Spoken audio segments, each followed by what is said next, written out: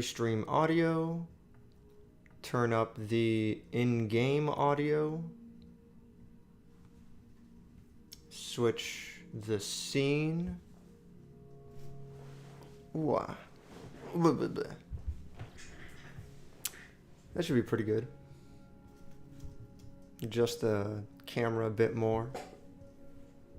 It's looking along the lines of good enough. Ooh. So what's up, neutral steak? What's up, default? Someone ban Bob for always making fun of me. It's not fair.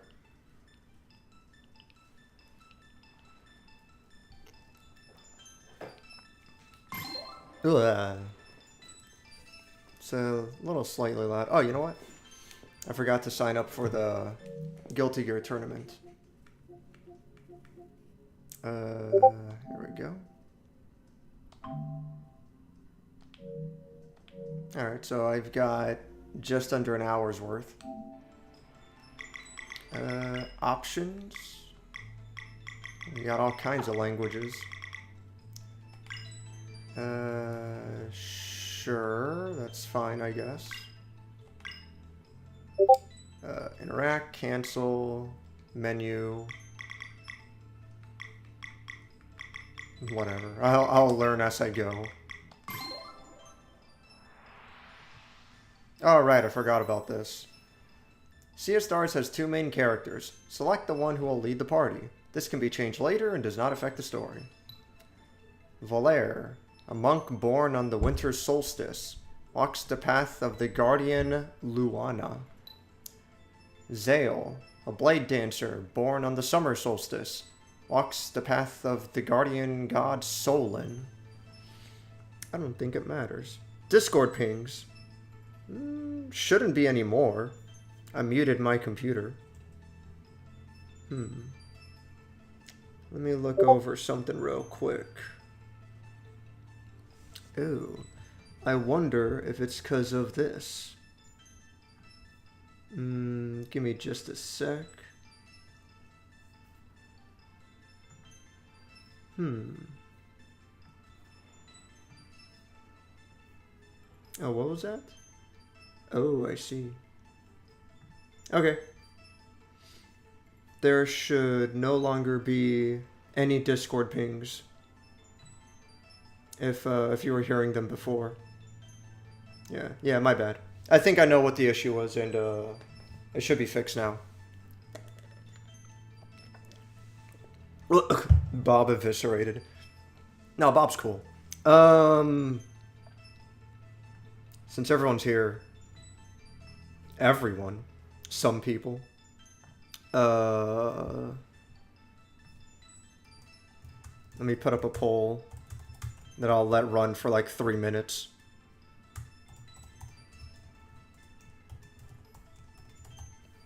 I'm sure this impacts nothing in the game whatsoever, but you guys decide what you want.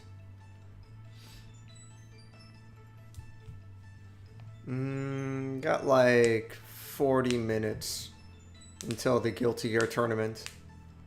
Get that out of the way as quick as I can, and then jump back into this.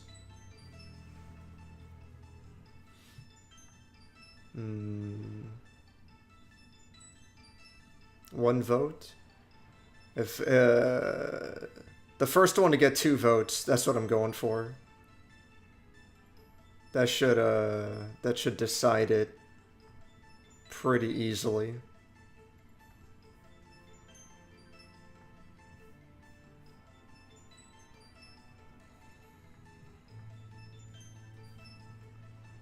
Or if it's going to remain 1 vote for like a couple minutes, then I'll just move on and leave it at that.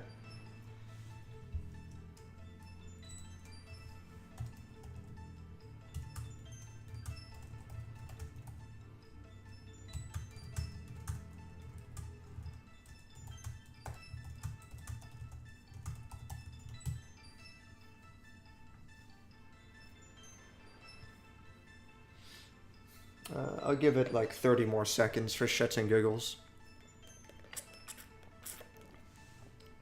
They're both useless, so it's 50-50, yeah. That's what I figure. I'm sure like it impacts absolutely zero in the story. And I think it's pretty annoying that they even bothered having this choice at all. It's like, you don't even know who these characters are? Like, why would you fucking care?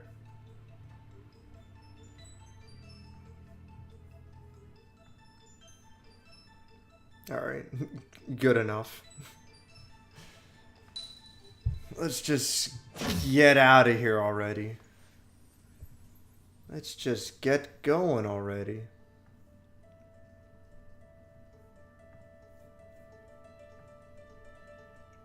That's a big library.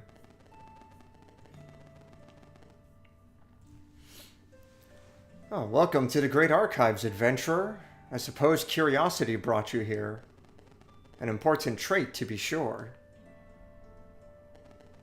I am the archivist, an immortal versed in the ways of alchemy. I like the pixel art. It's simple, but this guy who we don't even know, he's already got a little bit of character. The way he leans over and peeks behind the chair. And also keep his face hidden. His portrait is just the side of his chair. You just see his arms. Just this little opening scene's pretty good. Even though like I know nothing of the game so far. In case you want to be a girl boss or token ethnic pick. Oh no. Default, what are you saying? It can't be true. Oh, but perhaps you knew that already. That curiosity is an important trait.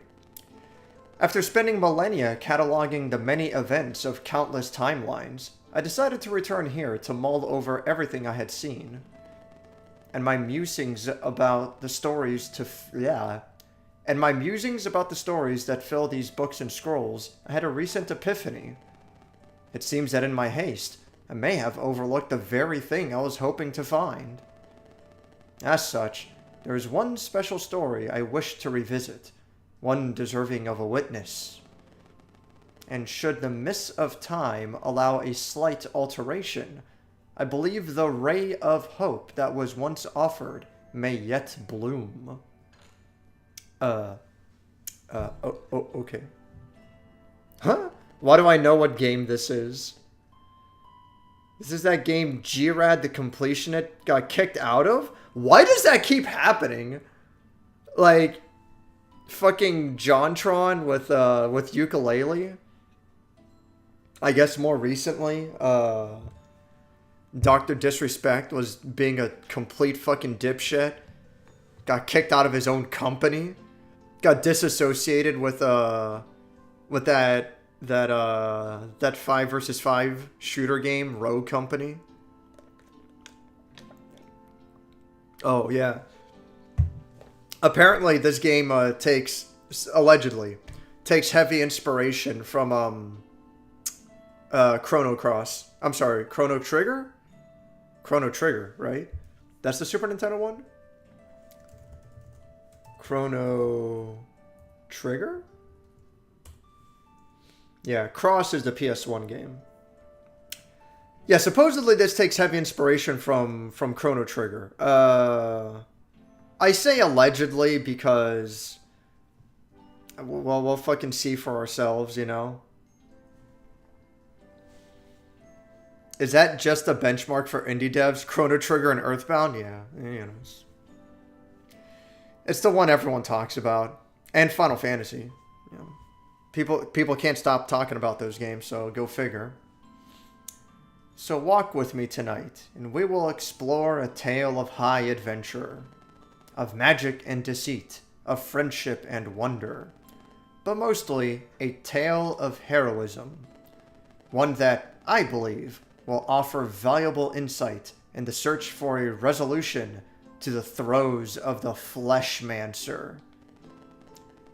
Now, I remain a bit lost amidst all these timelines and all their subtle variations, but I know just one to make for a perfect starting point.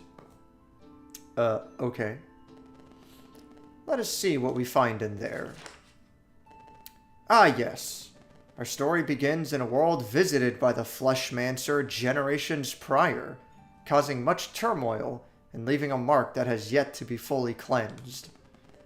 Somewhere on Evermist Island, two brave children of the solstice are on their way to meet with an immortal spirit. In order to become fully fledged solstice warriors, they will need to learn how to use magic without using magic. That sounds retarded. I'm hoping this archivist character actually has something to do with the story. I don't know. Odin Sphere did something kind of similar, but it was a lot better about it. Also, the whole, like, pick the main character thing. Maybe we could have done that here. Or the archivist could have brought it up. They could have woven it into the story much more naturally, much more effectively. Instead of new game, pick one of these two characters, and now we'll get going. When you do it like that, it feels like it was shoehorned in at the last minute. So,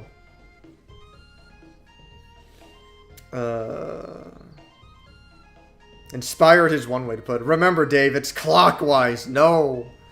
I will never learn the difference between clockwise and counterclockwise. I don't want to hear it. I'll never read an analog clock. It's still my lowest moment. It's about my lowest moment. It was pretty bad. Yeah. It's about as bad as it gets. All right, we made it to the mountain trail. So far, so good. So the Elder Mist lives somewhere here, huh? Do you think it's just another test? Could be, but it sure beats sitting at the academy. What the fuck is that? It's something blue over there. And sewing. Ha, yeah, I'm sure glad that's over with. Apply yourselves, for the will you weave into it shall be your sole defense in times of greatest need. Yeah, like, I don't know. It's a simple game, but like, just the way I make a big deal about how good of a job. Oh, I didn't mute the TV. I made a big deal about how good of a job Omori does with portraying how its dialogue is meant to be read, using very limited graphics, right? The way the characters are portrayed, their portrait artwork, it's very limited, but it does a great job with how the text is presented. The size of the text, the speed of the text, if the text like jumps around a whole bunch of stuff. Omori does a shockingly good job about that. And here, like, she has a blank look on her face. The text is in quotations when it hadn't been before. Her character, her sprite, her character sprite, it looks like really, really different. Like she's obviously imitating someone. Little things like that. Like little details like that go a long way, I feel. Pulls up an analog clock. Read, Florida man, read. No! You can't make me! I know how to read an analog clock. That was just an extreme retard moment for me. That was quite some time ago. Apply yourselves, for the will you weave into it shall be your sole defense in times of greatest need. Oh, then yeah, and then he does the same. While the lessons taught here may appear to be lost on you, Something deep inside is compelled to learn. Yeah, that's nice. Little things like that help show a lot of character. Now, if the writing sucks, that's a different story. You can present your characters well, but if there are no characters there to be presented, then, you know, all this flavor doesn't mean anything. You need to have an actual good character more than anything else. We'll see. The sun will be setting soon. We should prepare to set up camp. Let's split up and search for a good spot. Oh. Time for some scouting. Oh. I'm coming through. Oh, okay. I don't have a lot of options to work with.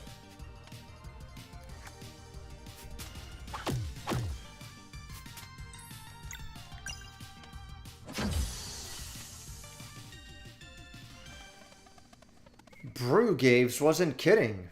These feel easier to fight already. Let's see where this leads. Zale got this side covered. I should head to the right. Aw. What if I leave? No turning back now. We have to reach the top and meet the Elder Mist. Yeah, this game looks really good.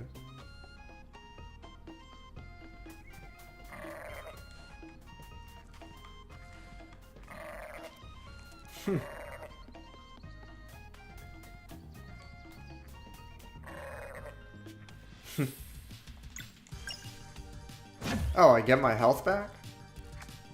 Is that how it's gonna be for the whole game? Ouch, tough one, huh? Let's try this. Oh, skills. Okay.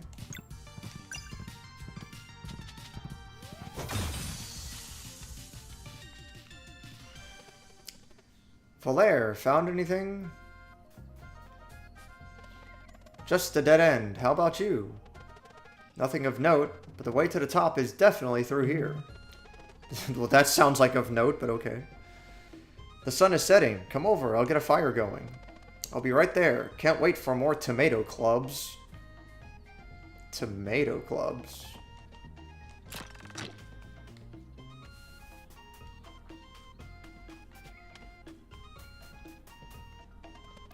The engraving has worn out, but it definitely mentions a rite of passage for children of the solstice. The Elder Mist.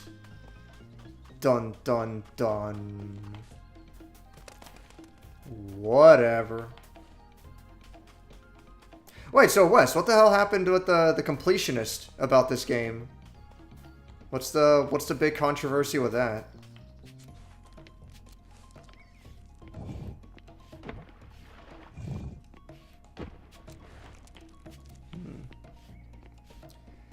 It's no surprise that I fucking hate those slowly climb along the edge of a wall nonsense.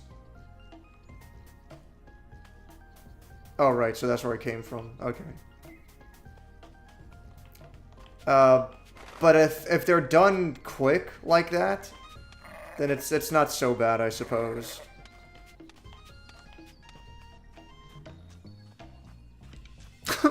Okay, so I don't know anything about the completionist other than he has a beard. That's all I know. The completionist had a charity for Alzheimer's research or something. Okay. I don't see the issue so far. Seems fine to me. Huh.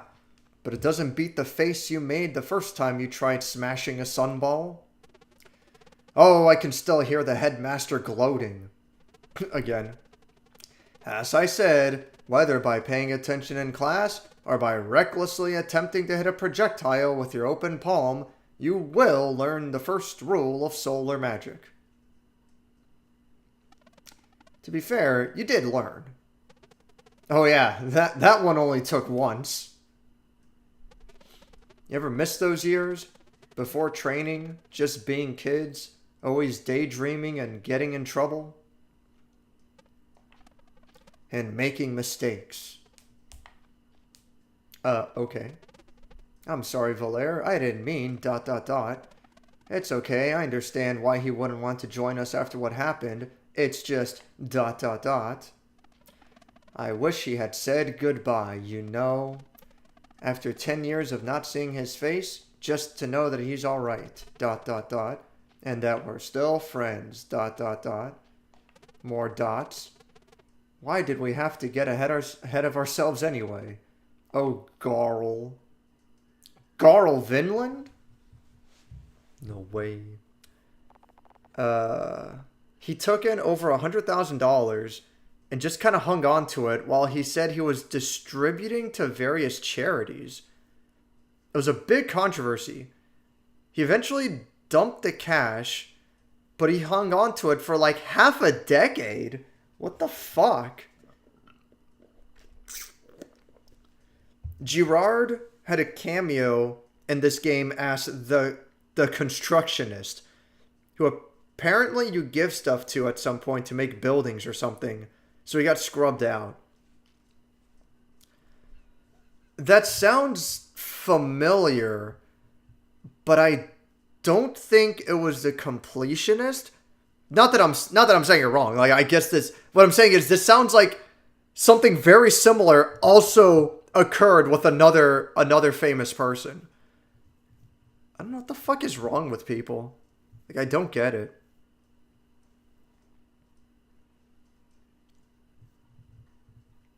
I don't know. What did he think? That he could take the 100,000 and disappear? I mean, that's your only route. You can't take the 100,000 and then be like, oh, I don't actually have to donate it. You know, like, obviously you have to donate it. Did he think no one would follow up? You know, like, did he think like people would just assume he donated the money and that was it? Like, the fuck is wrong with this guy? The only other route is like you take the 100,000 and disappear, but I mean, 100,000 is nice. I'll definitely like it, but it's not exactly retirement money. I don't know what the fuck to tell you. And he has a successful and popular YouTube channel. I don't know. Like, I don't know what's wrong with people. Some people are just fucking idiots. The Completionist channel basically ended up cutting most of its staff. It's just down to Girard now. His view numbers are way down. Nobody knows his intentions, not even himself. Yeah, no, he fucked himself. The guy's a fucking dumbass. Completely deserved. I don't get it.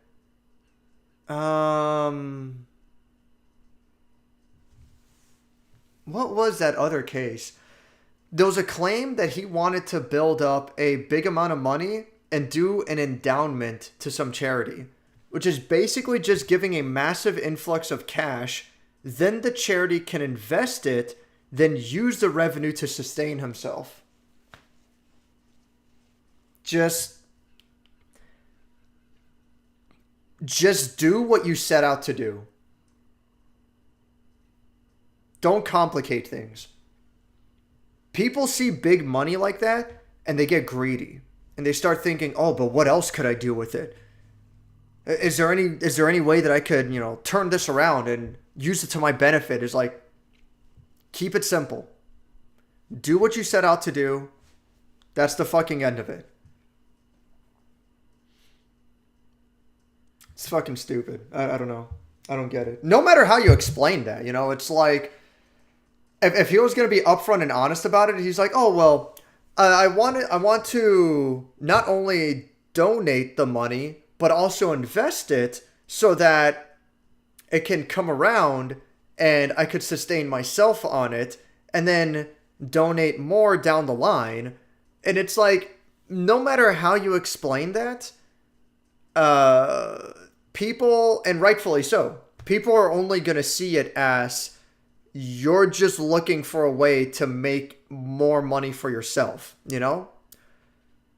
And if that's how you want to do it, you need to be upfront and honest about that from the get-go.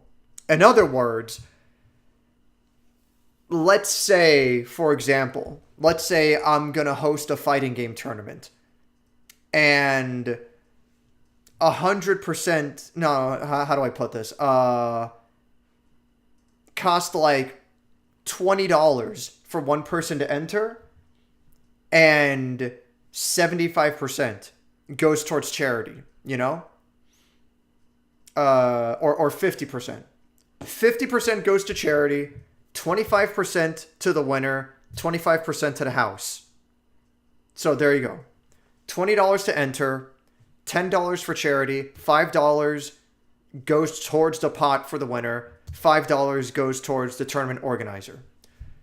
That's how you do it. You do it up front. You don't say donate to Alzheimer's for charity, and then at the end be like, actually, what I really plan is, that will never go over well. You have to be a complete fucking dumbass to think you could get away with that. That's insane. That's maddening. That's stupid. It doesn't make sense. That's fucking dumb. Yeah, I don't know. The more I think about it, yeah, okay. I don't remember the guy's name. Oh, fuck. Wasn't, shit. No, I think, okay, so there were a couple controversies, I think a year ago with fighting game tournaments. I think Team Spooky was involved in a controversy, if I'm not mistaken. I want to be upfront. I might not have the facts 100%, but this is how I remember it. Team Spooky was involved in a controversy where he would give, or the people who worked under him or whatever, would give preferential treatment to certain top players. So if I was going to enter a Team Spooky tournament and I told, you know, Spooky himself, Vincent Fontaines, I think is his name, or whoever's running the tournament, someone under him or whatever, and I told him, look, I'm sorry, I'm going to be like 7, maybe 10 minutes late to my match, but I'm on the way. I'm trying my best to get there. That the dude would probably be like, no, you have 5 minutes to get here, and that's it. You're not here in 5 minutes, we're moving on. That's rightfully so. But if Justin Wong or Chris G or Hotashi or whatever, like a super well-known celebrity player, if they said the same thing, they're like, oh, I'm going to be 20 minutes late, you know? They're going to be like, no problem. When you get here, you know? That was a thing with Team Spooky. That was a big controversy, and that was one of the reasons why he stopped hosting at least Guilty Gear tournaments. Maybe he still hosts like Tekken and Street Fighter, but I think he stopped with the Guilty Gear tournaments. I remember that was a controversy with Team Spooky. I believe there was, I'm like almost positive, there was another controversy with a separate fighting game tournament guy who he was just not paying tournament winners. He was just pocketing the money. And a bunch of people were coming forward and they're like, hey, like, we're not getting paid. Like, what the fuck's going on, you know? I could be wrong. Either he was involved with Team Spooky as well or not. But I think he was a separate guy. I don't think he was involved with Team Spooky. But that's what I was thinking of. That's what I was like, this sounds familiar, of someone just hoarding money and not paying. But that's what it was. This guy was pocketing, you know, the guy who, like, the tournament organizer, he was pocketing money and just not paying the winners. But yeah, the thing with the completionist, that's the worst of all of these examples. What a fucking what a fucking loser. I don't know.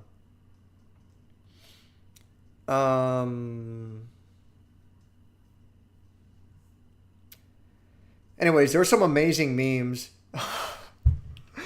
I wasn't even thinking of that. That's really fucking good. Girard just forgot to donate the money, which is hilarious because it was for Alzheimer's dementia. Yeah, that's actually pretty fucking funny. The charity would invest the endowment. Girard wouldn't have a part of that. But the fact he held on to it is suspect. Even if allegedly, allegedly Girard wouldn't have had a part of that, even if that's alleged, I wouldn't be surprised if somehow his plan was to eventually get some kind of profit out of it. And if I'm wrong, I'm wrong, whatever. But I don't know. If he really had completely pure intentions, why wasn't he more upfront about it? Why did it take him so long to even, to even go through with that? And why did he hold on to the money for so many years?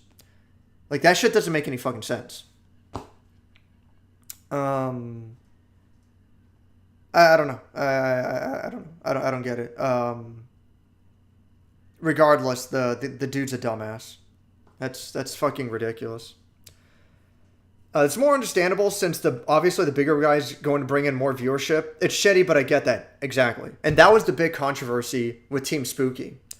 Was on the one hand, Team Spooky is arguably the biggest channel on Twitch, on YouTube, what have you, for fighting game tournaments, for online fighting game tournaments, like weekly online fighting game tournaments. He would get huge viewership, and that would attract a lot of really strong players. So, are you really gonna say Justin Wong is late, so we're not gonna have him? Like, a quarter, maybe half of the viewers, they're there just for Justin Wong, And maybe I have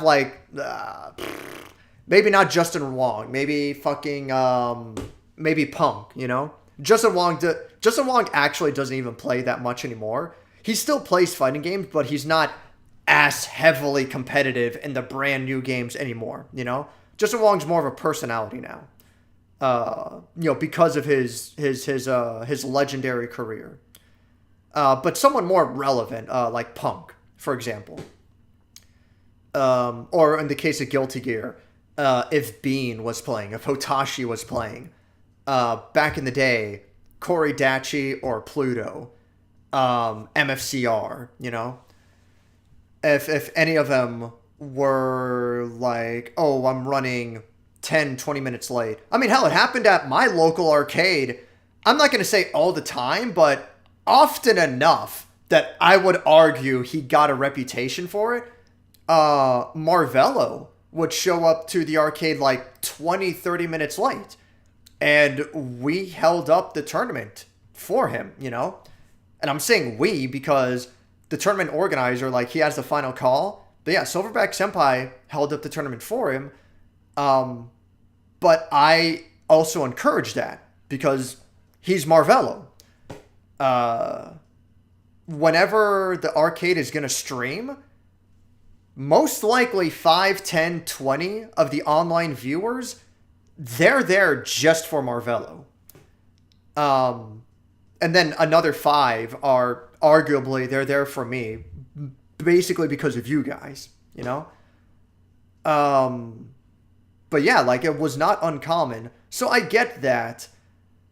But on the other hand, it is shitty because fighting games as a whole, they have a foundation and fair play. No one gets an advantage over the other. It's what I've talked about all the fucking time. We're not playing a battle royale where it's like, well, he got the gold sniper rifle and he picked you off from so far away that he doesn't even show up on your resolution. You know, so fighting games avoid that. When we start giving preferential treatment, even in small ways, in the sense of like, you can show up 20 minutes late, you know? Part of a fighting game tournament is the stress and the pressure of your time is now. You're not here, fuck you, we're moving on, you know?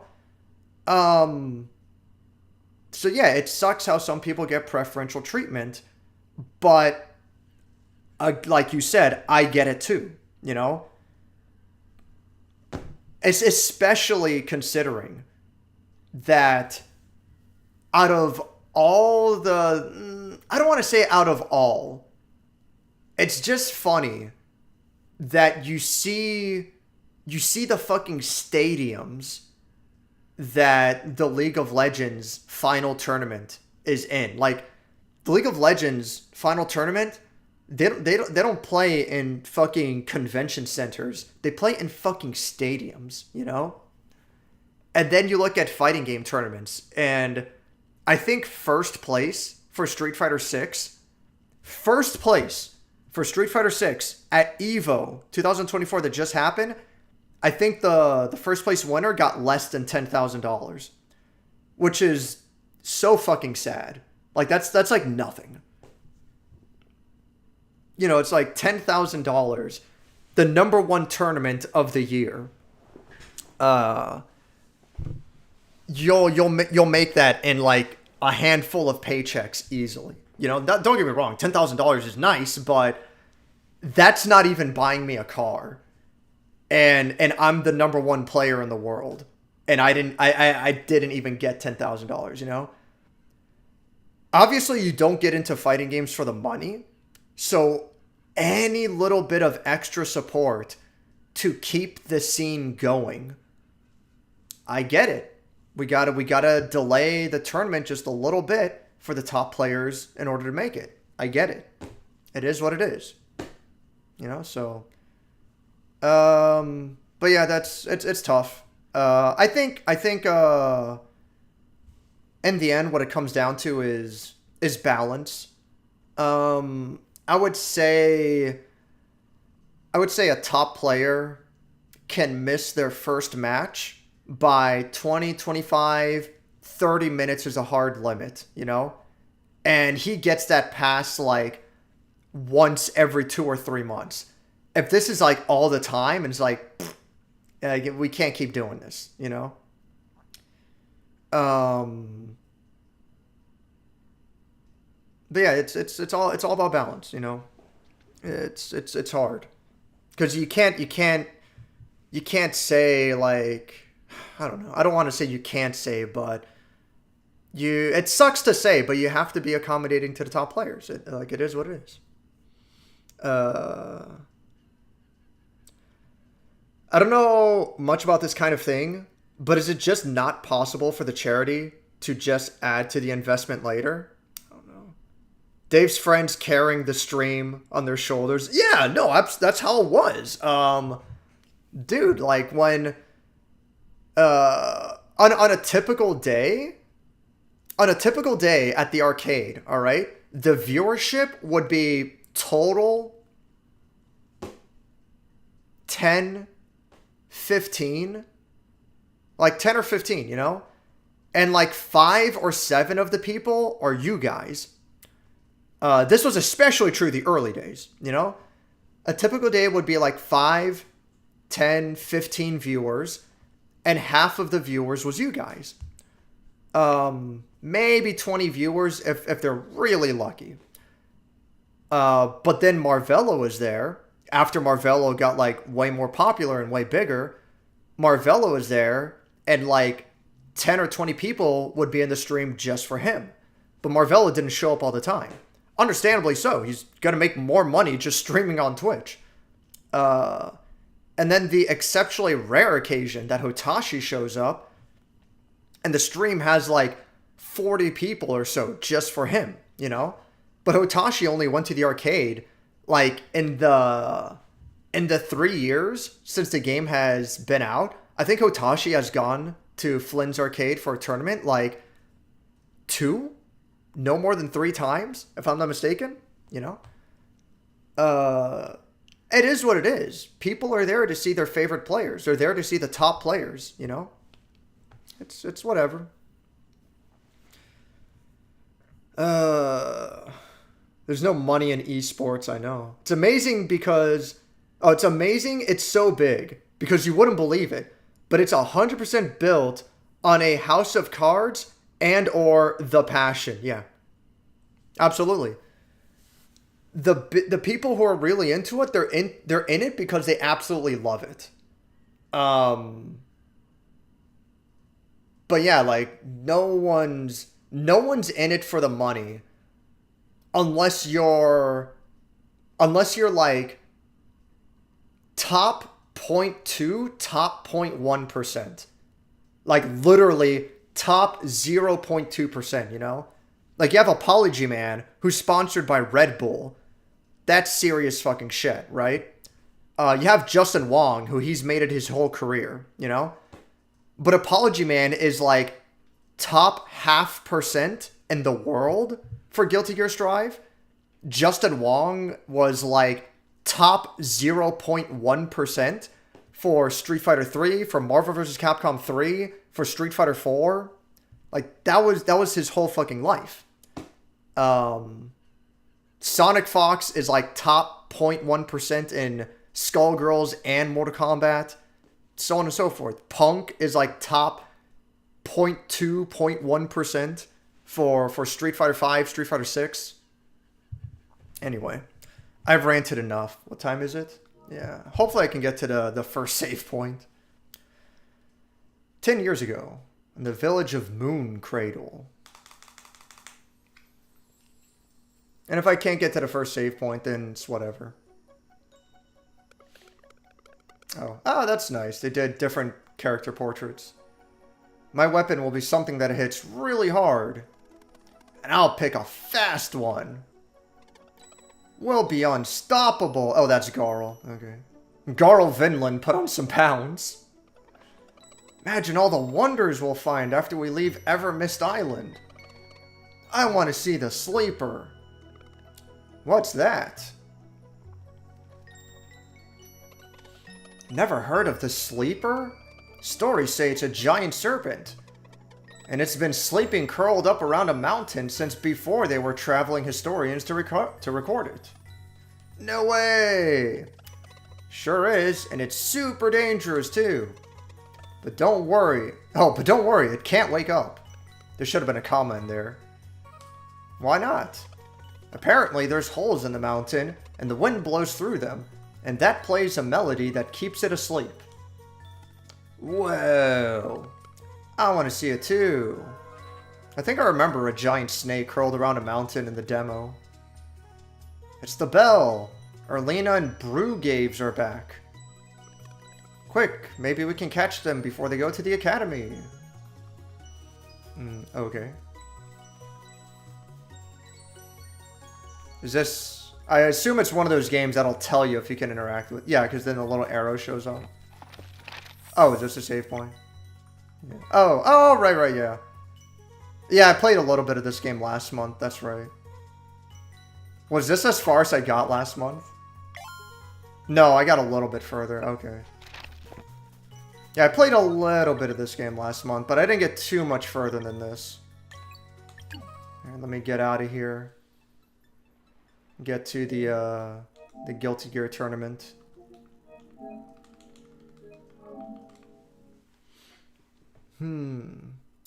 Guilty Gear? Guilty Gear. What's up, Bovid? What's going on, dude? The only people who are in it for the money are the developers doing their best to manufacture the sport as artificially as possible. I don't want to say that. I don't want to believe that. That was actually a big topic during Street Fighter V, the early DLC. There were people saying that Capcom didn't care about balance. They just wanted to shift around who you see on screen, you know, in tournaments. And I don't want to say that I know enough about Street Fighter V. I only played it on and off for the first year and a half, first 2 years, something like that. So I don't want to say that like I was super big into, not even close to as big as I was into Guilty Gear Strive, right? But yeah, I don't want to say I was like huge into Street Fighter V, but what I will say is that certainly is kind of how it felt. The balancing, especially the early patches in Street Fighter V, they were just, they were a bit much.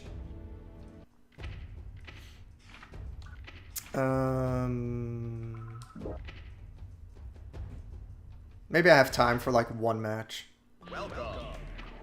before the tournament starts.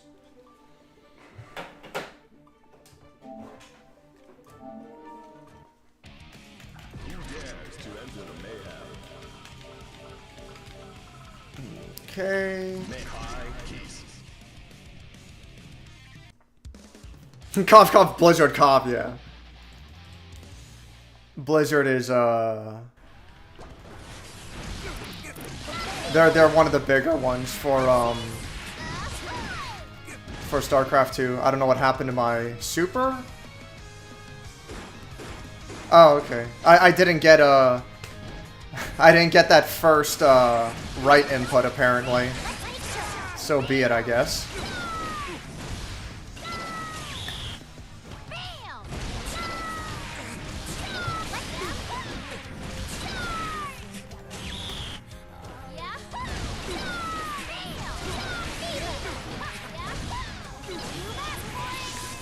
I didn't even mean to do that. I'm trying to look. How did I even get that super?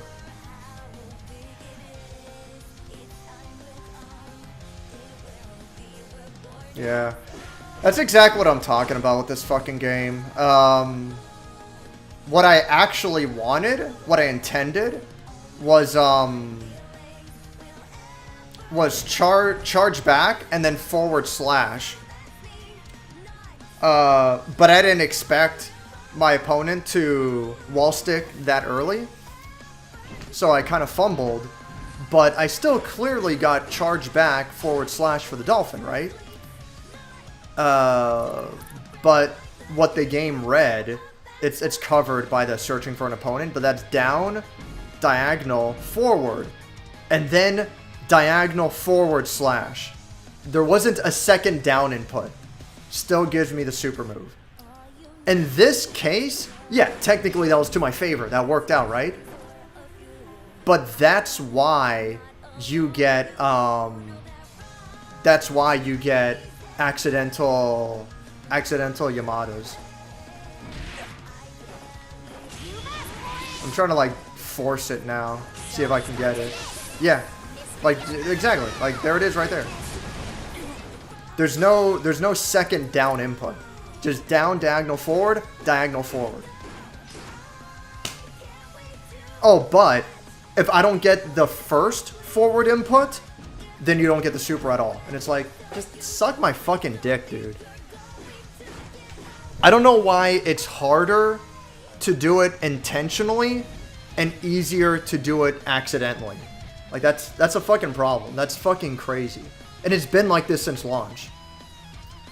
I always say it was so vindicating to see Slash do an accidental Mr. Yamada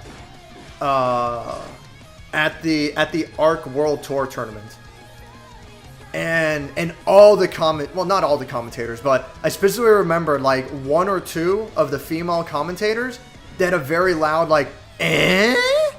Like they were like shocked. The second the Yamada super like started up the animation, they were like, what the fuck is happening? Like, why would he do this? And I knew. The second it happened, I'm like, he got an accidental Mr. Yamada. Because that shit happens. Because when you're doing charge back to forward for the dolphin, you know? When you're doing that, you charge back then forward. It's very easy to get like charge back, quarter circle forward, and then you just slip a little bit and it's like diagonal down forward real quick. And the game's like, oh, you wanted super. It's like, no, I don't want the fucking super. It is crazy how frustrating that is. Alright, I don't have time, unfortunately.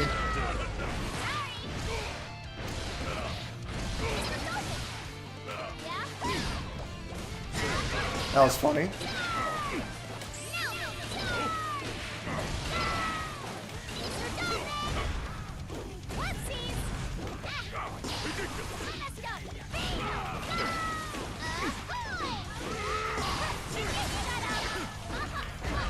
I don't know why I thought I could do close slash.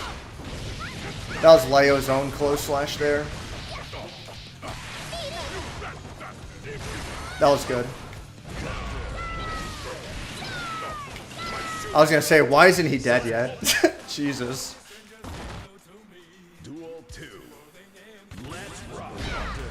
I could have done better. Yeah.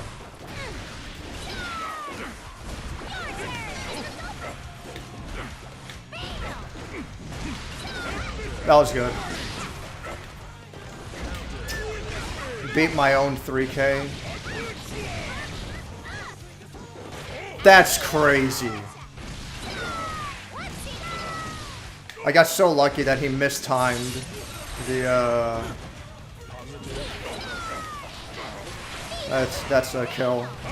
I got so lucky he mistimed the back turn kick. Everyone together? I gotta go, unfortunately.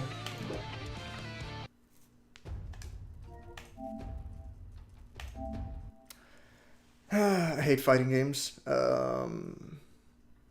Sorry for derailing the stream. Nah.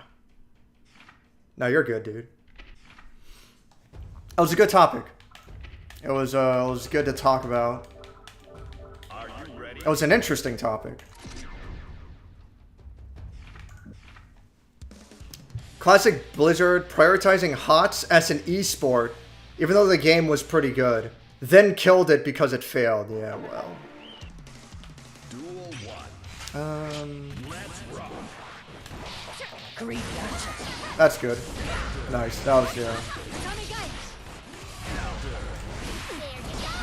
I hate this game. Why doesn't that connect? It looks like it should.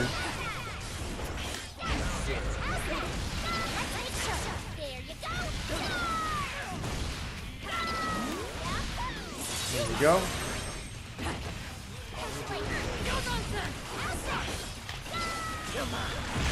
Oh, I thought I was gonna miss for some reason. That's a kill.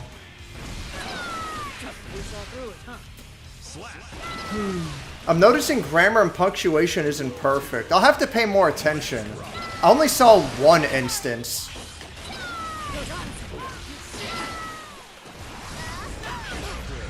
That was good. Vikings close slash is strong.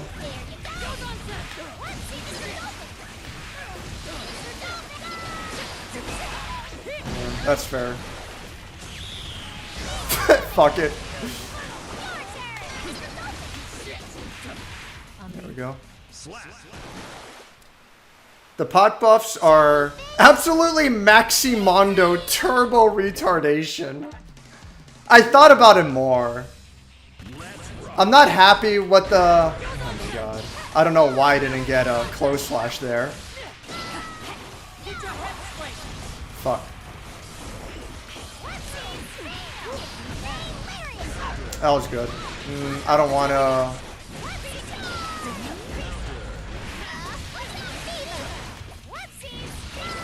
I was gonna say, I didn't want to burst. I'm glad I didn't.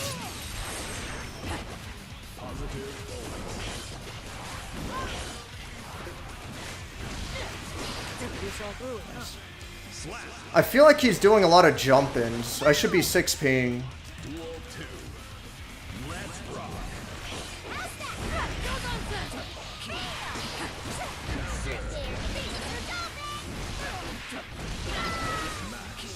That works.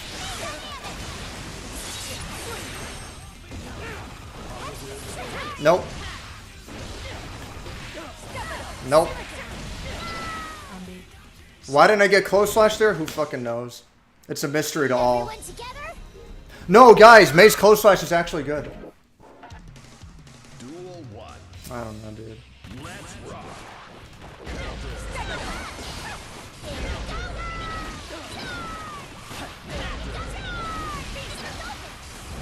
Fuck. That's a kill. I hope. I thought about the pop-offs more.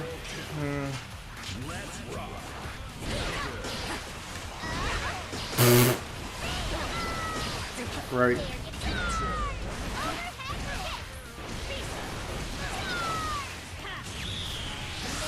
And like, obviously I don't agree with them, but I guess it's fine that he gets the butt slam.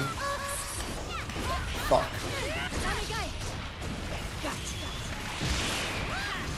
Oh my god, where the fuck? Where the fuck was my my up dolphin? I don't know, man. Whatever.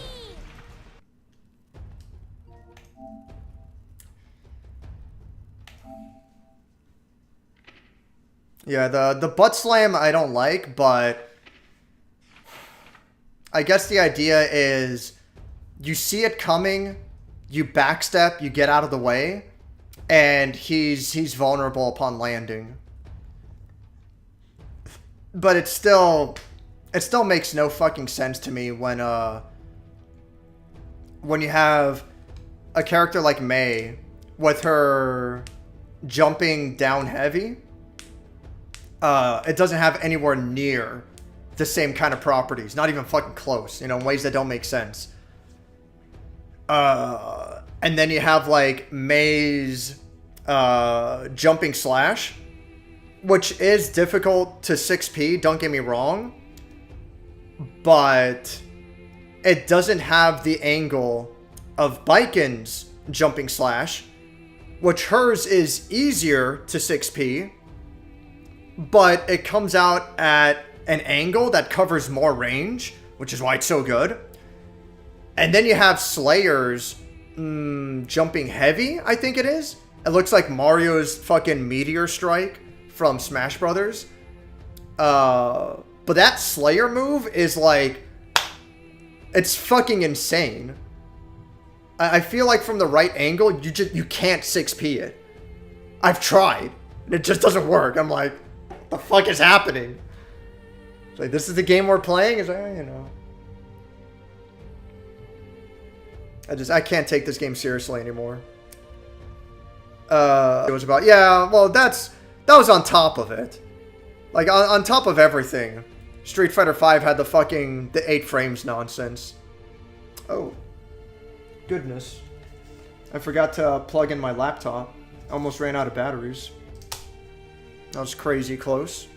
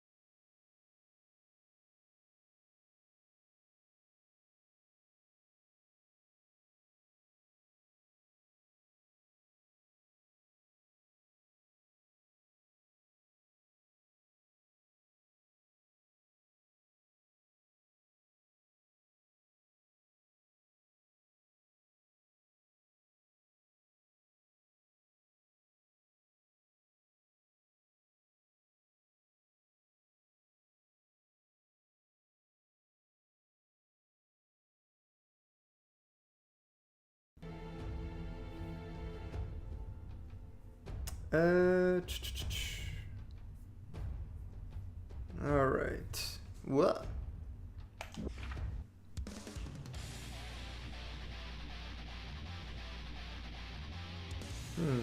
Is it dead? Dang. Mankind knew that they cannot change society. So instead of reflecting on themselves, they blamed the beasts, heaven, or hell. I'll do my best, Johnny. What a pain in the ass. Soul versus May. Duel 1. Let's rock. And it's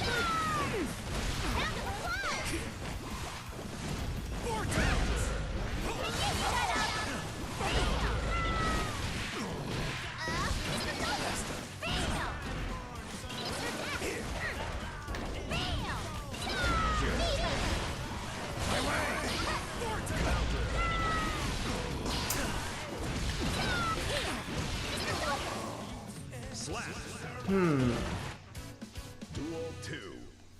Let's rock.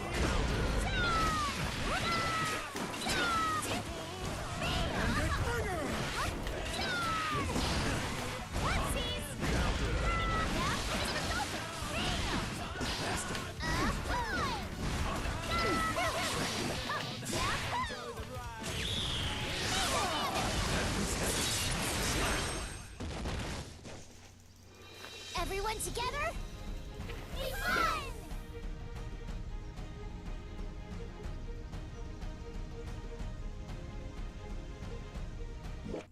Mankind knew that they cannot change society. So instead of reflecting on themselves, they blamed the beast. Duel 1. Let's rock. Ah.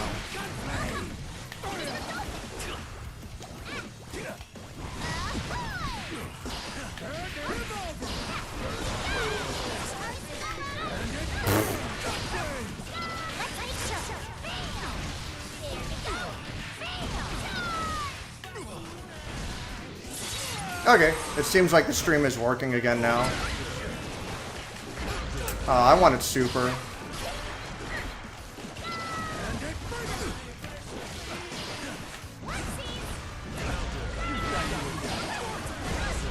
Yeah, fair.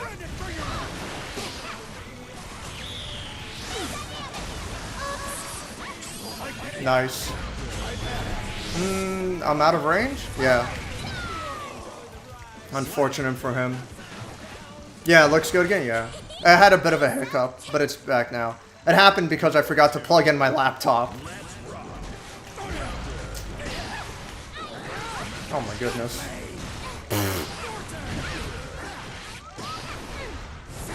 Oh man.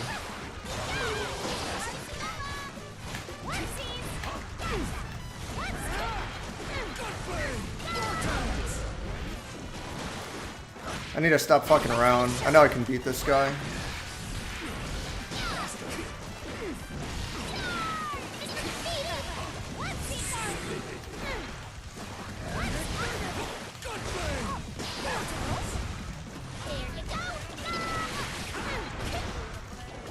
Oh, why would he do that? That must have been an accident.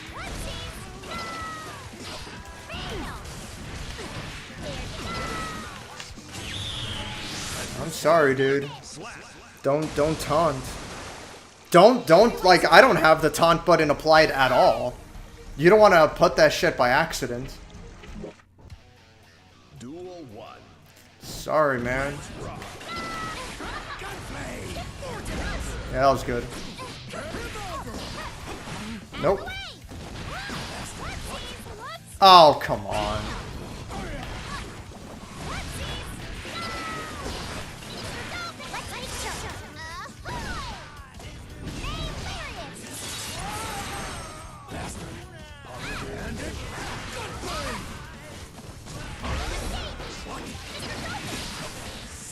Yep.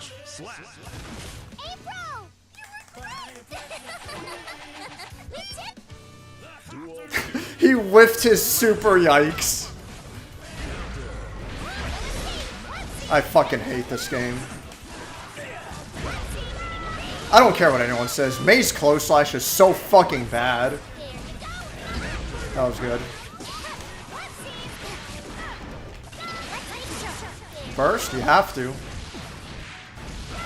Really? Okay. I guess he didn't have to, actually. He still survived.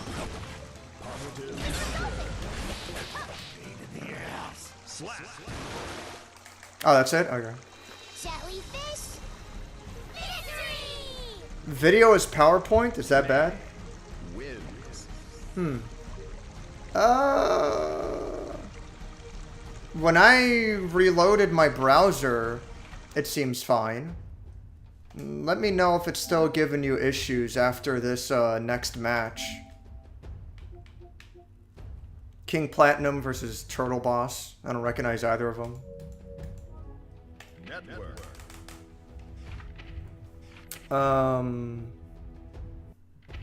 But yeah, Bovid, if you're still here, you're gonna have to narrow it down a lot more by what you mean by Potemkin getting an epic win, because that could describe anything.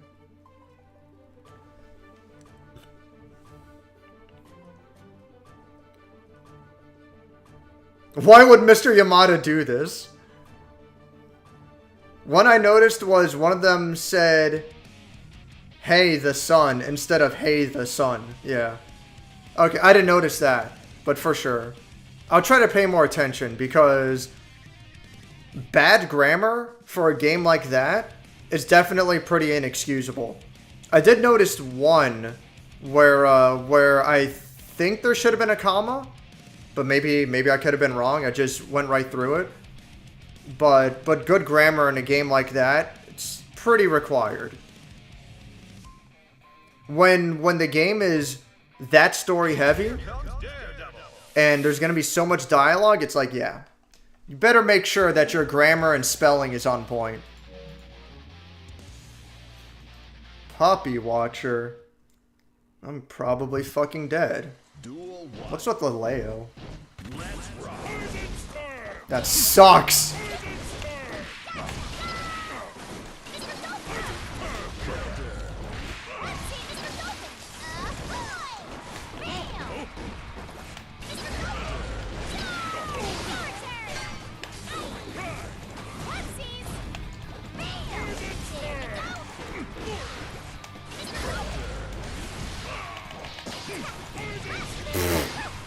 Oops. Fuck it. This guy's just fucking around. Or he is conditioning me to the extreme. Making me think he's gonna be doing nothing but fucking DPs.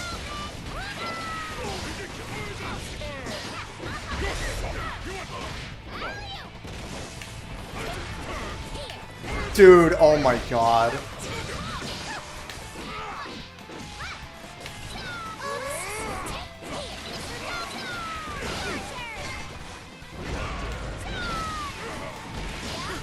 I can't believe anyone has ever implied that May's close slash is not fucking dog shit. I'm lying down. That's all. Slap.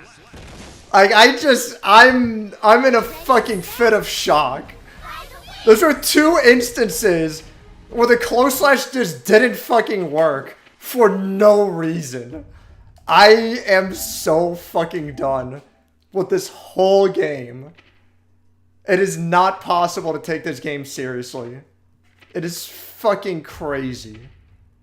God damn. I just don't get it.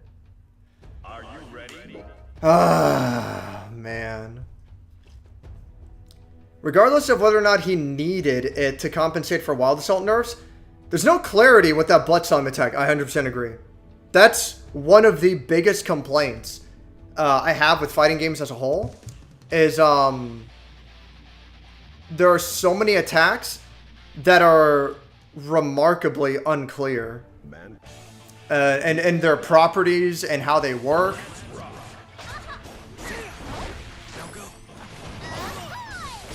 Cool.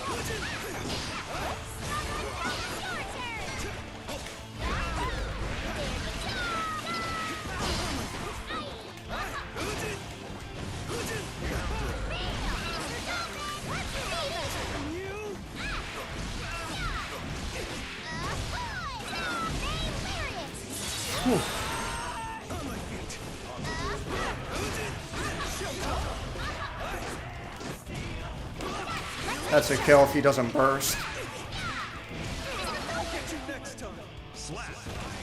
Fair. Duel 2. Let's rock.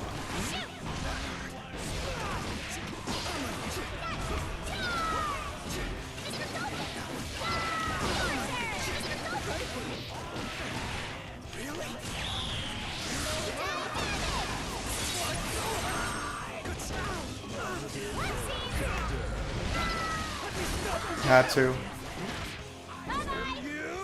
Perfect.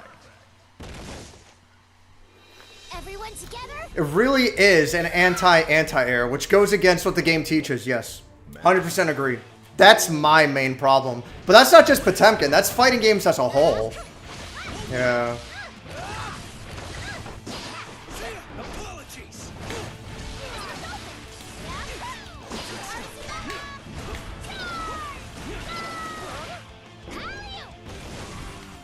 Yeah, good game.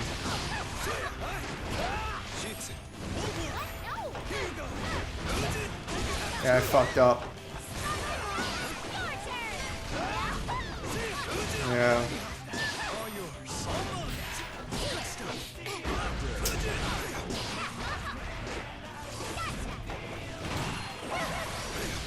Yeah. I try to jump. Because, you know, the Roman cancel slowdown, but not with that move. That was good.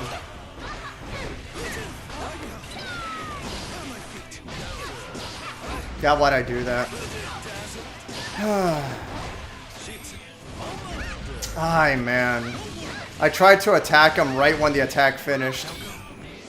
Let me see, what can I do here?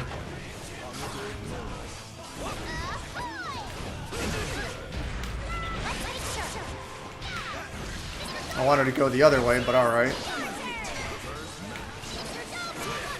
Fuck. Ah! Okay. That was good. Damn. Let's see what I can do about this. I assumed he would have wanted super right away. Oh my god, the netcode.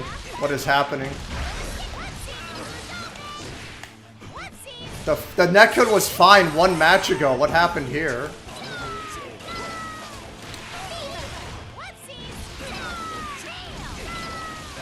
Oh my lord. I don't know why I didn't get wall stick there.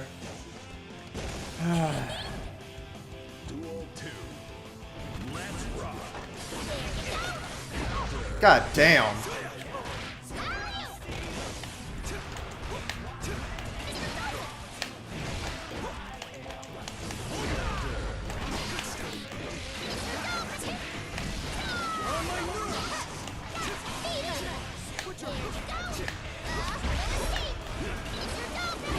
That was good, yeah. I didn't want to, dude. I wanted to double jump.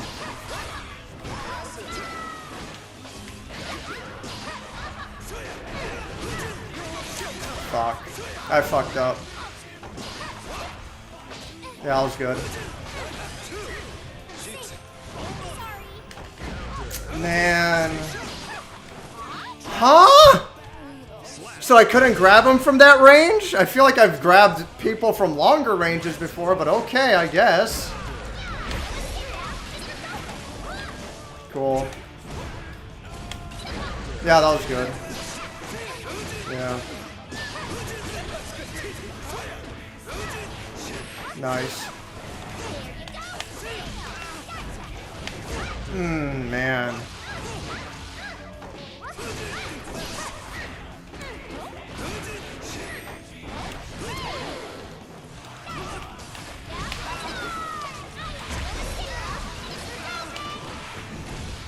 What is what the oh my god.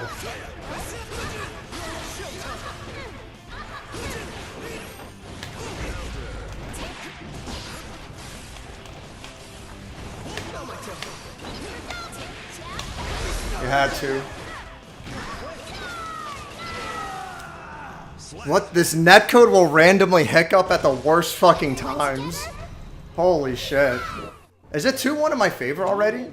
I thought it was 1-1. That's crazy.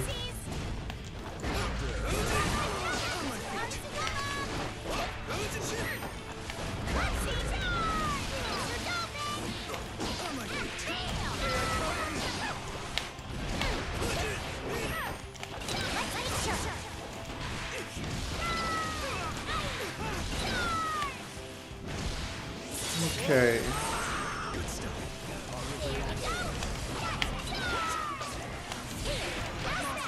Go.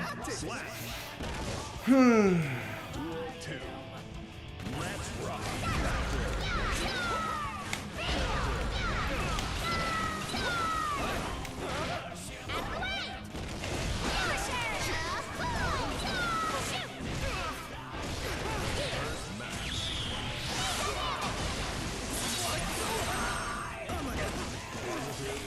That's a kill. Tense finale. Alright. This fucking netcode, holy shit. What the fuck? Is that it? Okay, I was gonna say. At least it's over. Get me the fuck out of this hellhole. Guilty Gear. He was a good player. That was one of the, definitely one of the harder opponents I've had in these PS5 tournaments. He definitely had a much better idea of what he was doing.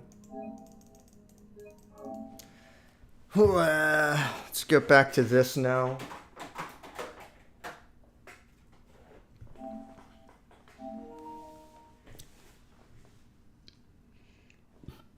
Oof. Ha, 6P, of course. I will counter with 9S or maybe even 5H. God damn it, Wes. Daisuke heard you was talking smack, yeah. Sent the kill team to Comcast. That was a good cancel, but he whiffed his super, yikes. Clutching defeat from the jaws of victory with a taunt. No, Dave, May's the most oppressive character. She's broken the game, which is why nobody plays her, yeah. That's always the biggest fucking mystery to me. I don't know. It's so stupid because I'm not saying May's bad. I think she's like upper mid tier. But you look at like no one fucking plays May. No one plays Ino. No one plays Anji.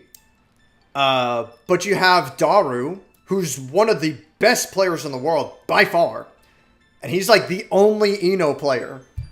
Daru is like, oh my fucking god, he's insane. I don't understand why someone can lose to Slash and someone can lose to Daru. And they say, yeah, it's perfectly fair I lost to Daru. And then turn around and say, no, I lost to Slash because May's fucked up. It's like, how does that work? Where the fuck is the balance here? You know, why does no one say the only reason Ooey Gooey Chewy Snickers is doing so well is because Anji's fucked up? No, everyone's like, oh wow, Ooey Gooey is super fucking good. And he's playing a character that no one plays.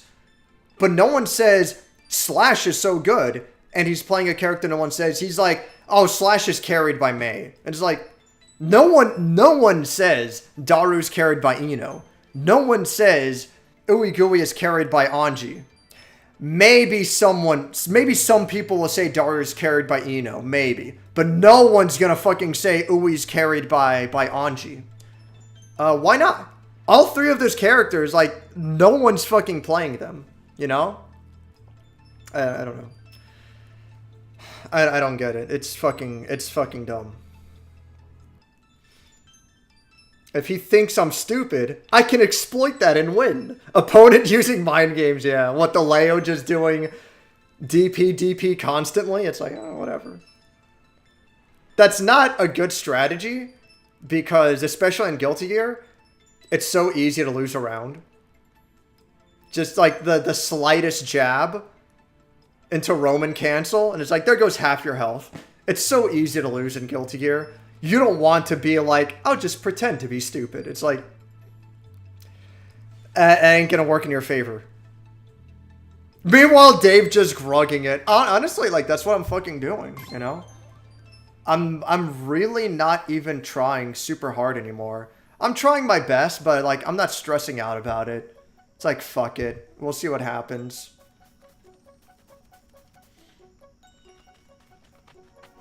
It's just the game is too fucking ridiculous. I'll have to press X to climb. The game is too ridiculous for me to take seriously. Hey there, younglings. Are you still playing in that little cave down below? Okay. Good conversation. These crops are our main source of food. It's hard work, but I am reminded every day when we all eat together that the effort is well worth it.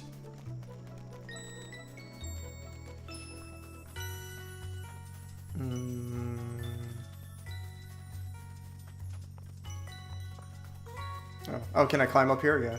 That's kind of neat that you can climb up ledges. RFL did that a little bit, particularly with swimming areas. It's a neat little feature.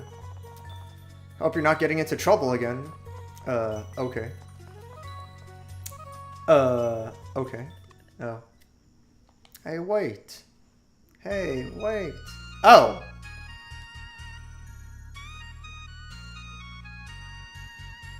There was something about that. What? Why was it so short? There was something about the way that was animated that didn't quite look right. I don't know. And it was so short, it seemed very unnecessary. I don't know, whatever. There you are. Playing in your secret hideout again? We were training. I think I can use magic now. That should have been either we were training period or we were training and I think I can use magic now. That one's not as big of a deal, but having a strong grasp of grammar is really important for a game like this. So, is that so? Let's see it then. Whoa. Whoa. Come closer, Zale. Open your palm and concentrate. What about you, Valere? Have you been training too? Every day. I bet I'm stronger than you now. Haha, I'm sure you are. Come here then. Yeah. Whoa, easy now. I can't report to the headmaster if you knock me out. Ha ha ha ha, so funny. That was awesome, Zale. You did it. Solstice Warriors. Is this secretly the villain?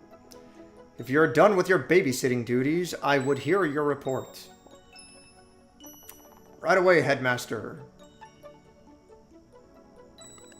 Can we go too? Believe me, once you enter Zenith Academy, you'll wish that you hadn't. Oh, you'll wish you hadn't. Yeah. Let's go. Let's go, Brugaves. Yeah, that's fine. I think the grammar is fine enough.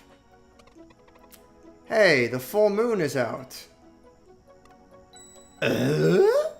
He's right. Want to go to the Forbidden Cavern again? We tried already. I can't open it. Yeah, that's another one where it should be... That should be two separate thoughts. Two separate sentences. Yeah, that should probably be a comma. Yeah, but last time we decided maybe the full moon could make the rune more sensitive. I'm sure it'll work, and Moraine will be so impressed he'll take you two in for training right away, and then we'll finally be allowed to leave this island. What if he gets mad and delays our training instead? Nah, no way. That should definitely have a comma. Well, we can worry about that after I open it. I mean, if I open it. Alright, let's go. Moon Cradle. This is probably as far as I got into the game when I very briefly played it last month. I know you wanted to catch Erlina and Brugaves, but it's starting to be late. Bedtime soon, okay? Okay.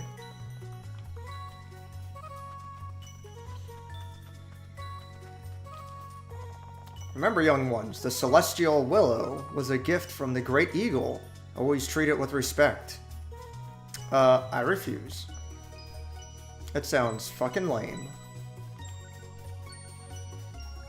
The music's kind of nice.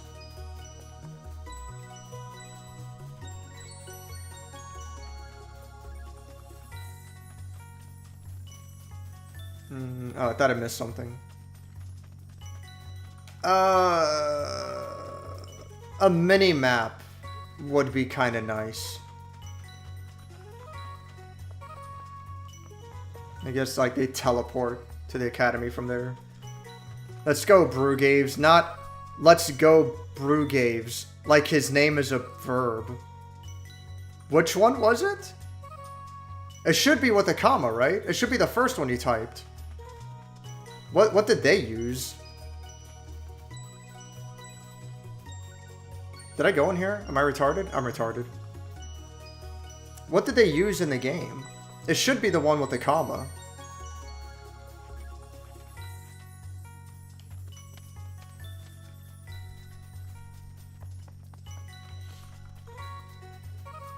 Yeah, it's especially disheartening for there to be grammar mistakes so early in the game.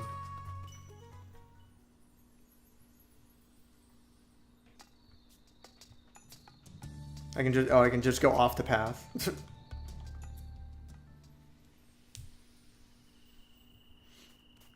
At least it hasn't been as bad as Final Fantasy VII, where some of the lines are just fucking rough to read.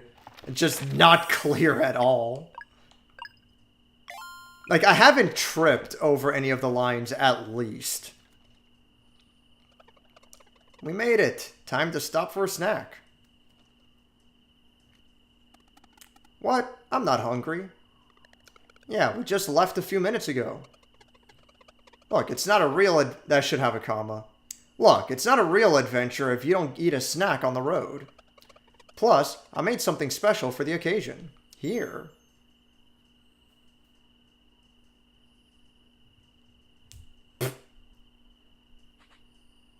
That animation was a little lame. Could probably use for both eating and crying. They wrote the second one? Yeah, that's not correct then. Yeah, go and rest our heroes as opposed to go and rest our heroes, yeah.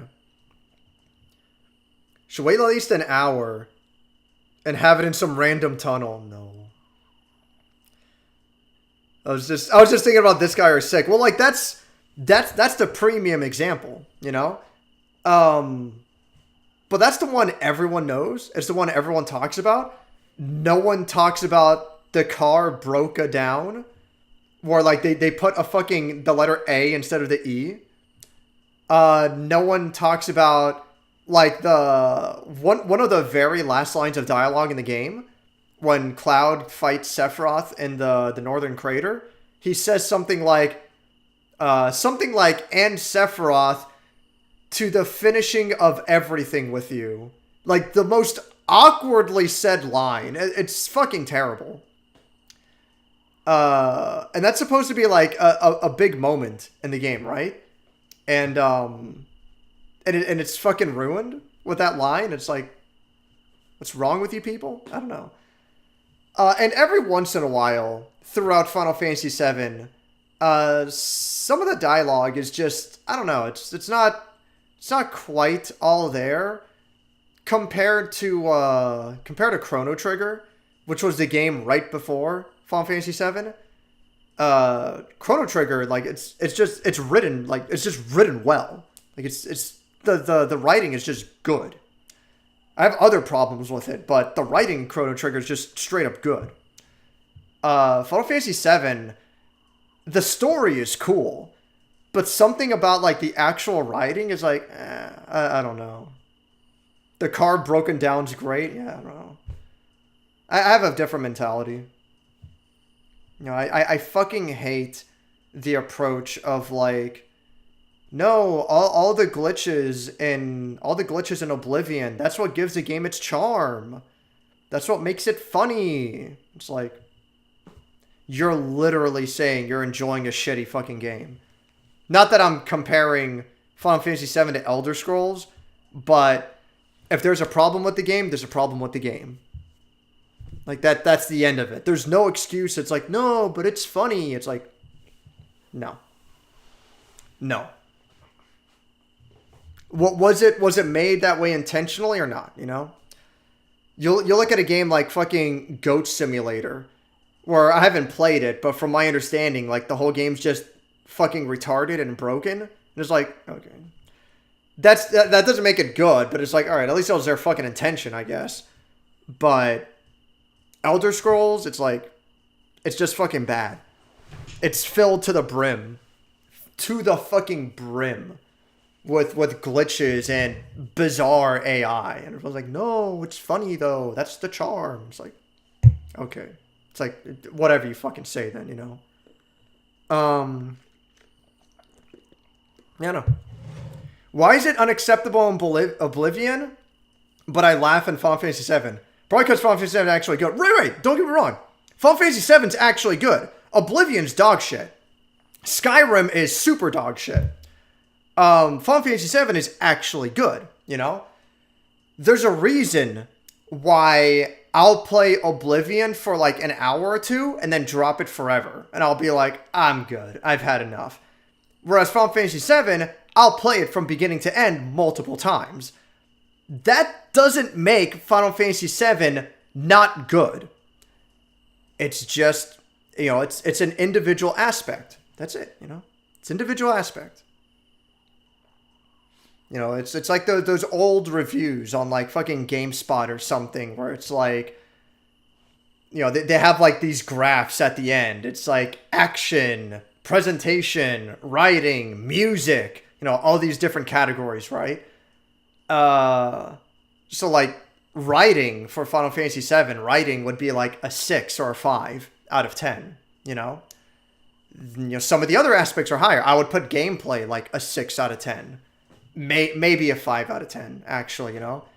I would put overall presentation like an 8. Like Final Fantasy VII's presentation overall is very good. I'd put the music like a fucking 8. The music in Final Fantasy VII is fantastic. And even though the gameplay is as low as it is, it's still strong overall. It still has strengths in certain areas, you know? I never want to imply that, you know, A, B, or C game is just bad. Like, you know, it's like,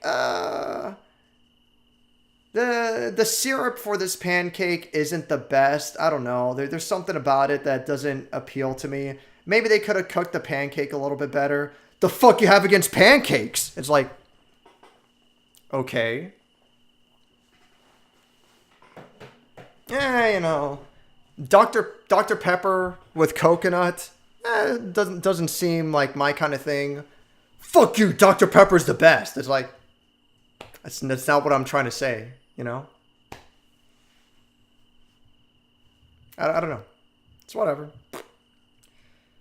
When I make a game, I'll need you guys to give me infamous English lines to put over the dialogue.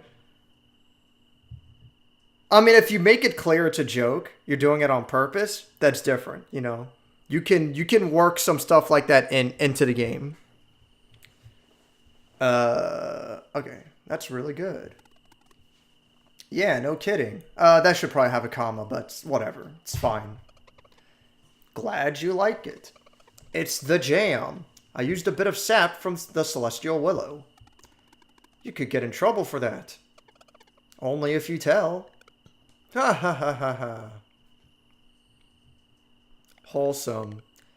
Alright, how do I do this? Maybe like Erlina showed me? Try opening your palm and concentrating. You got this, Valere.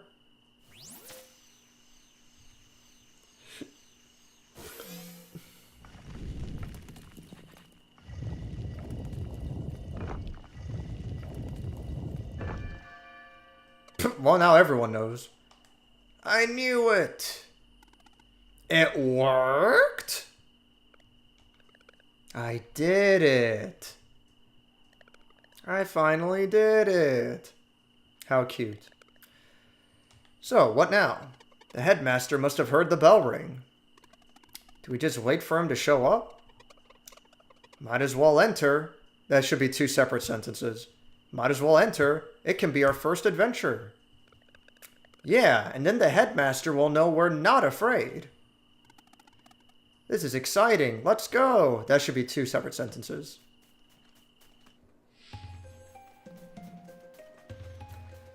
The grammar is not 100% on point.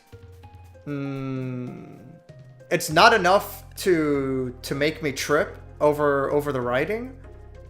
Like, I'm not, like, stumbling, at least.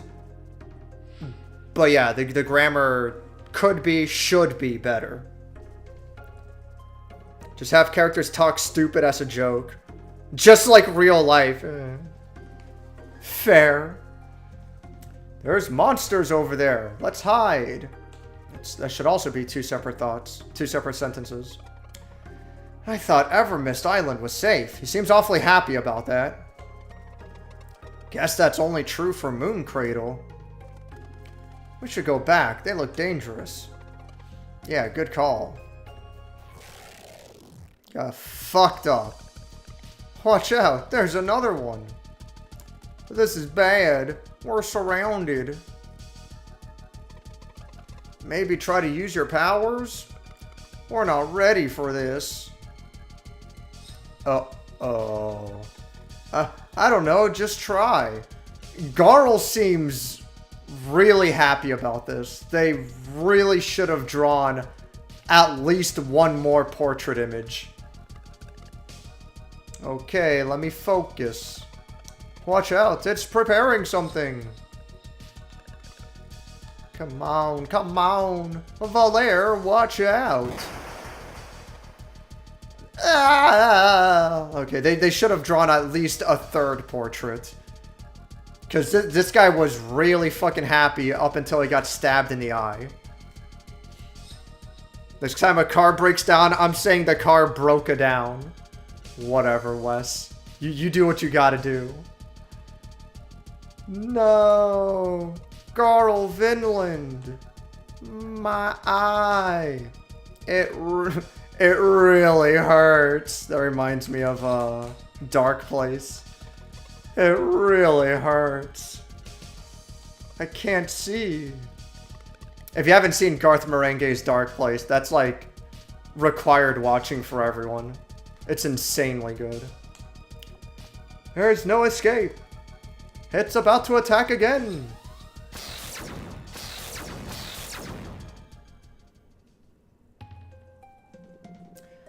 So it was you.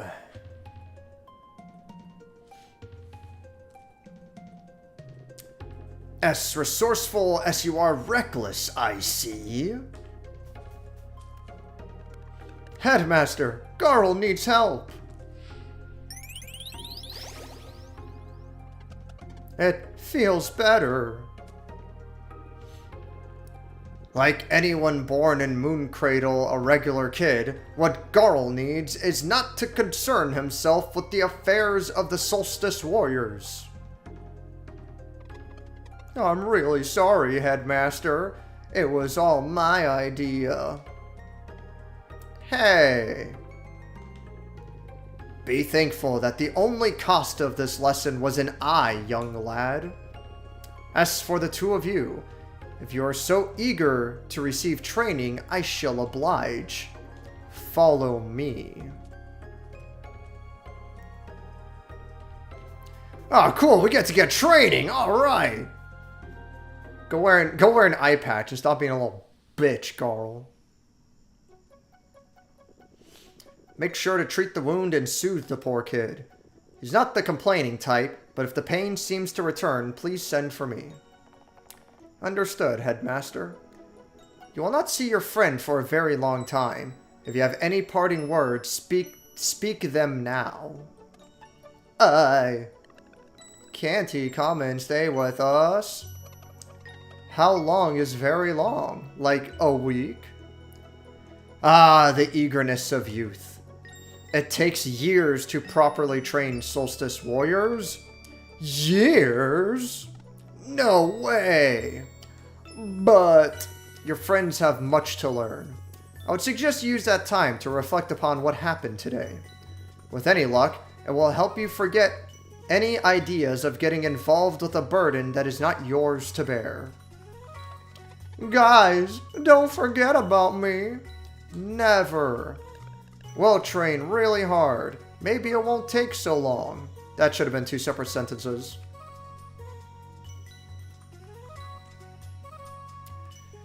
These writers sure love to use commas where they don't belong. Listen, is it bad English or correct Italian American? It's bad English. I don't want to hear it. It's bad English. I don't want to hear it. Italian America.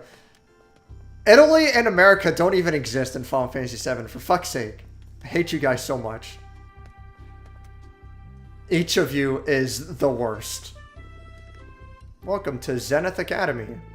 In this ancient place of knowledge, you will learn everything you need to know in order to become true Solstice warriors. We've been waiting for this for so long. When do we start? Tomorrow, though I believe a proper introduction is in order. That's fine, but it probably should have been 2 separate sentences, but it's whatever. Careful now.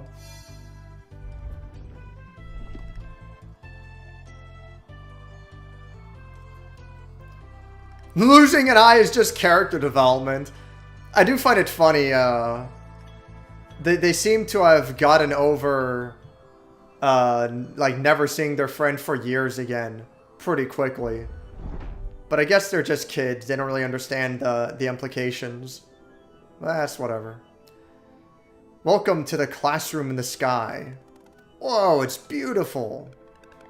I'm feeling a weird resonance, like when I opened the Forbidden Cavern. Good on you for noticing that. Getting closer to the stars helps new recruits get acquainted with their innate magic.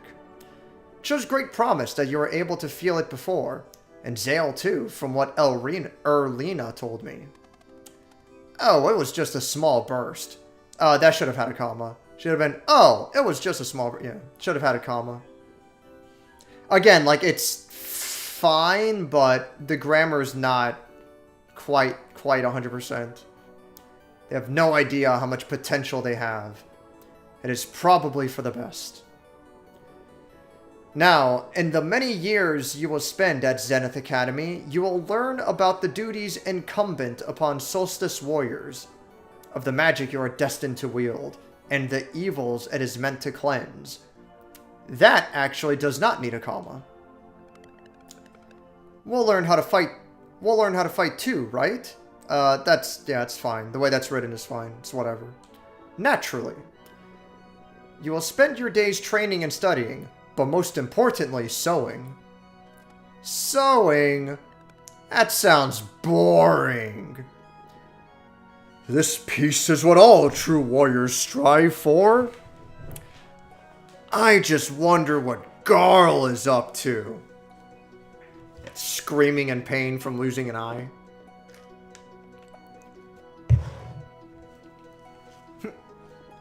Oh, I can assure you that it is boring. A mandatory task, nonetheless. All who would join our order begin by weaving their will into an enchanted piece of fabric, the staple of the Solstice warrior. Yeah, that's fine. Having a comma there, yeah.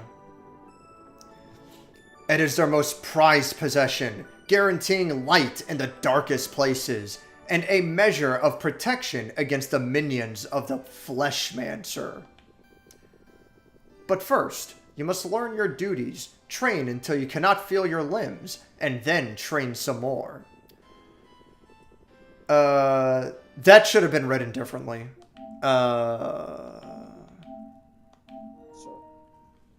Let me turn off the microphone.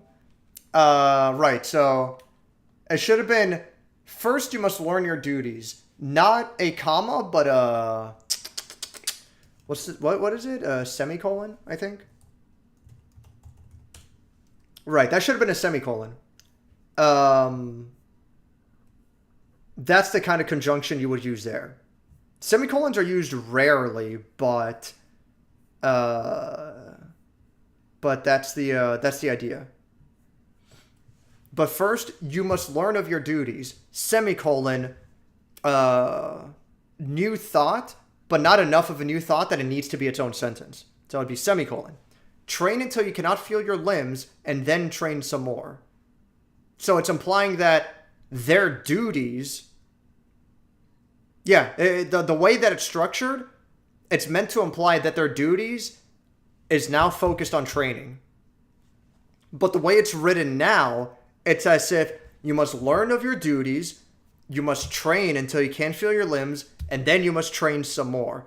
It's implying that there's like three separate things, when the way it's written, it should be that training is now their duty. If that's not how they wanted it written, then it should have been, you must learn of your duties, which are this, this, and that. In addition, you must train and train some more. There's two different ways that it could have been written. This is the worst way it could have been written. I remember reading a comment on the CDI cutscenes that was like, Link's ask what Ganon is up to, like he's an old friend, yeah. Oh, that's like one of the things that makes it funny. The CDI games are fucking insanely retarded. They're crazy. Once both your body and mind are ripe with potential, you will create a magic piece of fabric worthy of the very stars. You will then be sent out beyond the Forbidden Cavern to enter... Oh. You will then be sent out beyond the Forbidden Cavern to meet with the Elder Mist, for it alone may officially grant the title of Solstice Warrior. Sewing. I understand it's not what you were hoping for, but it is what is required of you for the time being. Years of sewing. That will be all for today. The grammar is fine enough. It's probably not even like 90% perfect, which is not good. If I was going to review this game, that would be one of my complaints, is like the grammar is not as good as it should be. But it's fine. And it's nothing that I've like severely tripped up on it yet, you know? The gold standard for dialogue? What's fucking CDI? You're insane. I'm done with you. I hate you so much. You'll be spending a lot of time in these halls, so you should make yourselves at home. That actually did not need a comma. To your left is a training room. You're to go there first thing in the morning. My ship arrives in the morning. Just above is the way to my chambers. It is off limits, of course. And to your right are the dormitories. Just make sure you pick a bed aligned with your innate magic. Feel free to look around, then go to sleep when you're ready. Good night. As I figured this would be the end of the backstory, I really still have to keep playing? I was gonna say, like, I'm gonna be annoyed that he's explaining the layout of this this academy, and then it was just gonna like fade to black, and we're back to the present. There's a balcony up there. Why is this still going on? Why don't we just get to the main story? I remember when Erlina and Brewgraves are your age, they wouldn't stop running. I feel old now. I can't go any faster? No. There's only one running speed, which is fine. Better than having to hold down a button to get anywhere. Oh, there you are. Moraine finally decided you were ready? Okay. Good dialogue? Good dialogue?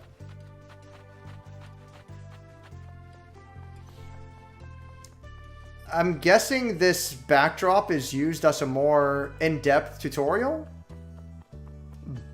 but they could speed this up, skip us ahead a little bit. Whatever, I guess.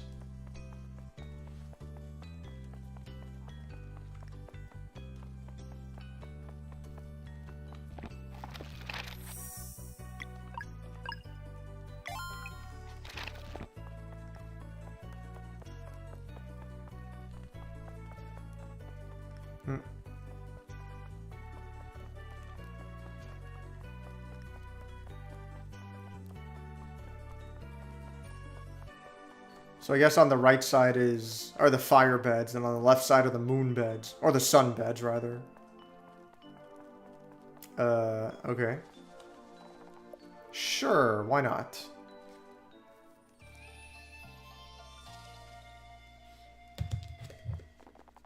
The next morning, in the training room. Good morning, fellas. Brugaves. You want to ask about how your friend Garl Vinland's doing? So you'll be our trainer? I wish. Erlina and I are leaving tomorrow, but the headmaster was kind enough to let us make your first day special. Are you ready for training? You bet. That's what I like to hear. I reckon these should be well suited for the two of you. Training sword and training staff. Yeah, I figured. Alright, let's get to work. Staff looks more like a halberd.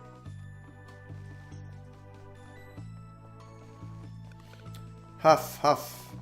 Got this, Valere. Don't give up now. Never.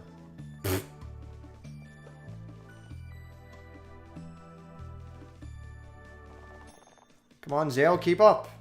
I can do this. Do we really need this? Alright, whatever. 99, 100. That's it for today. You did great. Phew. That was a lot. Feel free to take a break. Erlina will see you on the terrace whenever you're ready. Erlina is ready to see you. She's waiting just outside of the academy's entrance. Do we really need this? I mean...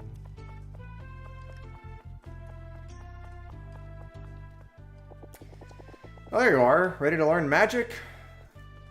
Do we really need this? We have to go through their training? It should feel as if something was scratching an itch far away from you.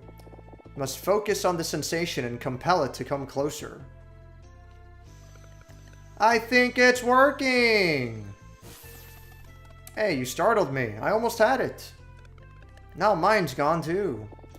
It's okay, just breathe slowly. I mean, I get that they're emphasizing that, you know, this is a school, a magic academy and whatnot, but I kind of just want to get back to the main game, the dungeon. We don't need this much in depth. I don't know. Try to release only when you feel its current passing in front of you. If your timing is true, it will manifest on 3. 1, 2, 3. I think I felt it. It tickles. Right there. You just did the hardest part. I'm sure your training will go well, but one more thing. No matter what the headmaster teaches you, remember that this is your life. And Erlina. Uh-oh. Since you are done onboarding our new recruits in the ways of magic, I would provide the briefing for your next assignment. As for the two of you, it is about time you tried that sewing kit. Move along now. And making a magic piece of fabric worthy of the very stars sure is a tall order. Yeah, I have no idea what shape to even make. At least the headmaster said we wouldn't get it right the first time. Well, I'm bored. What are you doing? I'll just walk around a bit.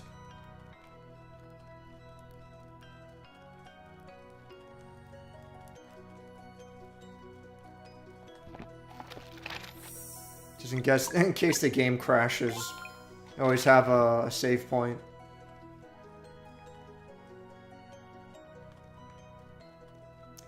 I do appreciate that all the walkways are at 45-degree angles, so you can just rely on using the D-pad, and you're always on the path. Keep saying that, but the Fleshmancer left our realm for good when the Dweller of Strife was destroyed. So why can't they have a normal life? And you know the three of us can take on... Huh?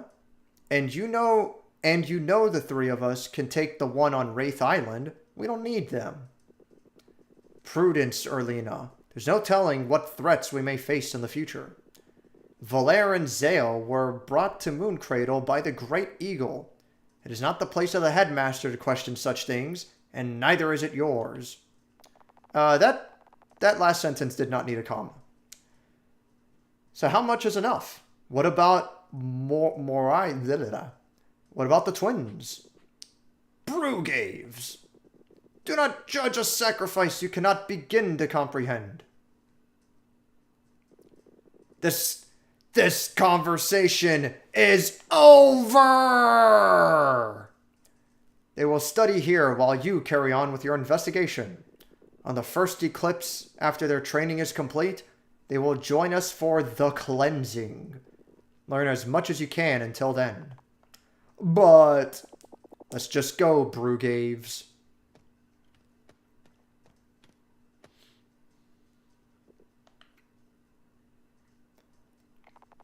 And so they trained and they sewed for days and then for months. Why do we need all this? Faster now!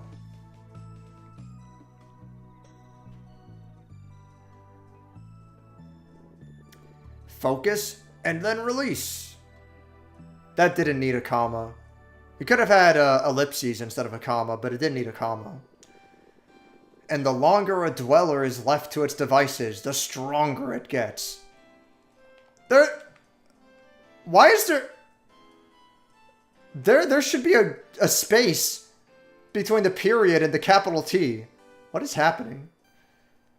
And the longer a dweller is left to its devices, the stronger it gets. This makes patrol duty essential. Let one grow for too long, and you have a World Eater on your hands. Against such a foe, even a legion of Solstice warriors would be helpless. Since delaying only increases the chances of a World Eater, cleansings always target the strongest dweller known to us. Headmaster, if dwellers are immune to our magic, how can we fight them? That is why cleansings are always performed during... That is why cleansings are always performed during a total eclipse. In these moments only, the dweller's weaknesses are exposed. How many dwellers are left? Just the one, known as the Dweller of Woe, but we cannot know for sure.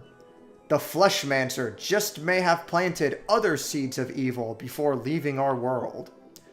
Thus, we must always remain vigilant. Headmaster? Yes, Valere? What happened with the Dweller of Strife?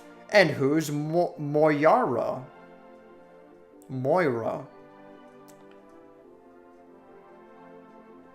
That will be all for today. Bum bum bum. A few weeks later, a sound in the night. Valere, wake up! That's not the bed I picked. What's the point of, like, pick your own bed, and then, like, they sleep in whatever bed they want anyway? Zale, what is it? I think I heard a voice coming from the entrance. What time is it? Who cares? Let's go check it out. Alright. Also, why are there so many beds for, like, and this is an academy. It's like, what? It's an academy for fucking 2 students? It's like, alright. Fine. Whatever. It's fine. It's fine. Usually when you have, like, a school setting like this, there's supposed to be a It's supposed to be like a bunch of students, and they make friends and whatever shit. This is goofy. A school with 2 students. So, alright, whatever. It's fine. It's fine. Hey, look. That should have had a comma. I guess it could go either way. Hey, look. Doesn't need a comma. Probably should have one. That's whatever. Oh, smells good. There's a note.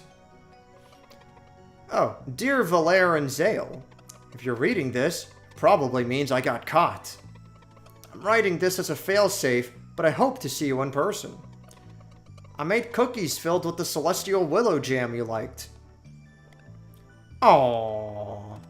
Keep reading. I'm doing everything I can to be ready to leave when you graduate. In the meantime, that should have had a comma. In the meantime, I hope your training is going well. Oops, that should have had a comma. Oops, now the platform is almost up, and I can see Moraine is there waiting for me. He looks very angry. He's writing all this? He has time? This is a very slow platform. He has time to write all this? He looks very angry. I will try to drop the jar without him noticing. Has he not noticed you writing and that you have a okay. I guess that you're still writing this. I guess that means I won't be able to visit again, but I'm thinking of you every day and I can't wait. I hope you like the cookies. How do you still have time to write all this? Your friend until the end of time, Garl. Garl's the best. Let's go up. Let's go up on the disc to eat the cookies. Got a cookie jar. Anyway.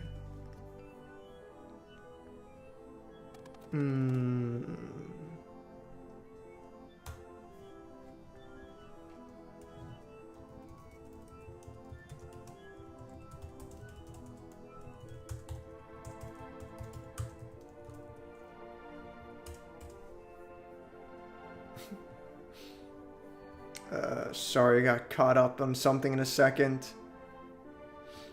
Choices mattering in a video game? Yeah. When? When has that ever? There are only so many people in the world with...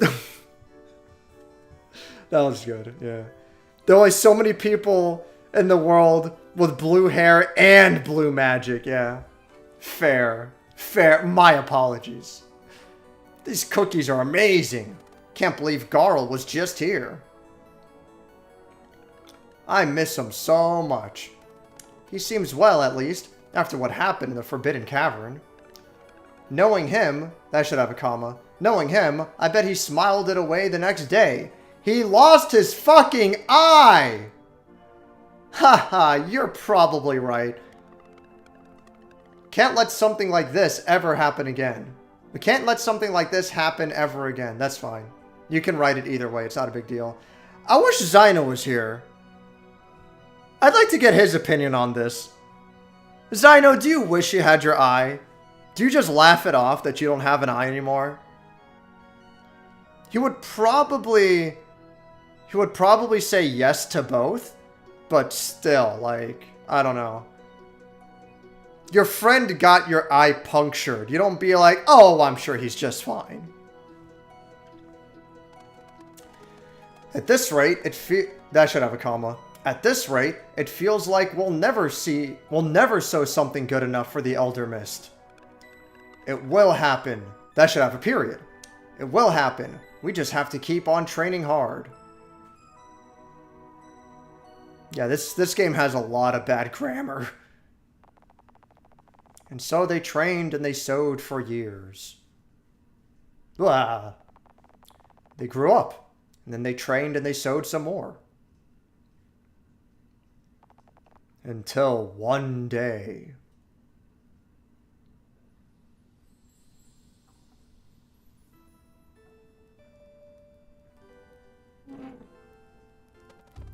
Zale, that's the one.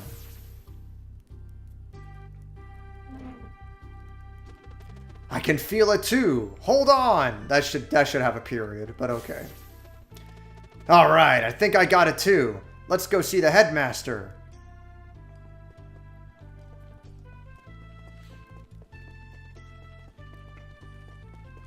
Oh, so what are their fucking names again? For Valere, it's a scarf, and for Zale, it's a sash.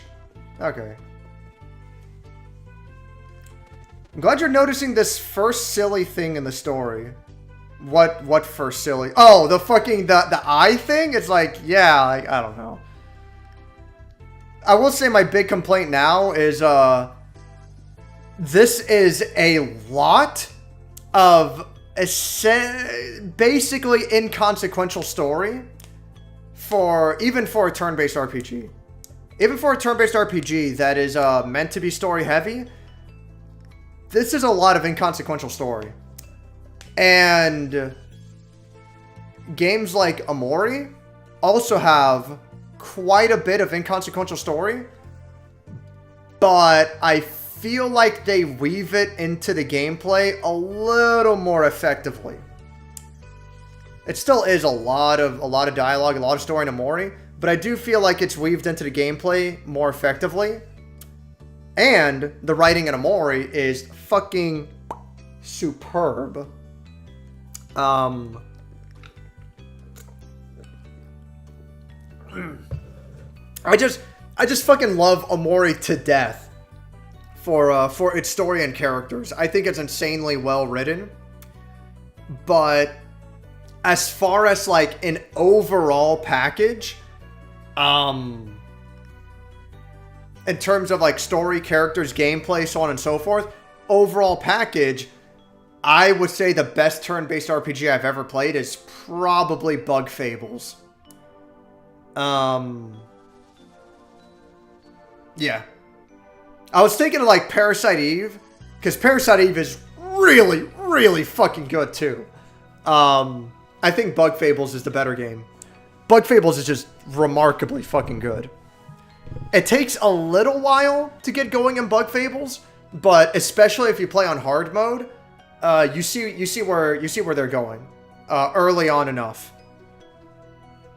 It's fucking good. I plan to play Bug Fables on stream sometime next year.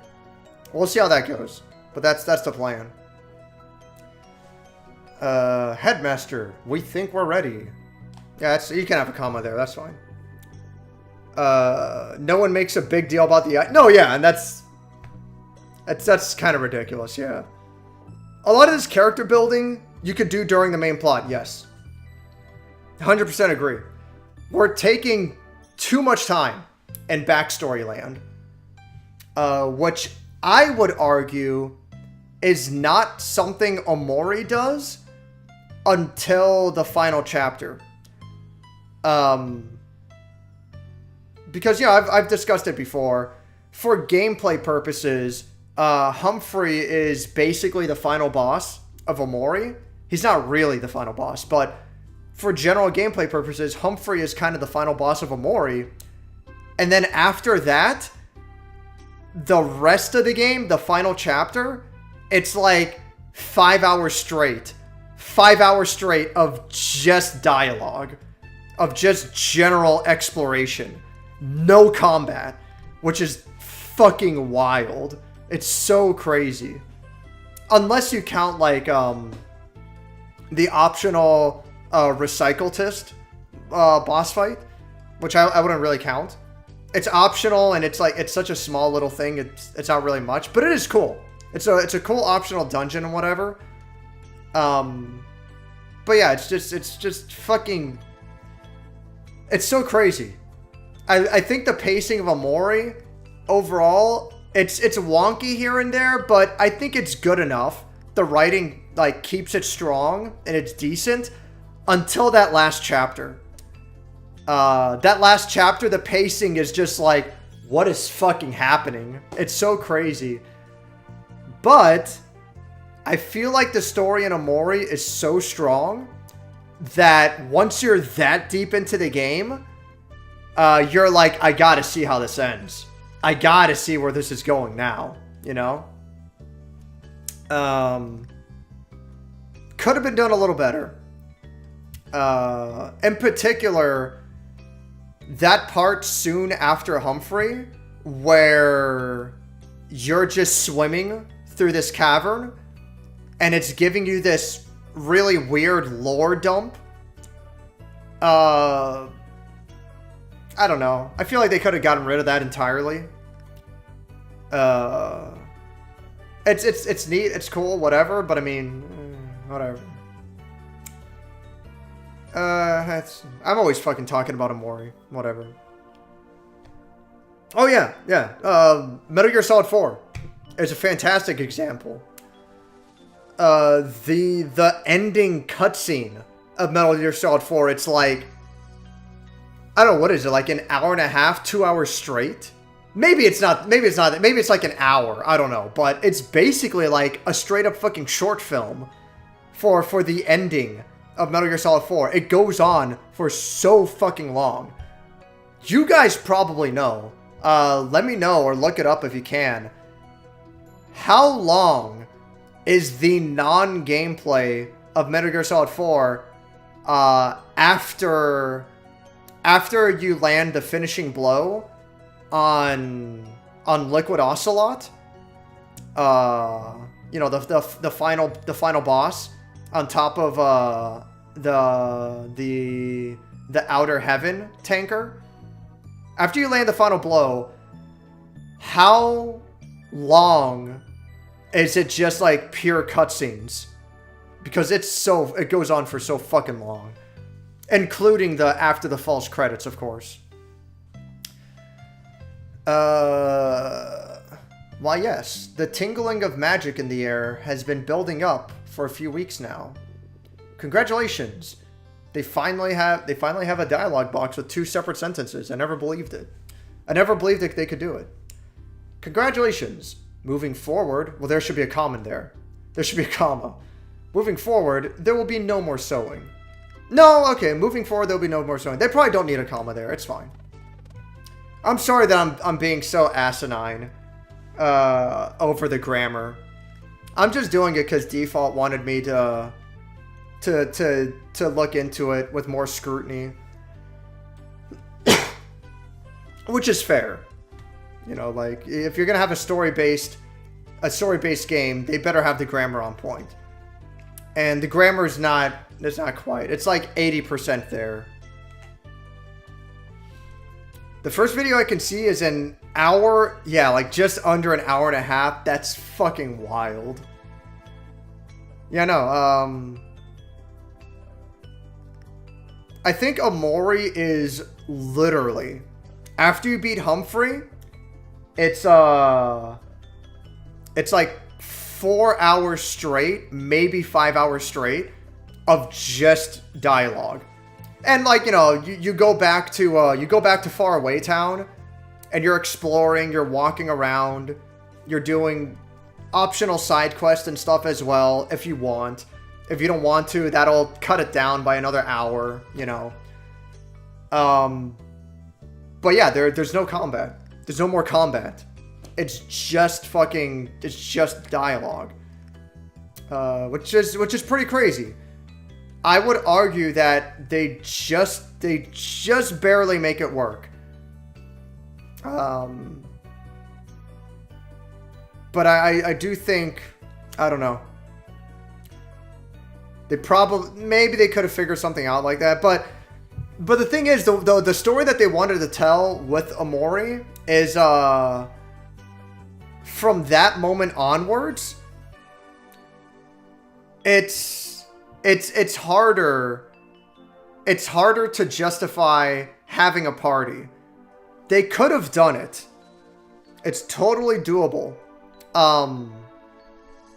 Like the whole chapter about Black Space, that's meant to be very personal to Omori and Sunny. They could have made that a dungeon.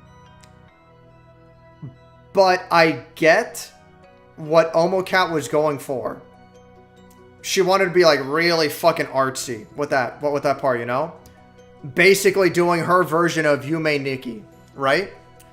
So I get it. They could have made that a proper dungeon, and it would have been better for gameplay purposes. But that's not quite the story she wanted to tell. And I respect that. It's different. And she made it work. I'd argue she made it work barely, but she made it work. And again, I respect that. It's all right. About 16 minutes of the video includes the Ocelot fight. So about an hour rounded down. Okay, so like an hour. But still, like an hour straight for like a final cutscene. That is wild. That is crazy. Man. The grammar bothers me, but it's not super critical. I don't want to be too hard on that sort of things because I did not learn English composition in school. Just reading books and writing essays.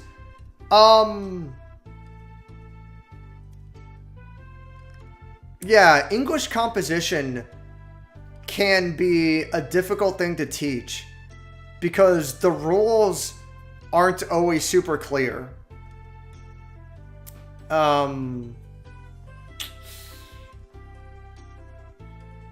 Part of me doesn't want to be super critical either, but part of me is also like, story is arguably your number one, if not number two focus on these kinds of games.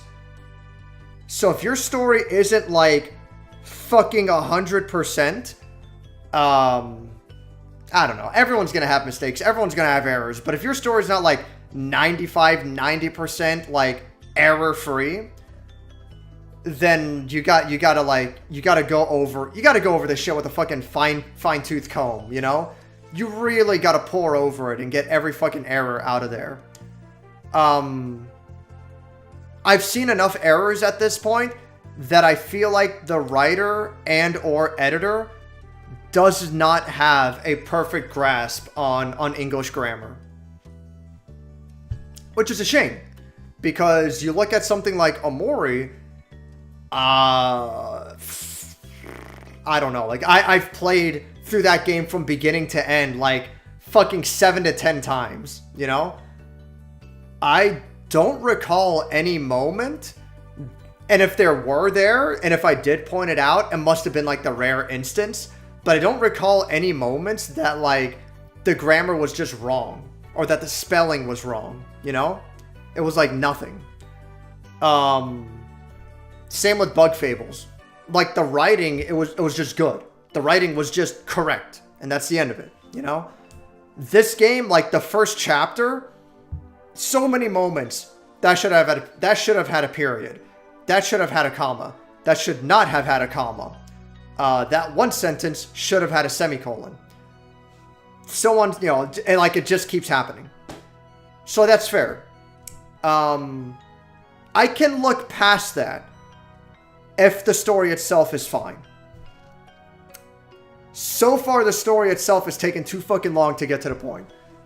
But for like a cutesy little kids game, it's all right. As the kids say, it's wholesome. I more mean that not to sound hypocritical because I don't actually know all the grammar rules. I just go with what I know. But yes, objectively, it's something to criticize. I'll just keep playing the game. See how, like, right now for the moment, it's not bothering me enough. But if I start tripping over my sentences, and I'm like, well, that's just written wrong, then that'll be something more to complain about. But for now, we'll just keep playing. For now, I think it's fine. I can deal with that. Deal with what? I forget. I forget what they're even talking about.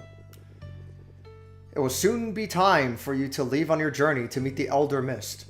But before we get to that, Zenith Academy has one more challenge for you.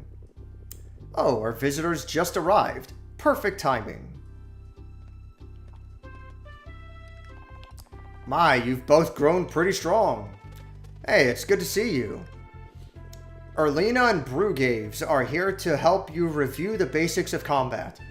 Check in with them. Then it will be time for your final test.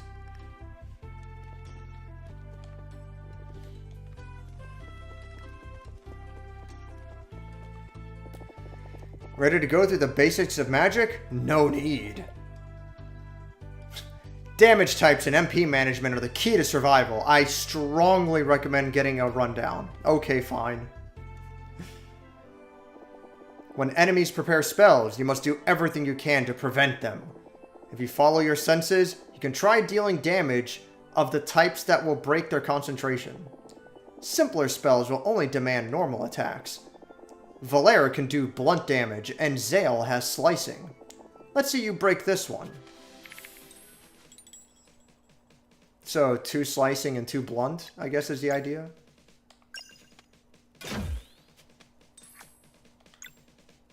Right, and then we have 4 turns to make it happen.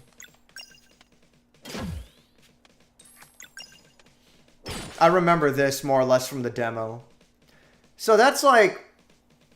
We probably don't need this big, elaborate backstory to teach this. It's cool that they work this into the story, but you have to balance... You have to balance presentation with pacing. Because I remember this from the demo. They explained this in the demo and just like a window and just a tooltip, you know? And then it's like, got it. That's the gameplay. We move on. And if I don't get it 100% the first time through, there's nothing wrong with just learning as you go. You know, that's fine too. This where the game's like, we're going to stop and you're going to sit through my whole fucking lecture. It's like, it's fine, I guess. Cool. Oh, the studio's from Quebec, so they're probably native French speakers. Never mind. Delete, uninstall. Fucking Canadians. This was why didn't anyone warn me sooner? Complete waste of fucking time. Just I'm out. It's over. No.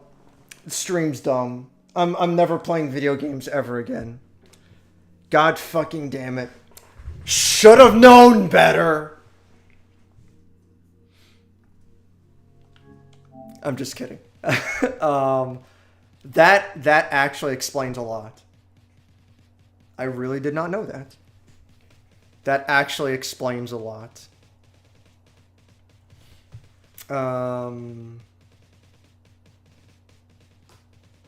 Yeah.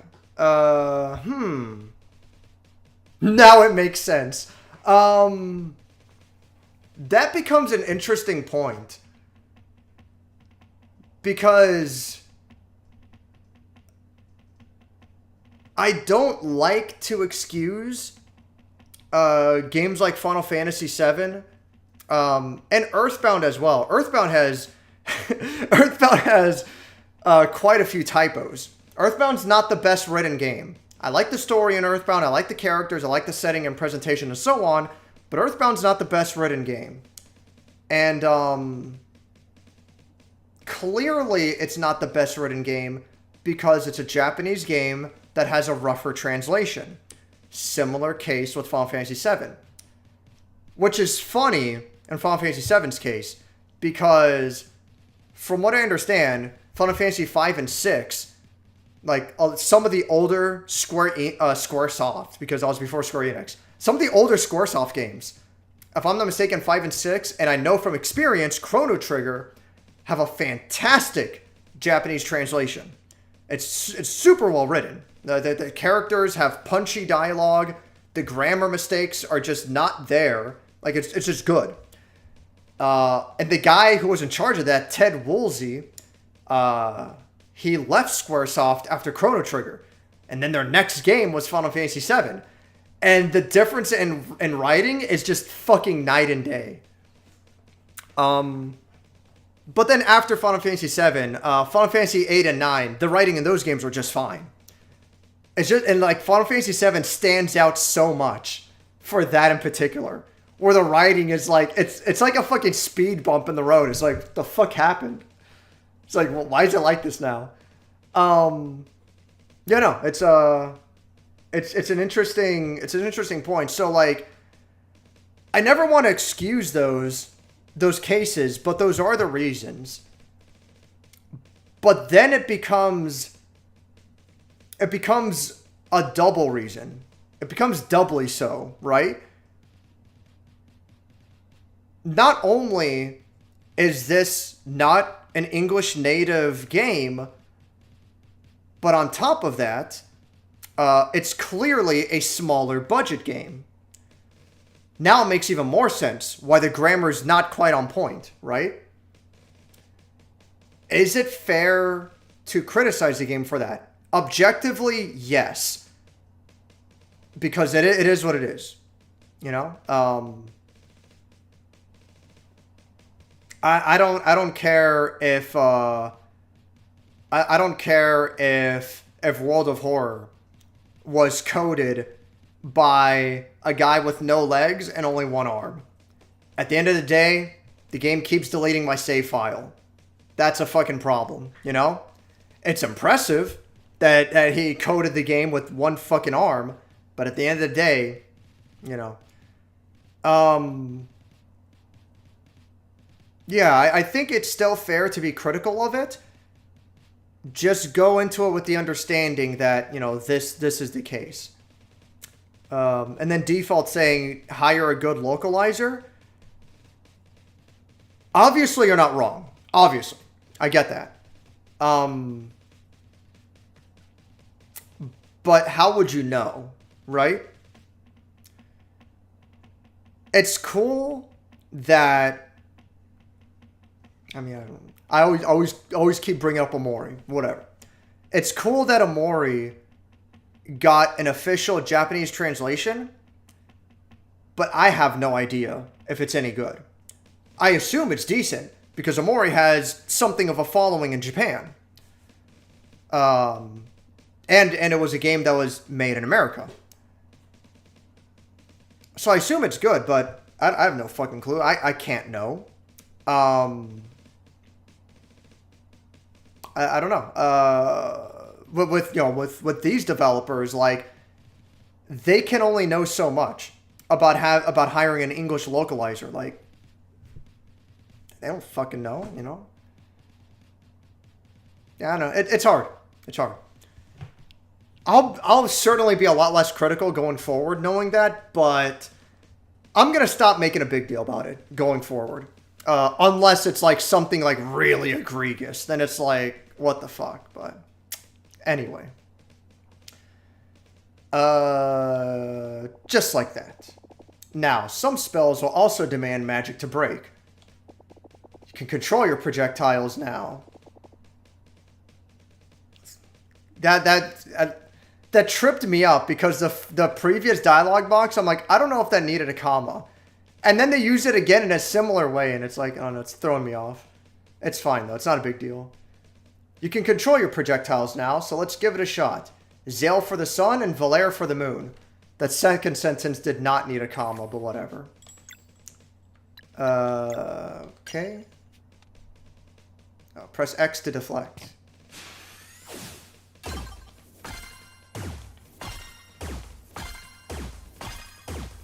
Fucking Mario and Luigi ass fucking real-time. God damn!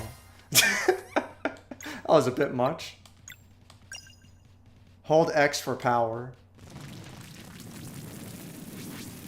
Oh, I see. You have to time it there. Well done. Now you can sense your MP is a bit low, right? To keep up the pace in battle, you must remember to regenerate MP. Let's build it back up a bit. Hit me with a normal attack now.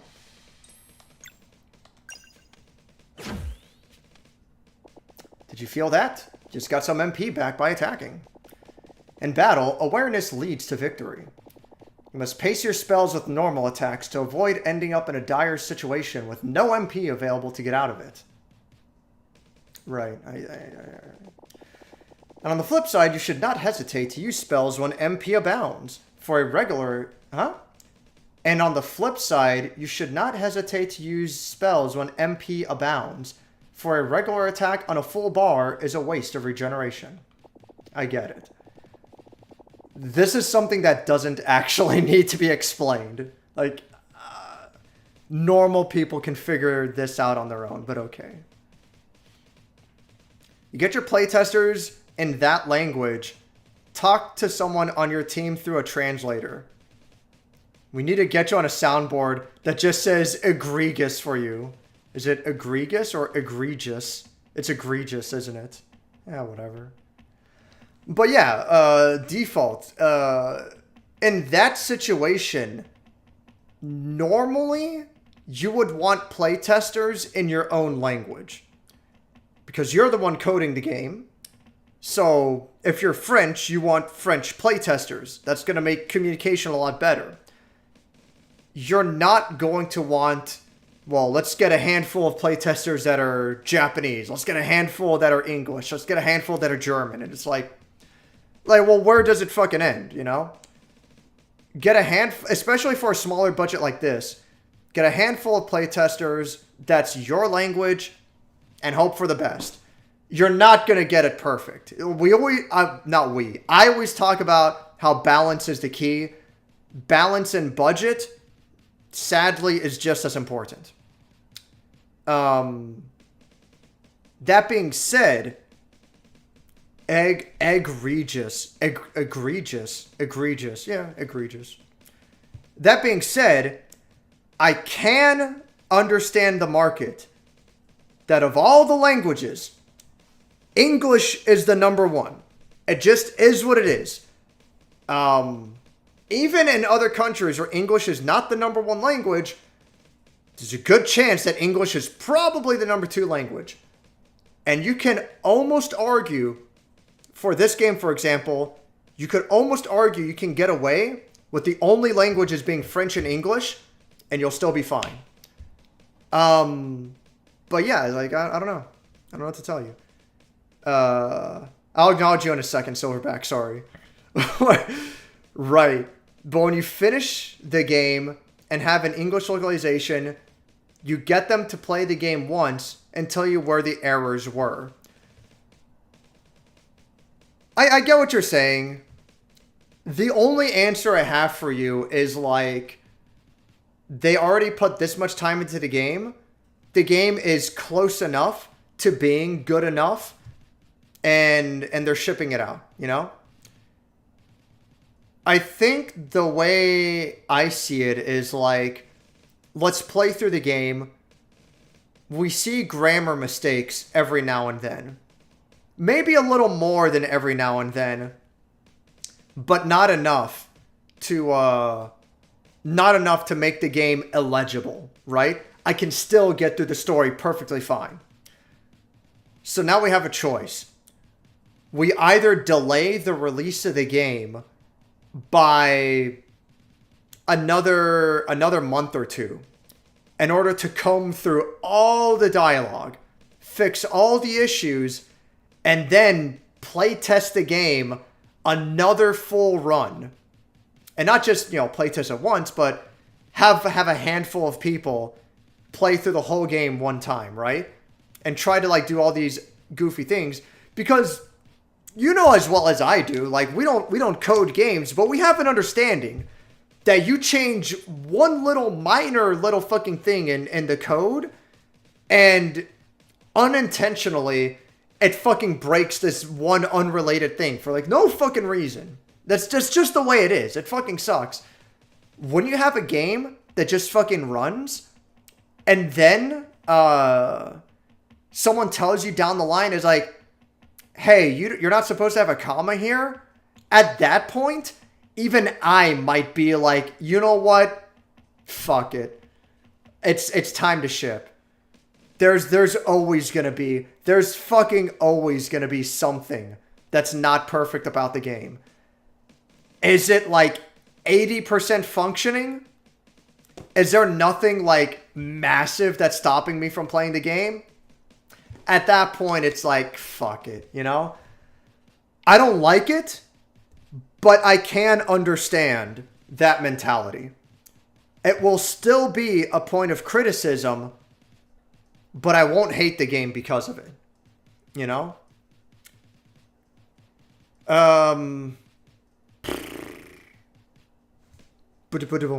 Anyway. What's up, Gerald? How you doing? What's up, dude? Just playing the Sea of Star games. Talking about how, like, the grammar in this game is not really top-notch. Good enough. I can read the dialogue, but yeah. The grammar is like... but it's fine. I wish I could tell you how the game is, but this introduction chapter is so fucking long, I don't understand why I'm not already in the first dungeon. And people can criticize it's like, oh, well, Dave, it's because you ran for a fucking hour like an idiot. Maybe, but I think considering how much text I've gone through in the game so far, I should have gone in, like, the actual dungeon by now. But whatever. I'm saying that they shouldn't settle. If the original language the game was made in was English, the playtesters clearly must have known English. They would have been able to tell them the issues. If English was added later on, that means they had time to add it, and they should have time to check it. Should have, and I agree, they should have. But I don't know the development history. I don't know the details. I don't know. I'm guessing, my guess is they made the whole game in French. And then after the fact, they hired a bunch of localizers. The Russian guy, the German guy, the English guy, the Japanese guy. And they're like, here's the text. Give us your script, your translation. And we'll put it into the game. And then once everything's in the game, final run of playtesting, does it work? Send it out. There, it's done. It's over. Let's get this game sold and get our money back already. You know?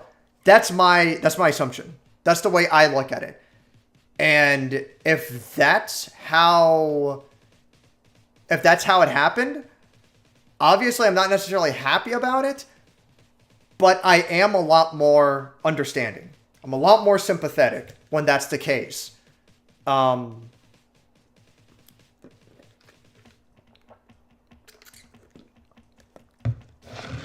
much as I wish I could look at this stuff as pure art, and that's it, because video games are art, right? But they don't just manifest. These things take a shitload of work to put together, and 9 times out of 10, the guys on the other end got to get paid.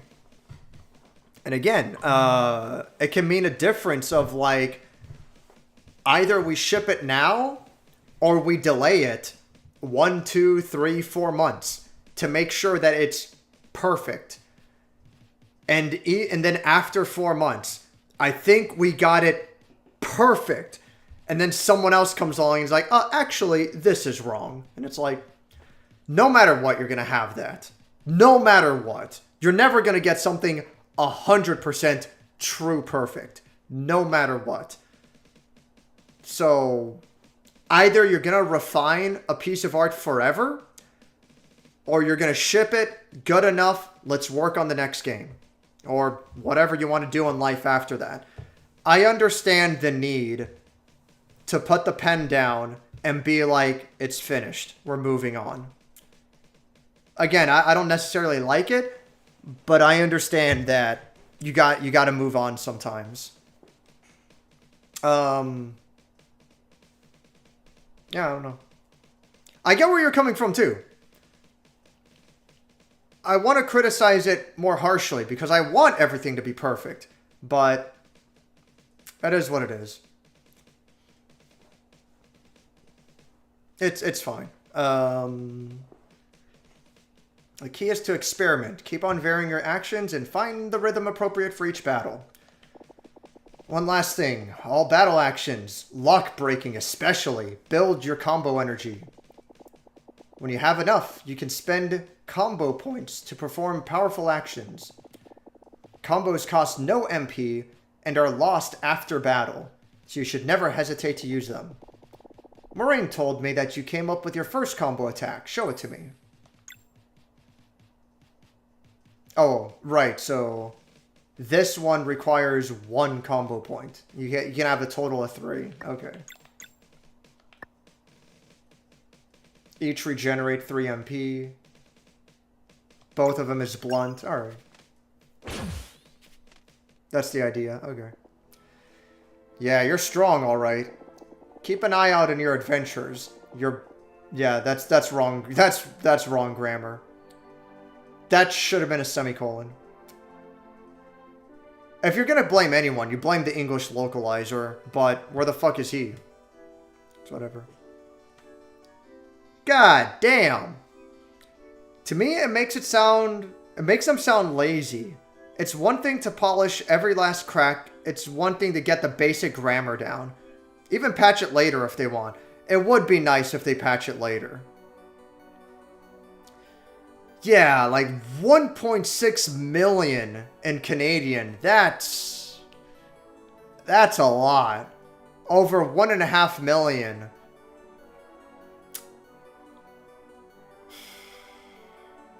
Yeah, I don't know. But I've always seen Kickstarter as a poor avenue. Kickstarter is an extremely idealistic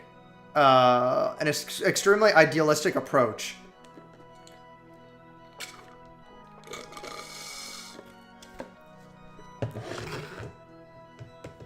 Because unless the company, person, whatever, has a proven history, like Level 99 Games. Level 99 Games has made a ton of board games, you know? So when they made the Kickstarter for the Guilty Gear Strive board game, I was like, yeah, sure, I trust these guys. They know what they're doing. They have a high-quality product, or they make high-quality products in general. I have the demo deck of the Guilty Gear Strive game. Yeah, sure. I'll go ahead and buy the full Guilty Gear Strive board game because I thought it was neat. I thought it was fun, right?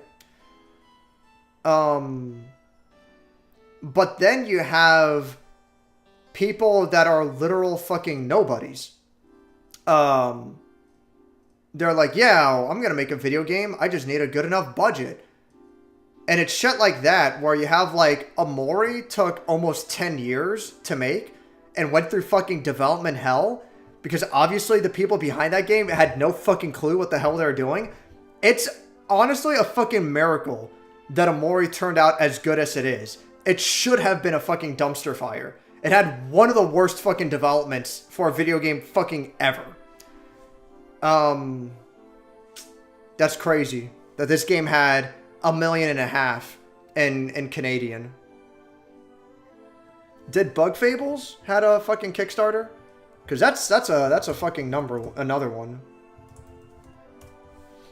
And oh, Bug Fables had an Indiegogo.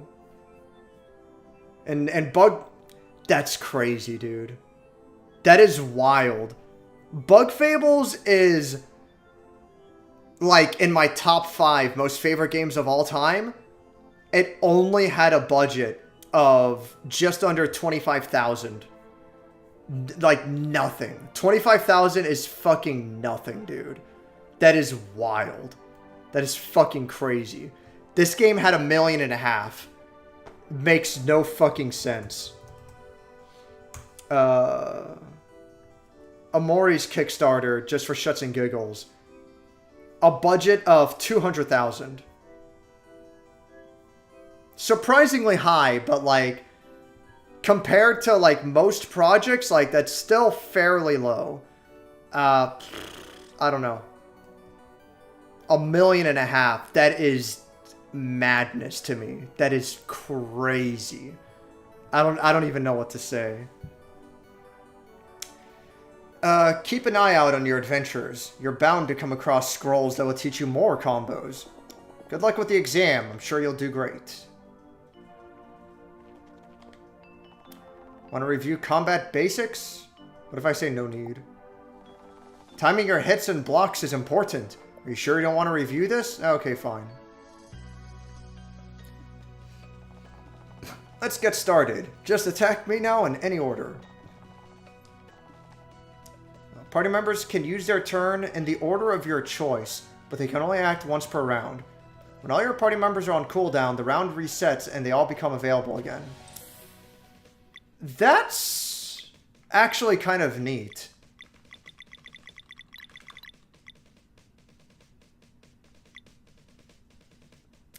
Bug Fables works in a similar way. And maybe I'm wrong, but I think it's surprisingly uncommon for turn-based RPGs to let you to choose who goes first. It's usually like, this character has the highest speed, so they go first, and then that's the end of it. It's like, things like that can be pretty annoying. That's pretty interesting to me. To have a turn-based RPG where it's just like, you choose who goes first. Paper Mario and Bug Fables are, they're much more along this kind of line. Good. Focus is paramount whenever you perform attacks and skills. With proper timing, you can increase the damage that you deal, and sometimes even score additional hits. Let's see it. Press X as the hit connects to increase damage. No, that was way off. That was too soon. Stay focused and press as the hit connects. There we go. Good. Let's see that one more time. Ouch! Yeah, that's the gist of it. Most of your attacks and spells can be made more potent with proper timing. Some may also keep going the more hits until you miss. And remember to think of timed hits as a welcome addition when you pull it off, rather than something you're supposed to do perfectly all the time. So don't worry about it too much. Just keep on trying and your sense for it will develop over time. Okay, now for timing your blocks. Let's get the little guy in here. To be efficient in battle, you must pay attention to anything that starts moving. With proper timing, you can reduce the damage of any incoming attack or spell by blocking. Get ready. Oh. Okay. That was too soon. Oh. That was too late. Good. Let's see that one more time. That's how you do it. Remember to always stay alert. Some patterns will be harder to read than others, sometimes even requiring multiple blocks. But don't be too hard on yourself. No one's expected to block everything all the time. It's not about getting it perfectly all the time, but rather building a growing sense for it. Just think of a timed block as a welcome bonus whenever you happen to pull it off. The key is remembering to read your enemies and to keep trying. One more thing. When a party member gets knocked out in battle, you'll need to switch to a more defensive mode. KO'd allies will get back on their own at 50% HP once all the KO stars are gone. One KO star is removed at the end of each round. The more you follow the same battle, the more KO stars there are, so be careful. If all party members go down, it's game over. Fight and survive until Zale returns.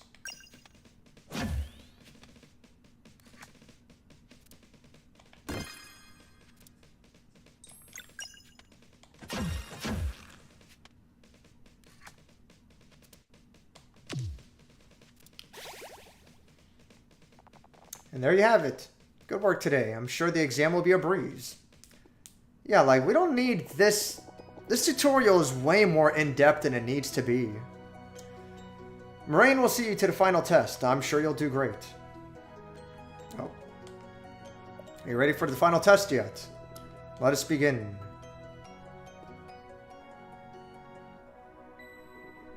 The big day has finally come.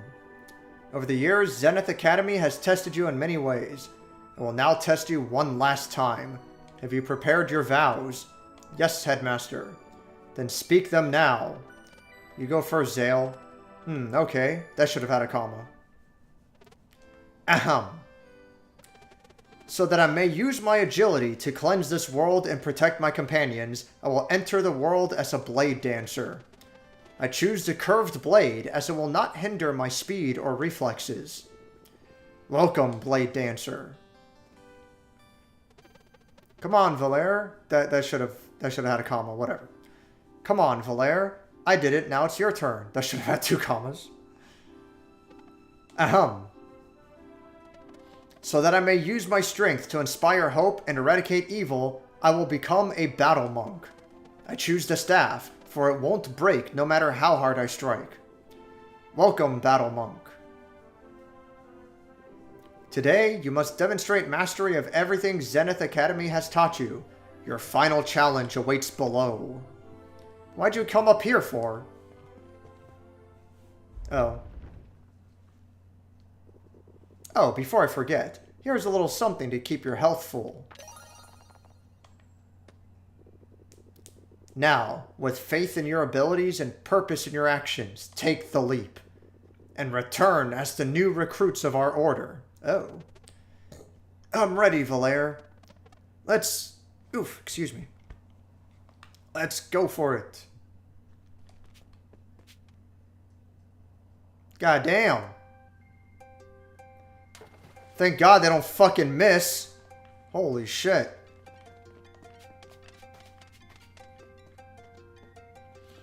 Finally, a fucking dungeon.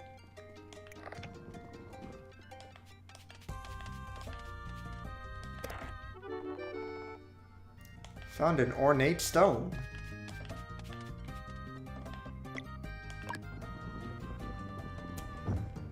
It's funny that they claim,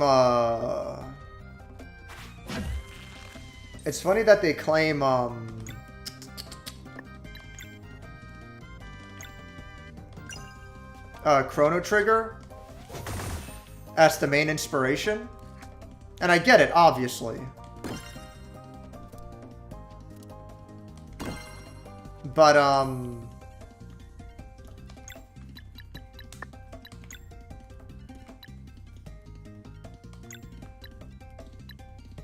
I kind of want to say a bigger inspiration is, I'm getting more of a feeling out of Golden Sun and Mario RPG. Specifically the Mario and Luigi RPGs.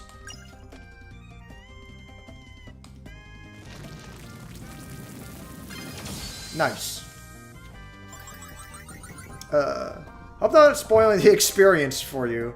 From what I've seen, the gameplay picks up speed soon enough. And the presentation is obviously a big draw for a lot of people. I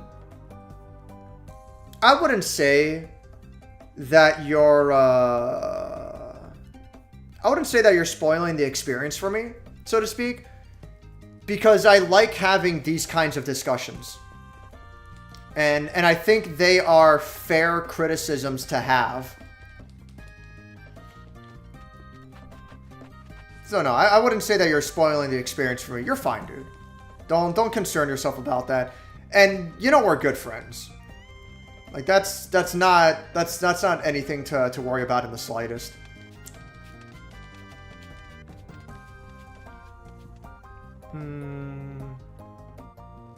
When I say the game is taking a while picking up speed, it has way less to do with me yammering on. It's pretty funny. It's pretty funny that the tutorial is like, you should always use your magic moves when you have full MP because you're just going to regenerate it later. And then you get put into a situation where it's like, oh, you have a ton of enemies and no magic to use? Oh, how about that? It's like, okay. Okay.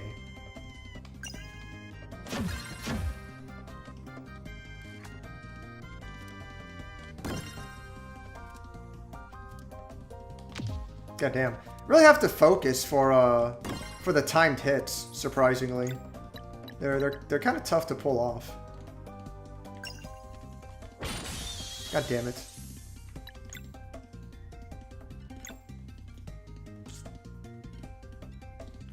I guess I'll just hold off.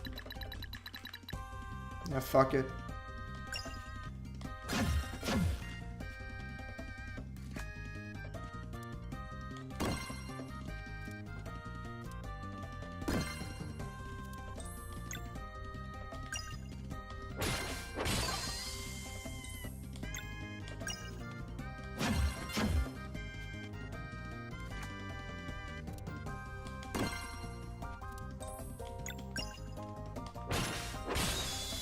The music's also nice.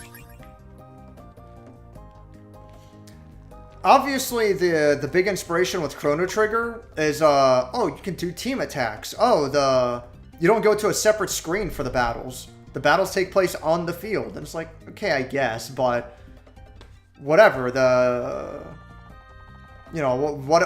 other game battles took place on the field? Fucking Parasite Eve. And in that game, it was actually fucking impactful. In Chrono Trigger, and from what I've seen so far, obviously I'm still extremely early in, but in Chrono Trigger and what I've seen so far in this game, like, fighting on the field, it's just for flavor. It just looks cool. It's not like obstacles get in the way or anything, you know? Unlike Parasite Eve. Oh wow, is there a reason why Parasite Eve is one of the best games ever made? Huh, I never thought about it like that. They haven't even been to the other side of the Forbidden Cavern yet. How could they understand? Yeah, the grammar there is bad. So you don't think we should at least try and explain? You've seen how strong they are. Word will be a walk in the park. Let's see them off then. Yeah, it's just the grammar in this game is not great. Like, it really is just... It keeps happening. You're not wrong, Default. I definitely want to be very clear on that. Uh-oh! Exam mode engaged. Brace yourselves. Oh, that's nice. Well, weakness is now physical, so... yeah.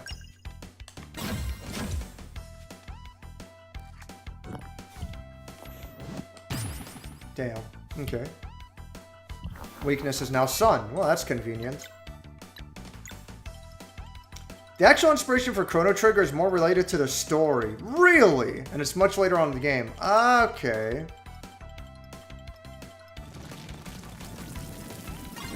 So that's what they're going for, huh? Alright.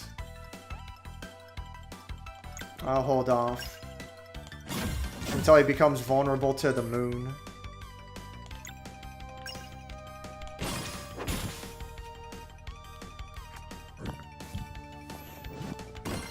Nice. I'm gonna shuffle weakness moon. Moonerang.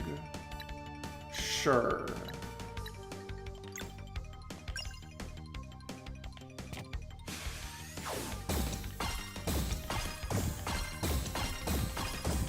Aww. It always feels bad in games like this and Mario RPG when you don't pull off the oh, that was easy. When you don't pull off the multi-hit attack and it drops early and it's like, ah. Man. Oh, this fucking nonsense. Physical attack, magic defense, mana points. Mana? Oh. Hit points. That was nice. 100 super jumps, let's go. Fuck that. I don't mean like that either. Congratulations, Valere and Zale. You have learned everything Zenith Academy had to teach you. Ha! We did it. In record time, too. That was record time? Alright. You must now learn of our ultimate power, the ability to use magic without using magic. But that knowledge is for the Elder Mist to impart. Come, the villagers have gathered to celebrate your departure.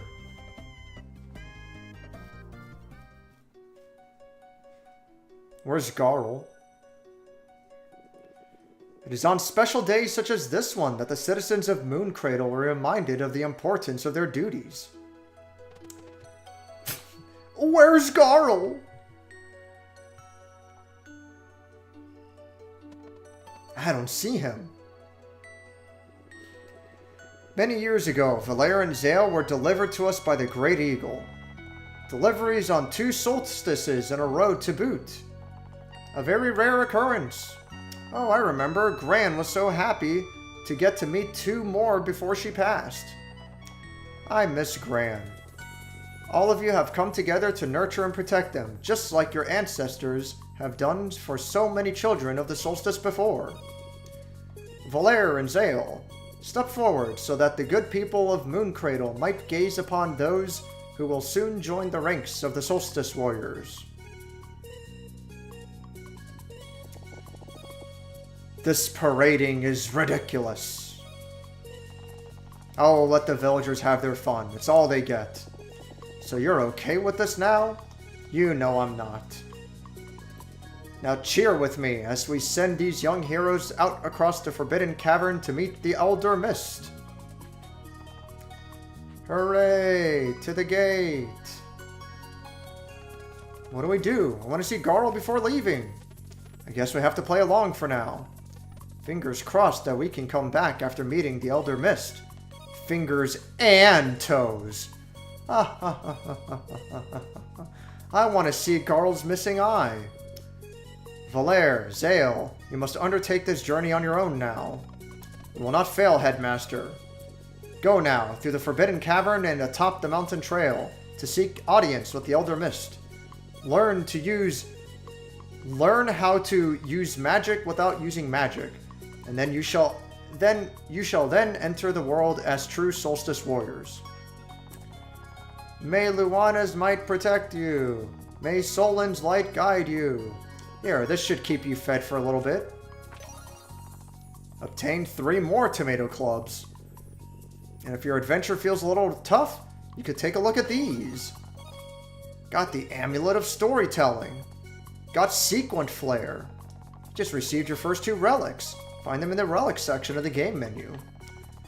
Whether you prefer a lighter challenge or looking to push yourself to the max, relics offer a range of options. There's bound to be more to find. Remember to keep an eye out for merchants. Selling any valuables you find will keep you well fed and well equipped. Now, wherever your adventures take you, you must remember your first assignment. After the Elder Mist sends you out into the world, you must secure passage to Wraith Island in time for the next eclipse. And do keep on training, for a dire cleansing awaits us. Still can't believe he wants them to fight a dweller already. That's Moraine for you. We weren't much older the first time. Yeah, but we'll find a way. Safe journeys, and may you cleanse this world. May you cleanse this world. Yay. Hey, there's a treasure chest. Hey, there's treasure. Wait! We can't go back now. We have to meet the Elder Mist. No, the fucking Why don't they ask about Garl? At least.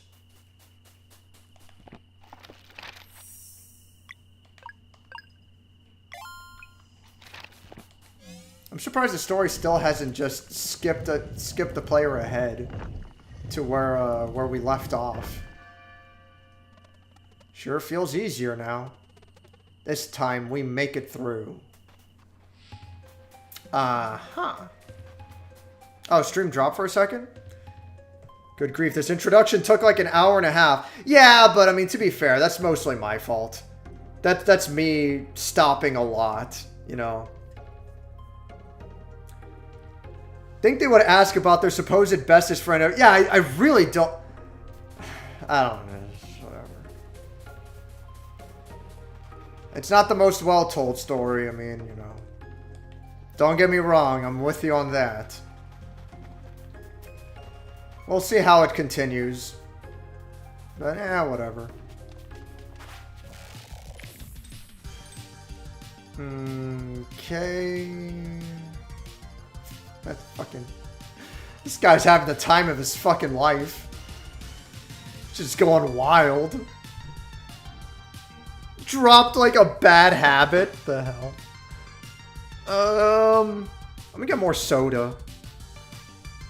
I shouldn't be drinking more soda, but you know. I'm never one to follow good procedures. I don't know.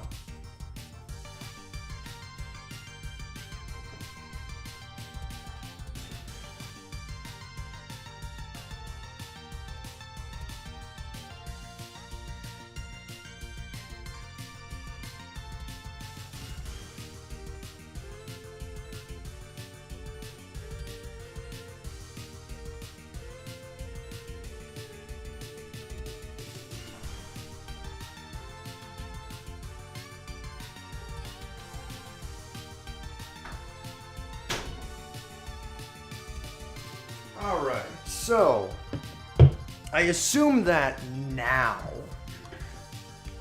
fuel for the soul, yeah, well, I mean, you know, that's the idea anyway. I assume that now the game starts proper. We'll fucking see, I guess. Alright, so let's go ahead and get the ASMR soda can sound.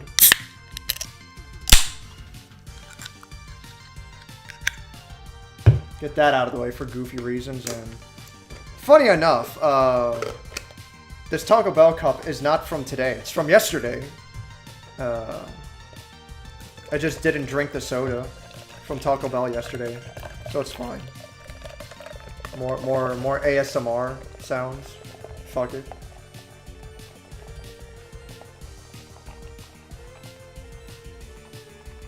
There we go.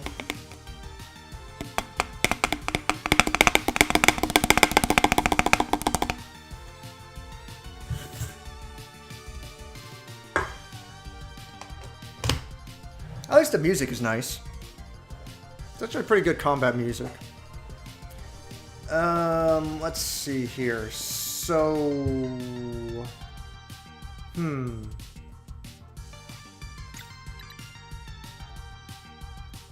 So if I don't do a combo, if I don't time the hit properly, then he's gonna pull off his move. I don't interrupt him.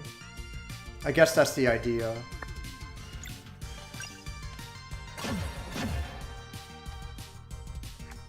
Oh, I'm retarded. That's a... yeah. Zale's the one who uses a sword. Okay. Okay, cool.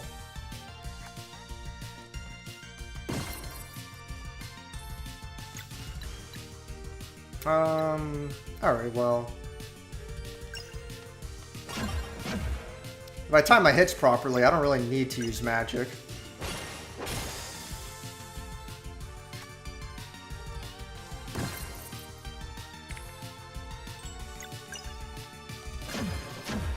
That head shaking is hilarious. That guy's having the time of his life.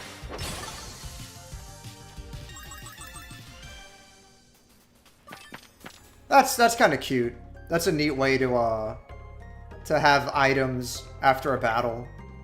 Also forgot about my nonsense. Huh? What was that about relics? Oh, relics? Oh, what? Tactician's Medal. Enemies have 60% damage resistance while casting. Emphasis on strategy and skill during combat. Increases player damage taken by 35%. Snacks cannot be used in combat. Campfires recover HP up to 50% and don't recover MP. Interesting. Successfully timing hits and blocks causes a star flare to fly out of the character for a clear as day confirmation that the input was properly timed. Recommended for those who prefer stronger feedback or while closing in on the mastery of certain moves. Yeah, fuck it.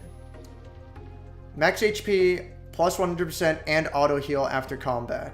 So yeah, for a lighter challenge. Yeah, fuck it. Let's play on hard mode.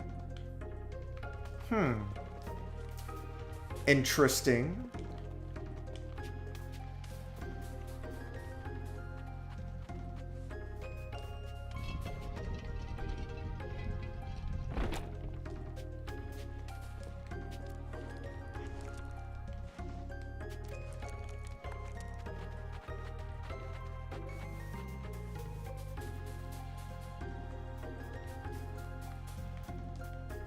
Oh, there we go.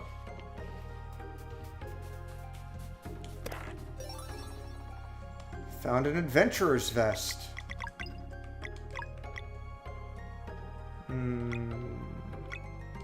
Give that to Zale since he's the healer. There we go. Yeah, 1 damage. Ooh.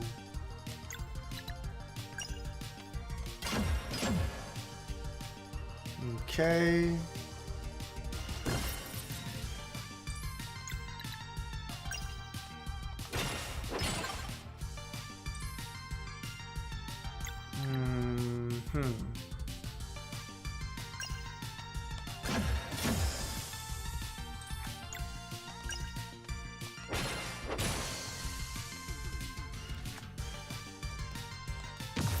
Ow.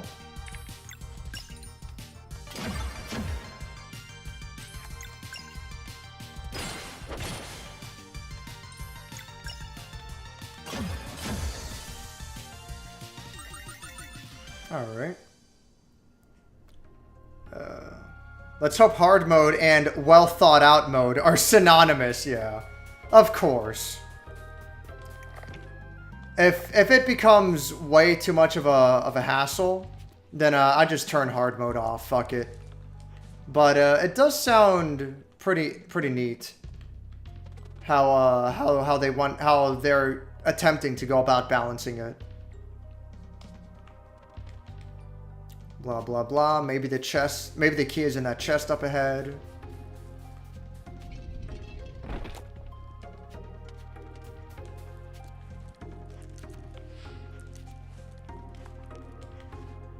Right, I gotcha.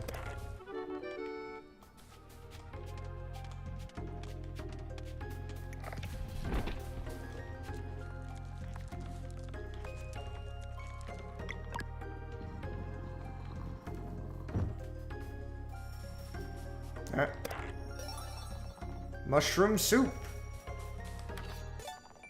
Valera and Zale learned the combo skill Mending Light. Shiny Pearl.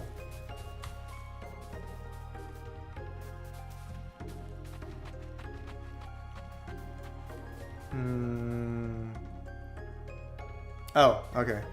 This is just for treasure. Leeching Thorn. Normal attacks heal 15% of the damage done.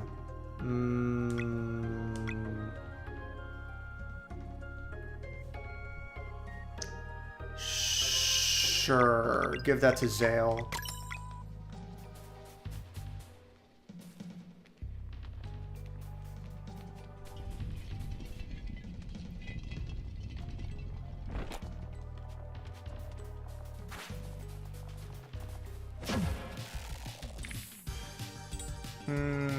Okay.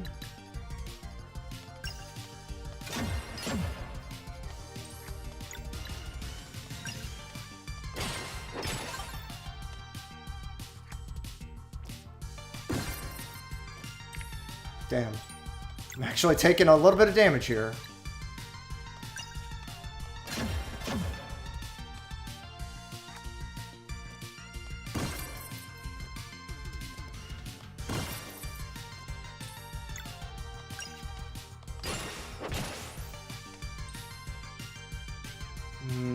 Okay.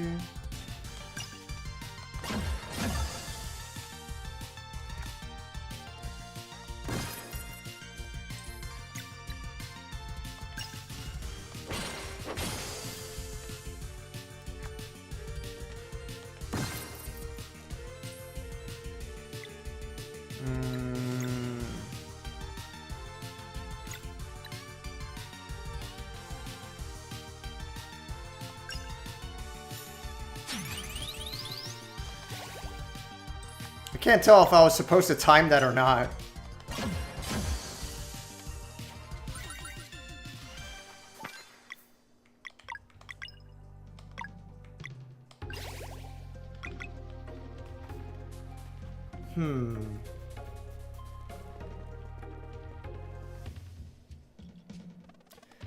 The device is broken. We can't activate the bridge. Seems to be a detour through there to the left. Worth a shot.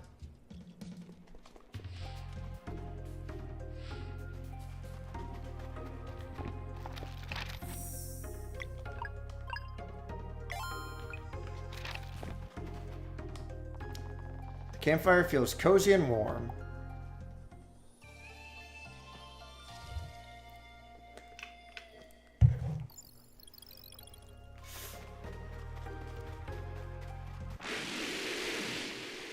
Uh-oh. Valere. Sounds big. Get ready. Oh, that's a big guy. Oh my goodness, it's the first boss of Pikmin 2.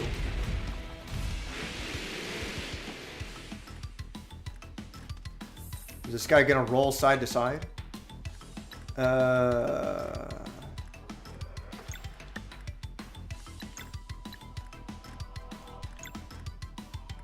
Boss slug. Let's have this guy attack first. Get some MP back. Oh, jeez. Well then.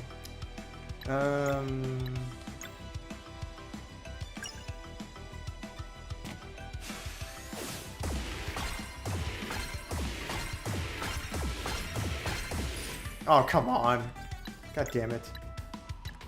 Right.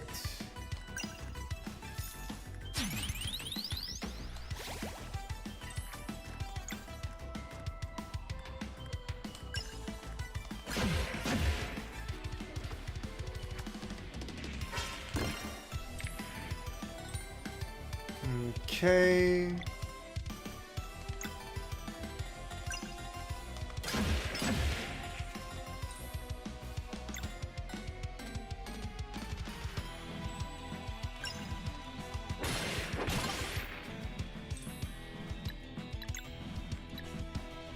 Restores HP at all allies. Dual attack, each regenerate 3 MP. Alright. I guess I'll save up for the other one.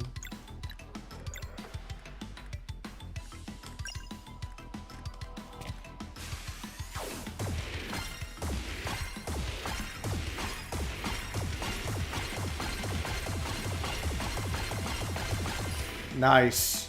That's much better. Right.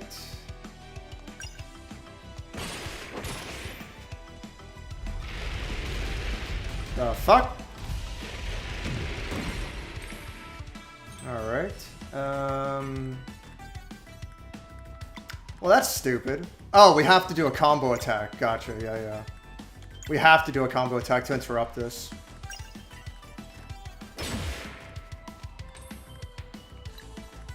Okay.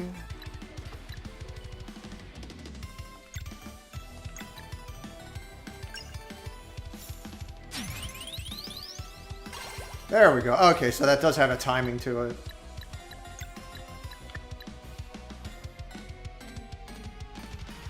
Yo, what's up, Zyno? We were just talking about you. How do you feel about only having one eye? You think it's not a big deal? Do you just laugh it off? Or do you really wish you could have that other eye back? I'm guessing it's a little bit of yes to everything, but I don't know. Ryan Gosling has been placed at work? The fuck does that even mean? You put up a picture of Ryan Gosling at work?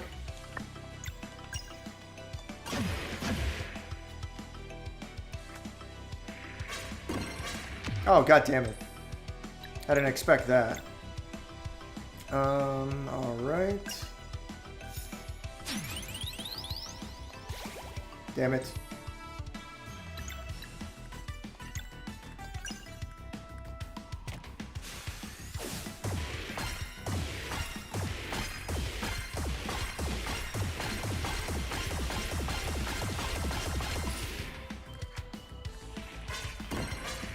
Fuck. Oh, I'm in trouble.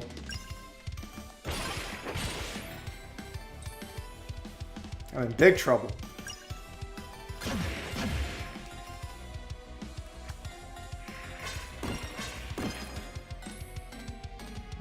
Okay. Barely still in it. Damn it. Okay.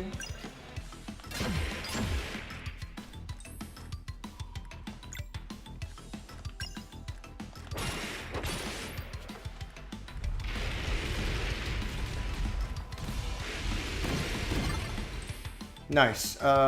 Combo. Mending light.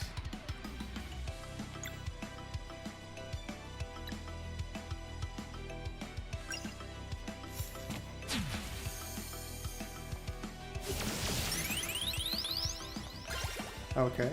Somehow, I like pressed X 3 times. I'm like, when am I supposed to do the timing? I guess I figured it out. Man, I do joke about it. Not like it holds me back from much. But if there were artificial augmented eyes, I'd 100% have a new left eye. Yeah, exactly. Yeah, there's a character who lost his eye early in this game. That was like these two characters' best friend. And then they hadn't seen that character for years. And it's like, oh, how do you think Garl's doing, you know? About you know, missing an eye. It's like, oh, I'm sure he's fine. Just laugh it off. And it's like, the motherfucker's eye got punctured. He's blind and his eye's dead. Like, I struggle with catching stuff. Things that require very precise depth perception, man. If augmented eyes existed, I'd get them anyways, yeah. I want to zoom in. That'd be fucking great. That'd be sick.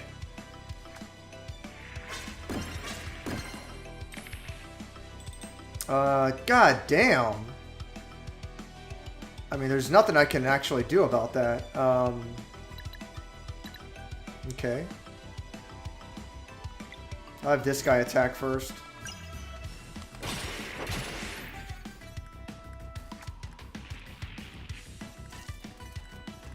Ah.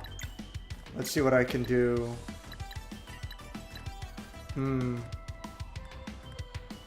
This might be the play.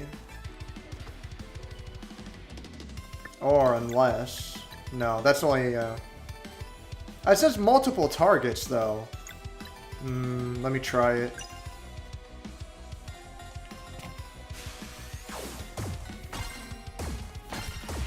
Fuck. Oh, okay, you know what? Motherfucker, man. God damn it. Shit.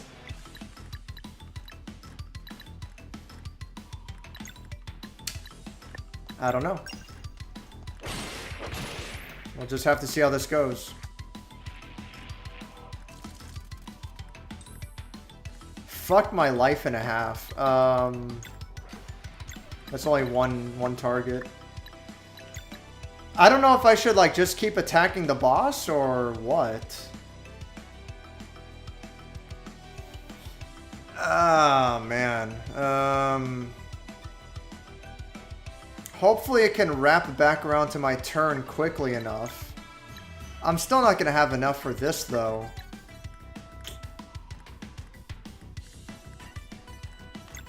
I don't know. Fuck. Okay, so I'll do this.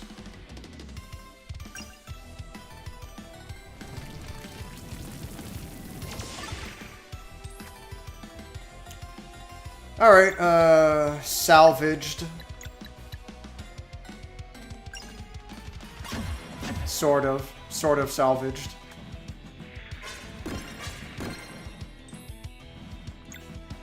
Okay.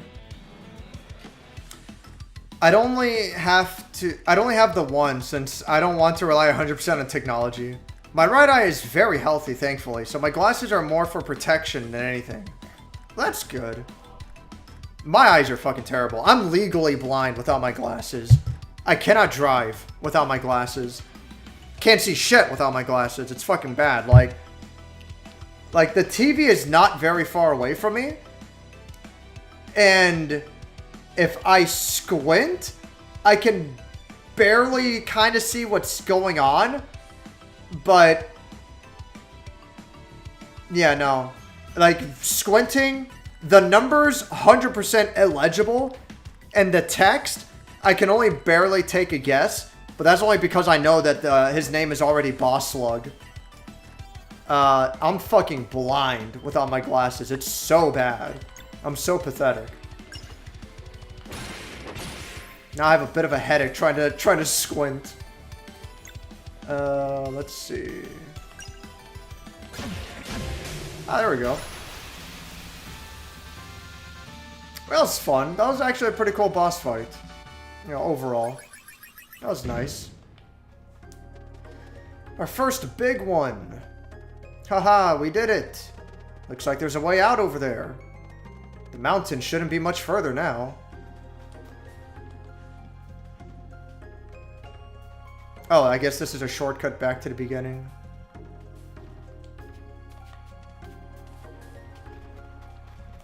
No? No, alright. Found 60 gold. Found the adventurer's vest. Oops. Yeah, okay. Why does it do that? That's just bad menuing. Whatever. Okay.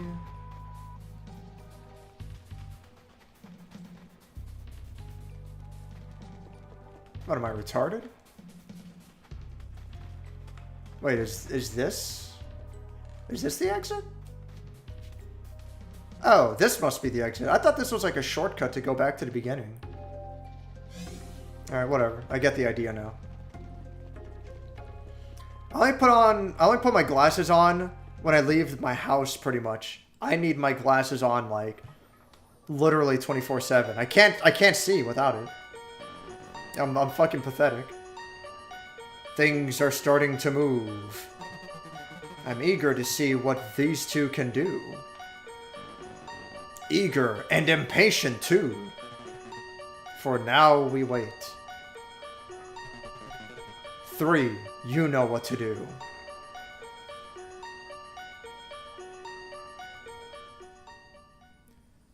Dun dun dun. You'd think they'd make a bigger deal about wanting to see their best friend, but alright, whatever. Sunglow Lake. Hey there. Were you looking for anything in particular?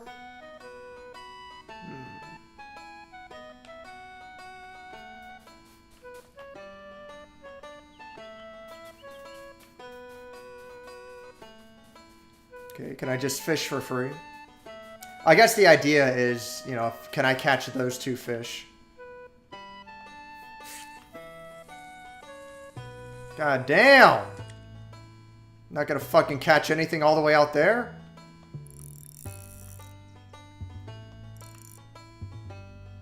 Whoa.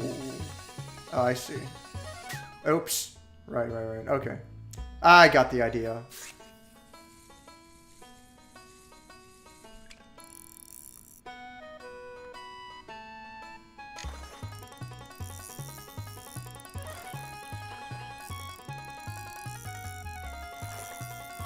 That's funny that they didn't provide a fucking tutorial for this at all. But I mean, I was able to figure it out just fine. It's not that big of a deal. Fillet? Why wouldn't I? So what, does that count as... Yeah, okay, lunar trout, yeah. So now can I catch the other kind?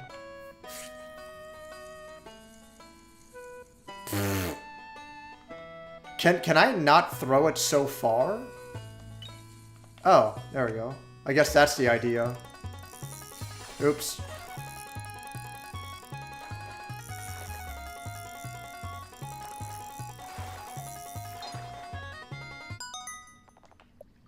Why would I not want a fillet?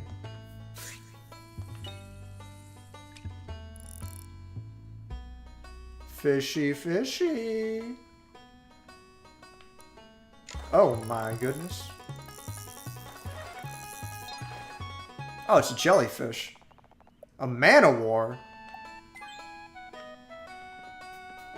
That's cool. Alright, well, I guess I'm moving on.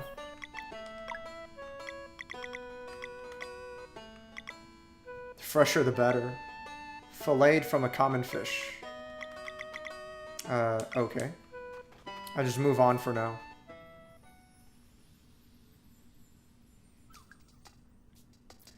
I only really need them when I drive. Even then I can still see fine, but legally I should wear them. For me, it ain't an option. It's fucking life or death. Solstice Shrine. This minigame reminds me, default, if your game doesn't have a fun fishing minigame, I swear to God. This game has a pretty fun fishing minigame. Simple, straightforward, to the point. As any minigame should be.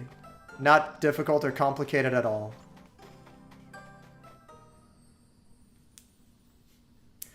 I hope the secret to magic without casting magic is just shooting a fucking gun.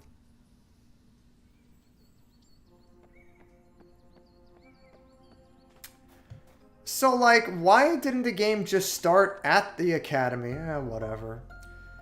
Alright, we made it to the mountain trail. So far, so good. So the Elder Mist lives somewhere here, huh? Thank God it's skipping us back to here now. Really hope we'll get a chance to return to Moon Cradle after this. What if we're sent out into the world right away? Yeah, I don't know. I just wish Garl were here. We could certainly use some celestial willow jam to go through this with this awful bread.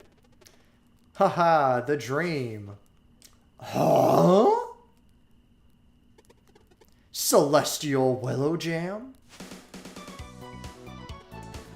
Oh yeah, he's missing a fucking eye. I got some right here, guys. So were you hiding in the bush the whole time waiting for them to say something? That's just stupid. I'll respect your decision, but I will have a modicum of disappointment. If I ever get that far, I'll make it easy and call it Super Stardew. Go fuck yourself. Stardew can suck an egg. Yeah. The fishing in Stardew seems like fucking cancer. It seems crazy. Surprised he's not wearing an eye patch. I don't remember that he had one eye in the demo. I even picked some mushrooms. You won't believe the soup I'll make. Ha! Oh, and I found some herbs in the Forbidden Cavern. They'll do just right. Garl? What, you didn't really think I was going to let you go on an adventure without me, did you? Garl! That's just fucking dumb. Why was he hiding in a bush that whole time? For how long? It's good to see you two again. That doesn't even make sense. You look so strong now. Hey, why didn't you show up for our departure? Are you kidding? There was absolutely no announcement. As soon as I heard everyone gather, I went to our hideout to pack my stuff, but you left so fast. Guys, I'm so pumped for this journey. I know all about survival now. Fishing and gathering and cooking and... What's wrong? You can't actually come with us. We just wanted to say goodbye. We're on duty now and it's pretty dangerous. You can't mean that. We've always talked about how we'd leave together after your training. Plus, I spent all those years Is that how you spell practicing? Probably. I spent all those years practicing in our little cave. I'm ready. Look, I may not have any special powers like you do, but I'm built strong and I've been preparing. This here is my shield. I'll be a defensive fighter. No, a warrior cook. Oh yeah? Sure am, and I've been reading a lot too. See, most of the monsters you're going to face won't even be Fleshmancer minions, which means anyone can fight them. Are you sure about that? Totally! You haven't seen any yet, have you? No, but I'll know when to step aside, don't worry. Plus, you can't really travel the world with just a few sandwiches. What were you thinking? Yeah. See, you need me. You just do your Solstice Warrior's duties, and I'll keep your bellies full. Garl. Deal? Okay, deal. Oh, I'm so happy. No way, this is awesome. Ha ha ha ha ha. Aww. Alright, I'll start the kettle. We have so much catching up to do. Garl, the warrior cook, joins the party. I wouldn't hate it if the fish were more predictable and a lot slower on the catch gauge. Like, it's literally impossible with some fish. My rod just doesn't snap at the lake when I snag a catfish when I snag a catfish when I mean for a trout. Just off the top of my head, I'd probably make it so the fish bites right away and you just do a QTE to catch. The hardest fish will need you to type a sentence, like typing in the dead.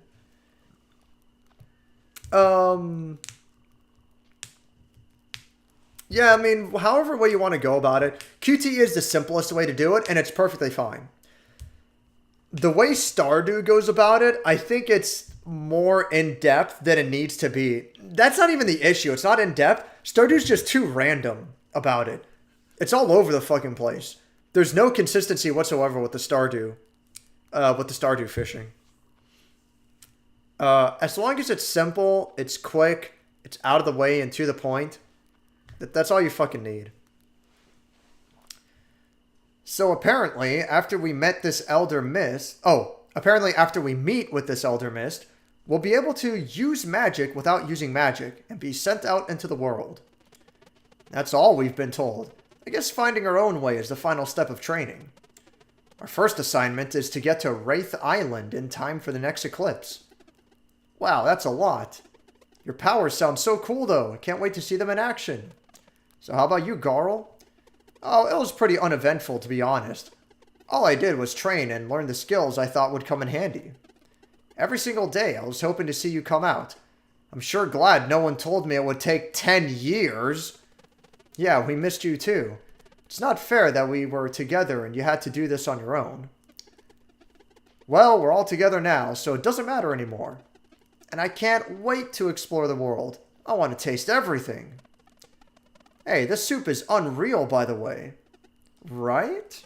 Uh-huh. So how much food did you pack? Just enough for a few meals. It's better to travel light. And there's ingredients everywhere if you know how to look. And who knows what we'll find. It's all part of the adventure. Why don't you try now, Valere? See that bush right there? It's full of juicy berries. All you have to do is pick them. Why am I walking so slow?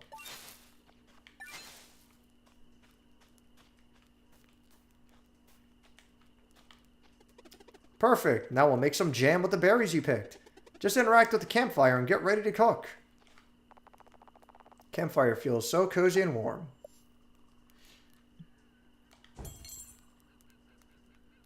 Huh? Is that it? Am I done? Do I cook more? Oh, I have to hold it down to cook. Berry jam.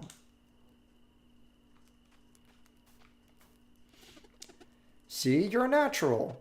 We can eat that jam later when we need to heal up. Thanks for the tips, Garl. That's going to come in handy for sure. Don't mention it. Hey, I'm ready for some sleep. Same here, and nothing but the stars above us. I'm loving this life already. Garl, I'm really glad you're here. Huh, I was just about to say that. Me too, guys. I wouldn't want to be anywhere else. Well, good night then.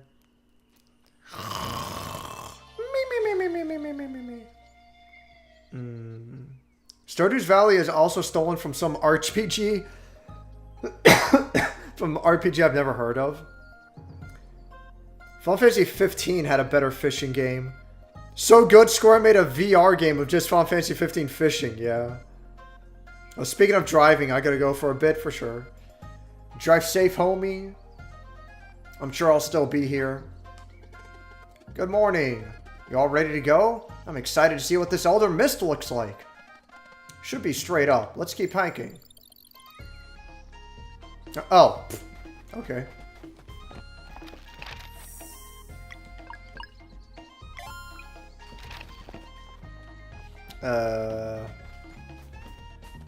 Which way leads to treasure?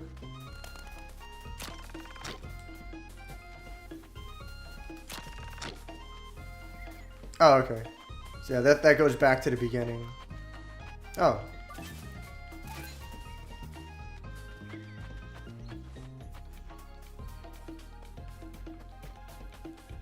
Oh. Basic armor. Basic bitch armor.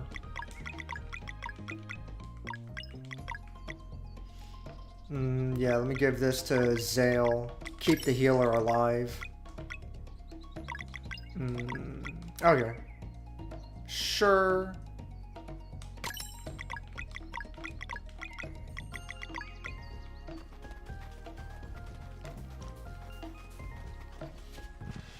Oh. Man, they're just hopping mad. Right. Hopefully I can pull this off.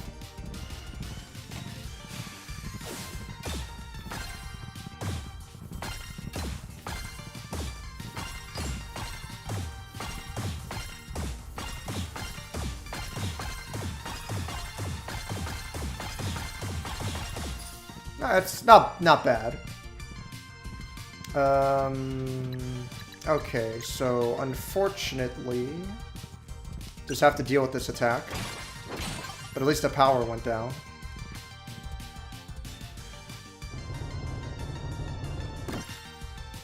God damn.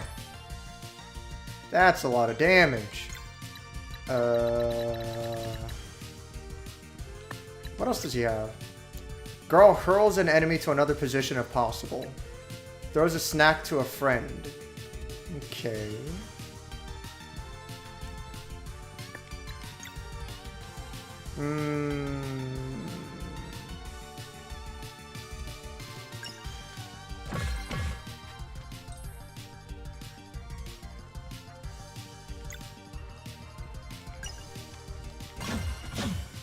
These guys have a lot of health.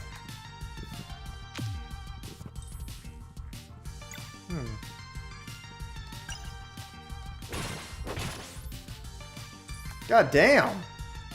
These guys have a lot of health. I was hoping to...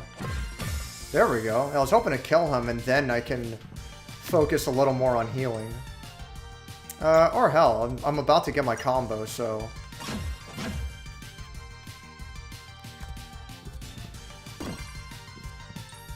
Almost. I'm not gonna do the timed hit, because I want to make sure that I get the combo going. Oh, come on. Can't I just, like... Ugh. Let me choose Nourish.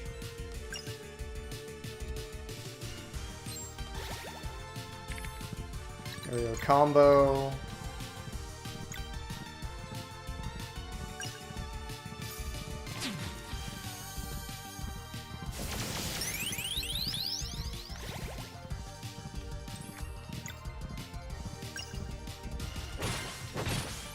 Fuck.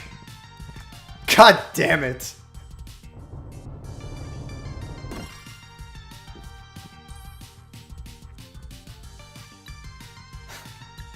Fuck.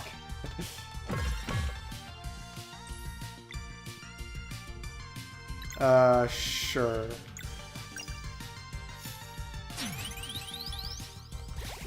God damn it.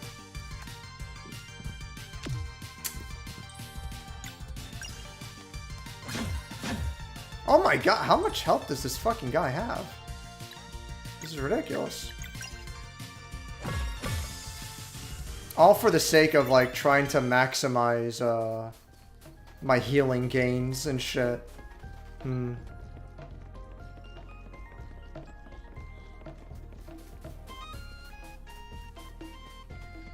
Yeah. I see. Okay.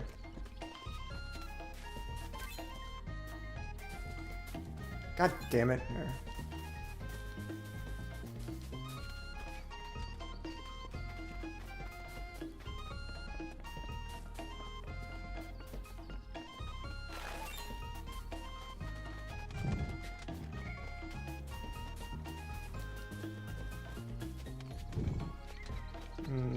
Okay.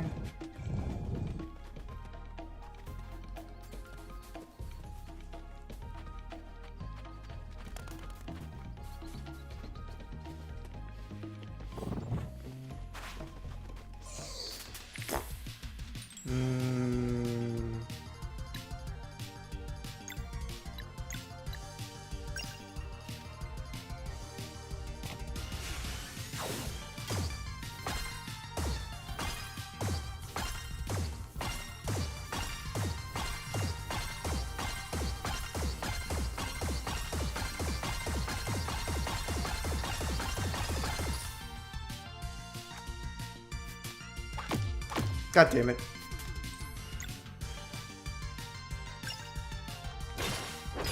Nice. All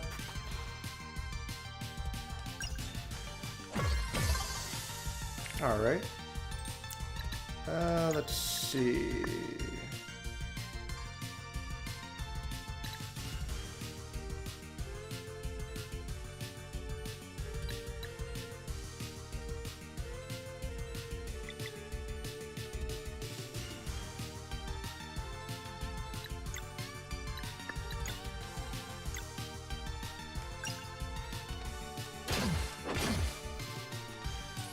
There we go.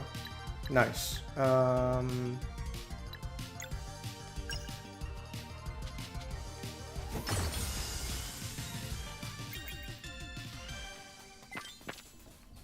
right. The combat's pretty good. The general gameplay concepts. And the game looks fucking beautiful.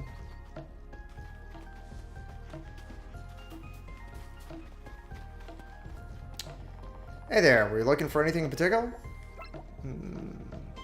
Nah.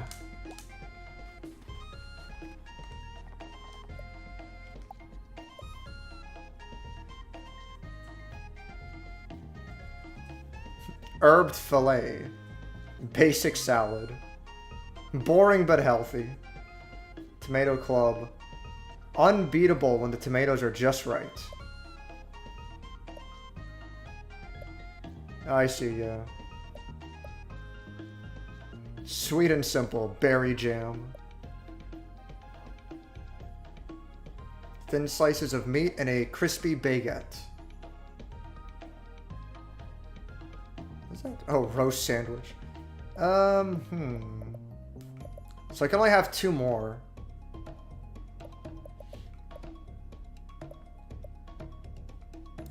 Just give me a basic salad and another tomato club. Or an herb fillet. Yeah, give me an herb fillet.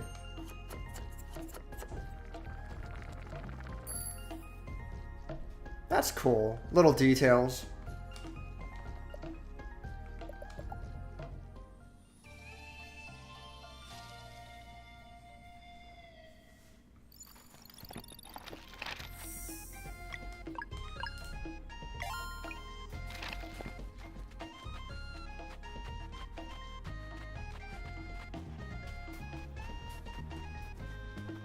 Where's the freaking gabagool? Yeah.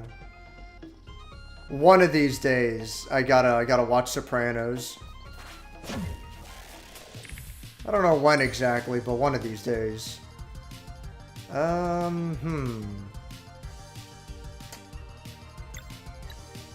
guess I'll stop this guy.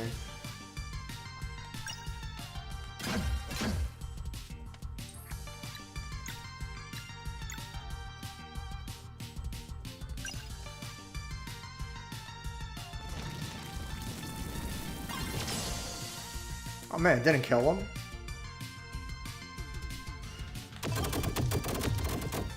God damn.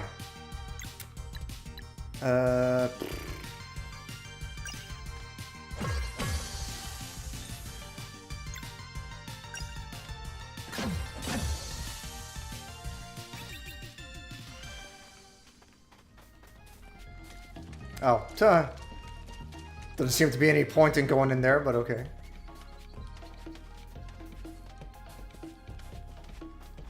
Oh, hello. A recipe for chaudre. What is this fucking French nonsense?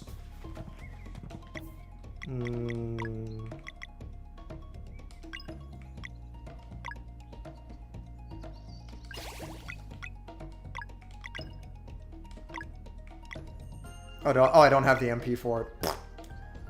Fuck it. Uh-oh, I wasn't here. I yield! I yield! Never should have come here. God damn it. I wanted to attack him from behind.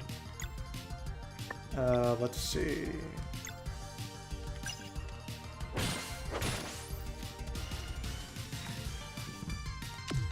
God damn it.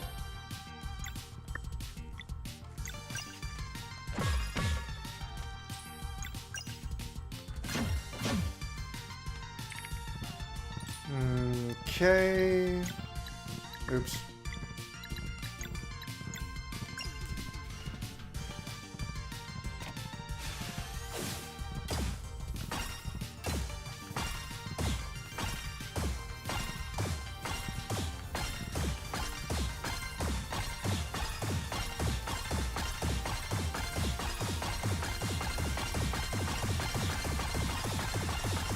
Nice! Bouncy. Bounce a boomerang 25 times in a row. Nice. That's pretty cool. Yeah, but, oh, right. Then Garl is able to then, because he does blunt. Locksmith? Oh, Locksmith. Yeah, fair. Break a total of 50 locks in battle. That's clever.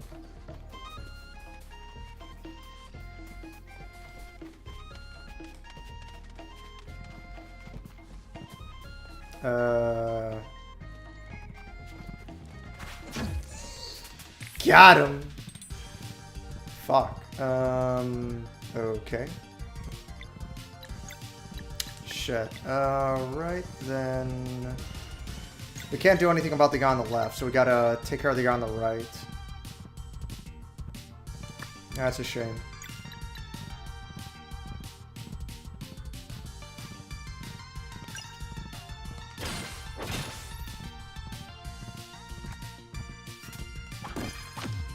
Fuck.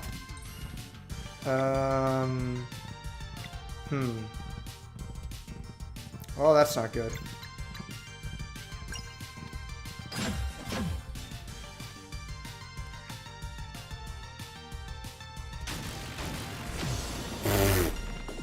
Well, shit. Motherfucker.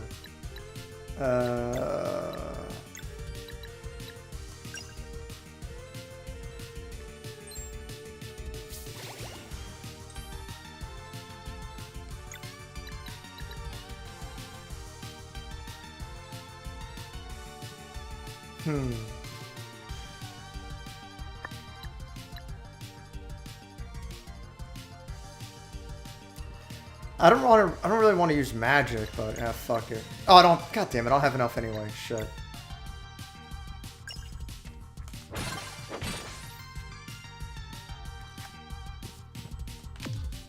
Uh-oh.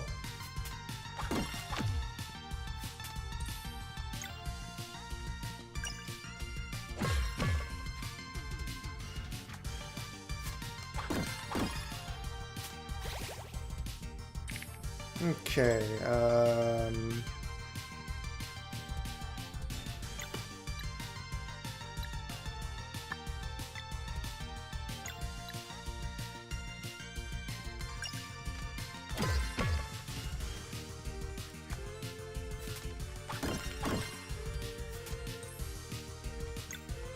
just gotta hold out until I get my combo.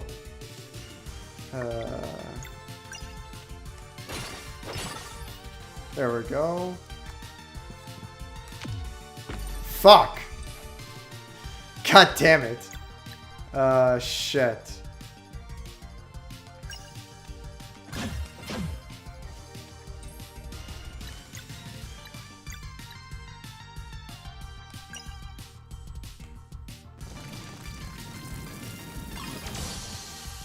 There we go.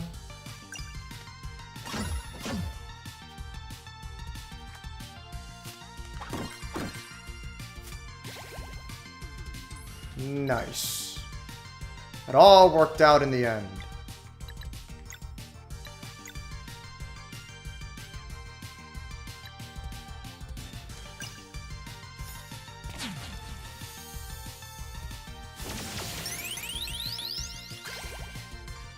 There we go.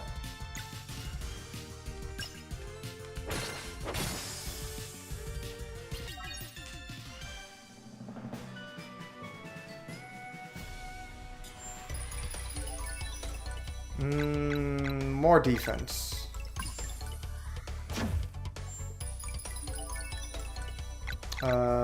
Magic defense.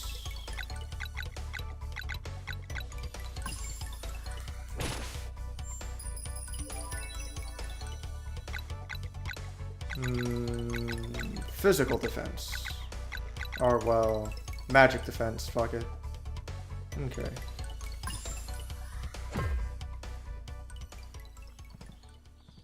Gotta stay alive out there.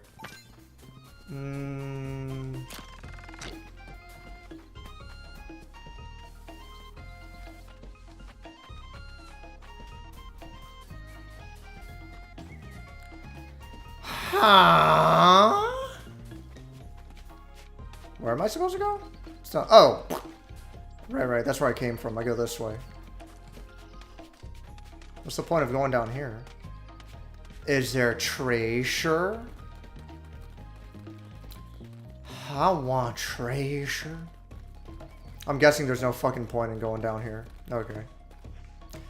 Like, is there or isn't there? No. Alright. Fuck it.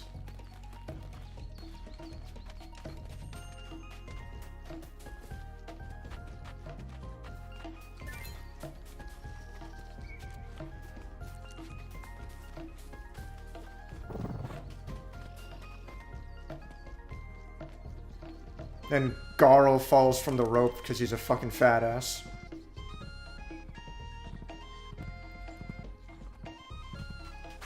Damn it. Almost got him.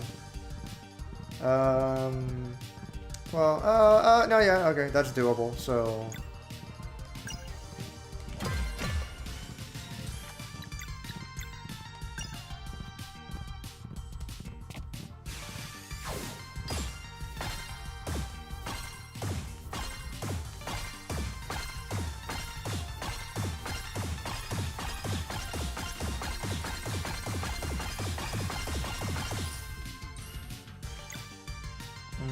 Okay.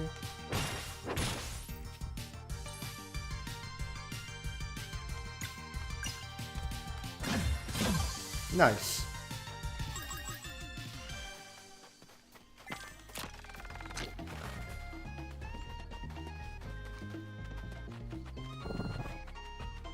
Oh, I was like, huh? Oh, yeah.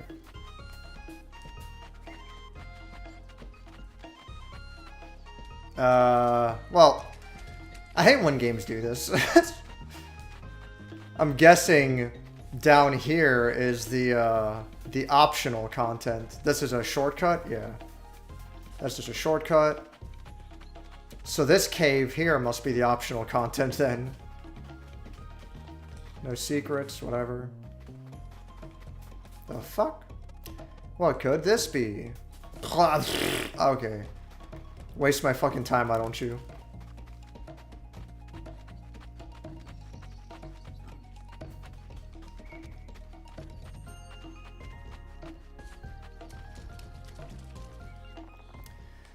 Ho ho ho.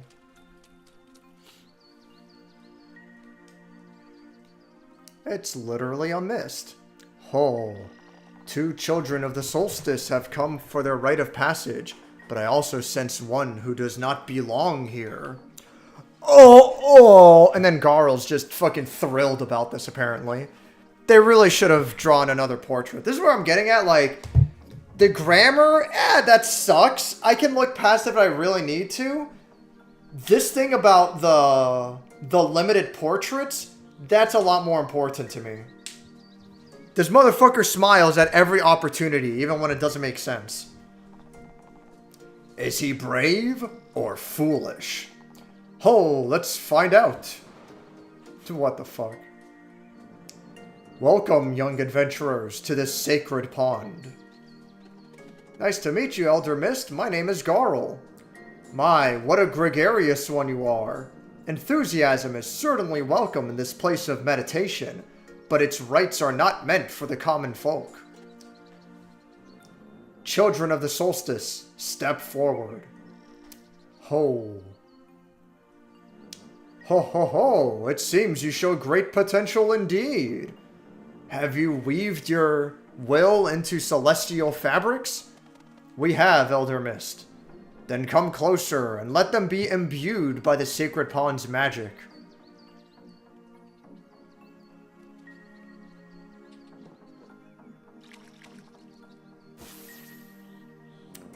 Oh, a tremendous resonance.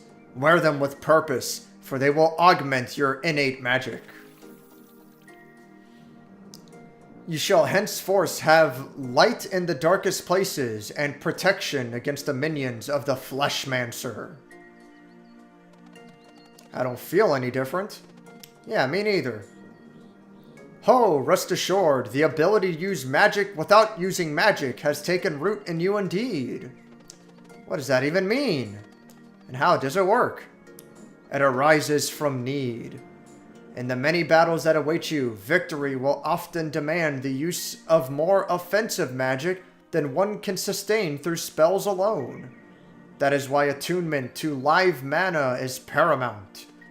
Live mana? Ho, it allows your attacks to draw from the magic bestowed upon you at birth.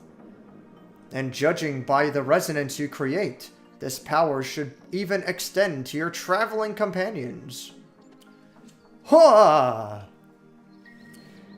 You are ready. Live mana will start manifesting for you the next time you enter battle. Are you ready for your final test? Elder Mist, I'd like to go with them. No, fuck you. The Elder Mist trials have never been undertaken by anyone but aspiring Solstice warriors. But I want to go with them, please. Okay. Fucking Kung Pao is such a good movie. I implore you to reconsider. Okay. Interesting. You are the first of the common folk to ever make such a request. He sure is a peculiar one. No doubt limited when it comes to combat, but the warmth of his heart. Could he bring it back? Perhaps we should try to find out. I will allow it. Alright, thanks, Elder Mist. Consider it a test of your ability to act as a companion to Solstice warriors. I won't fail. We are ready. Then close your eyes and take a deep breath.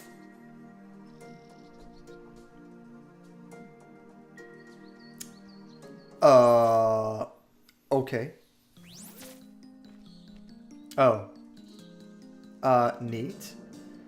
Welcome to Elder Mist Trials. To pass this final test, you must bring the 3 big relics together by completing their associated challenges. The monsters that will try to stop you are immune to physical attacks, and the use of offensive spells is prohibited. What? How then? That is why you must use magic without using magic. Live mana can boost your battle actions with a portion of your magic attack. Embrace this power, and your training will be complete. Whoa, I have to try that. The trials await. Should you wish to return for a while, simply close your eyes and concentrate next to where you just appeared.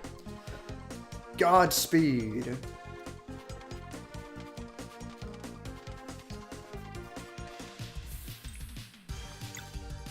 So I assume, this is like the tutorial for the limit break. That attack did nothing! A spell would probably do it, but we can't use them here. Guess that last part is where magic without using magic comes in. But how? Hey, some little orbs appeared when I attacked. Maybe that's live mana? could be. I feel a kind of pull towards them. Yeah, I feel it too. Let me try something. Boost! You've got boost power! Whoa!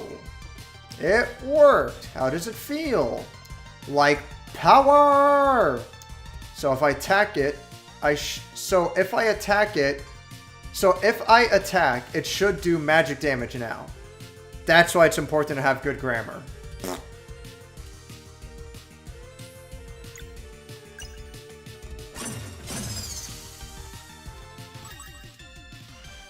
Okay, that was amazing. I want to try it next. Boosting has been unlocked. Regular attacks will now generate live mana. Hold R2 and press X to absorb a charge and boost. Up to 3 boosting charges can be stacked, each adding a portion of your character's magic attack stat to their next action to increase its power. In the case of regular attacks, the character's innate magic damage type, if they have one, is also added on top of their weapon's damage type. Whether you're dealing with an intricate lock pattern, need to make your next healing spell really count, or just want to deal more damage, remember to boost!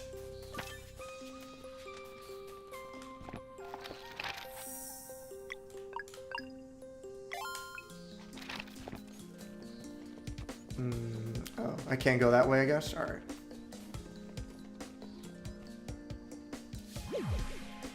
You got boost power! Been a long time since I played any F-Zero game. F-Zero's pretty cool.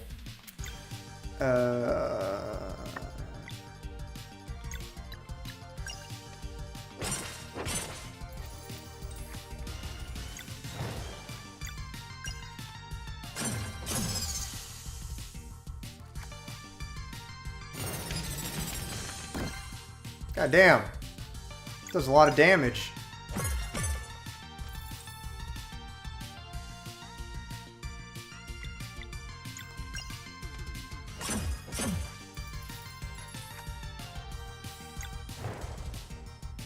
Huh? Oh, I can go again? Oh, okay, that's neat.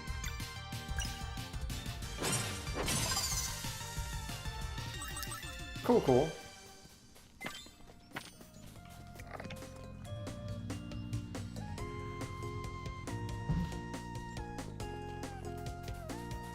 Oh-ho. Fucking basic bitch armor. I don't have anything else yet.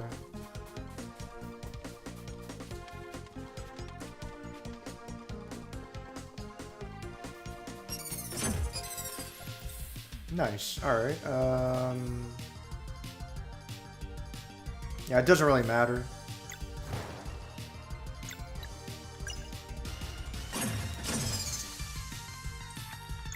I'll go ahead and see if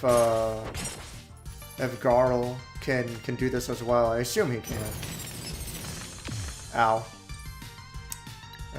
Or, better yet, I will simply use him to heal.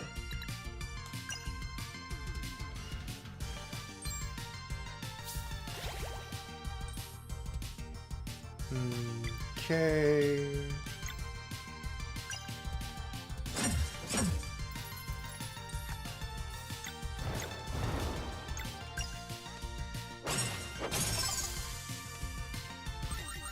Alright.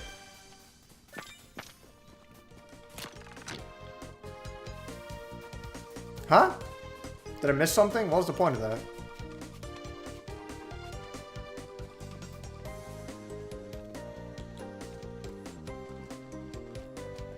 I'm not sure if I quite get it, but whatever.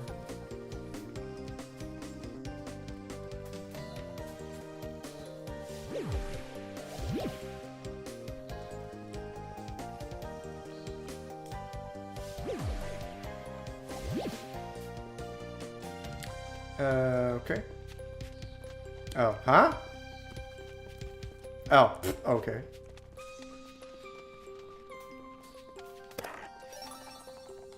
Shiny pearl.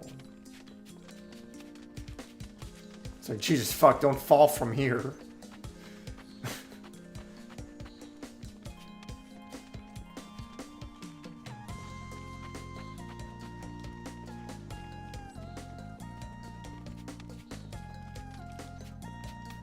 Oh. Okay.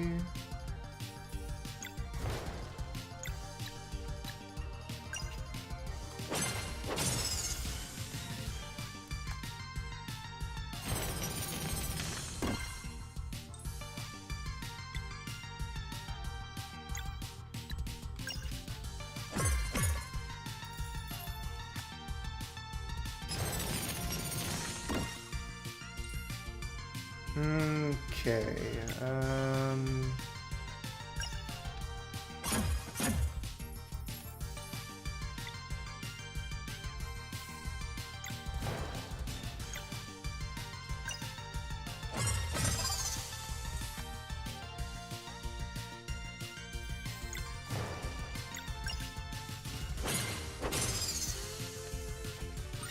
cool, cool.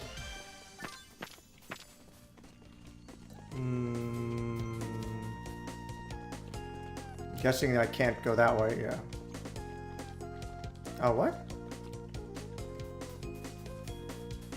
Why do I keep finding myself lost? Oh, okay.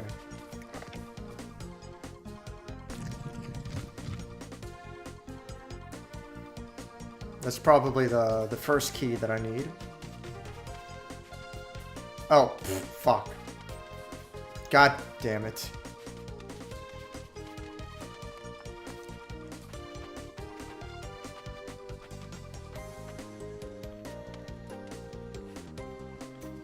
Fuck.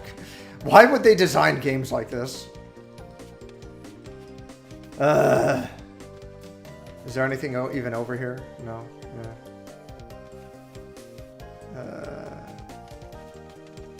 Yeah, okay.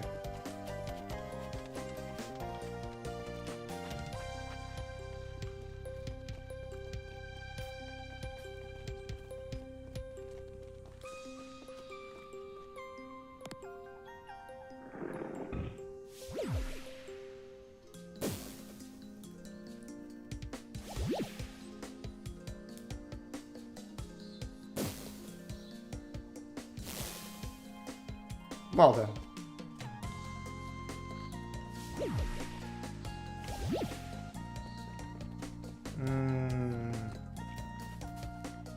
That's a big piece of shit.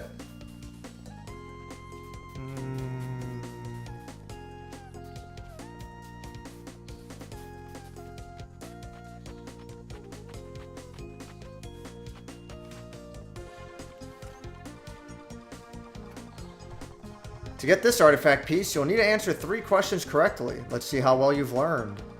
Of these 2 actions, which ones generates MP? Oh, Lord. Huh? Is that it? Oh.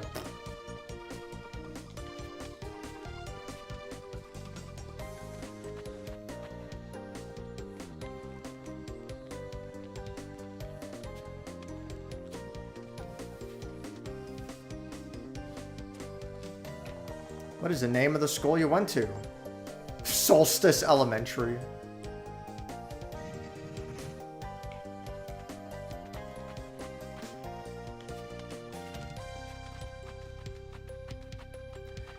Give me that fucking treasure. A recipe for mushroom scramble.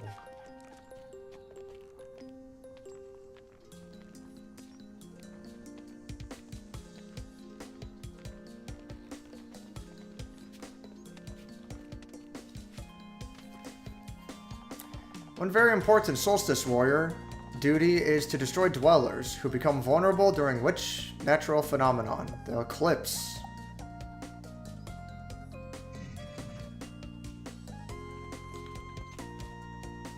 Just one more strive tourney. Bob, it's already over. Quit after this one. The point of quitting is that I'm not going to practice like fucking 4, 5, 6 hours every goddamn day. I used to practice so fucking much. And I don't want to do it anymore. These current tournaments are like half an hour long, and then they're over. I'm basically playing like about half an hour each week now. you know? And that's the idea. And that's considering that there's even a new avatar to unlock. If there isn't a new avatar, then it's like, fuck it, I'm not even gonna bother with the tournament. Where am I supposed to go?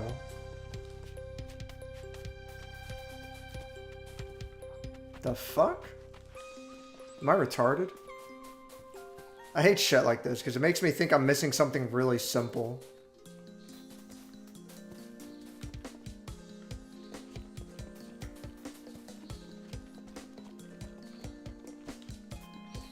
Oh, am I supposed to move the switch again? That's what it is, isn't it? God fucking damn it. Alright, well, whatever.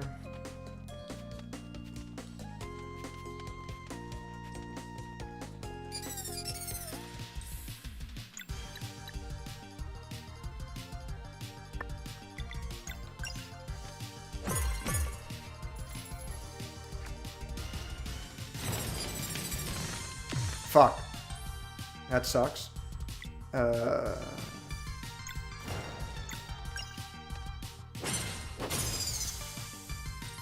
quit after the next one. Whatever. Whatever. 2 turns? Alright. So...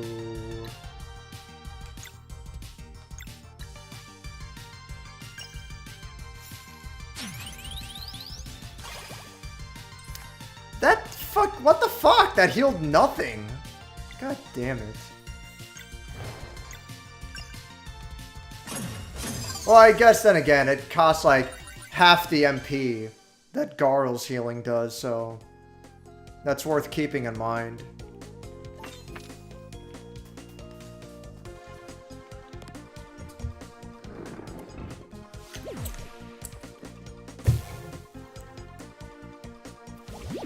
Well, that was easy.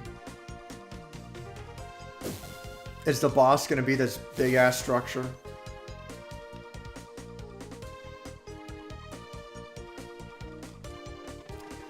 This is our last chance to prepare. Do you feel ready? Wait!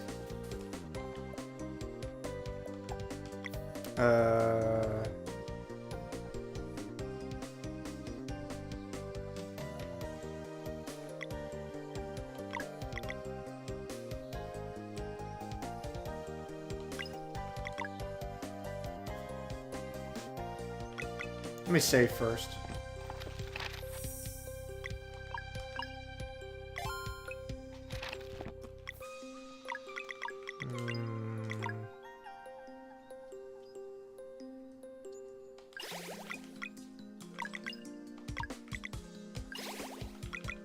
Alright, we'll go with that.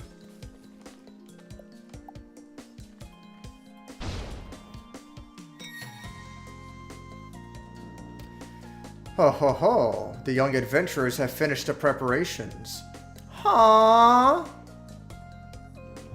I see you understand the power of live mana, but can you master it? We shall see. The use of spells is now allowed again.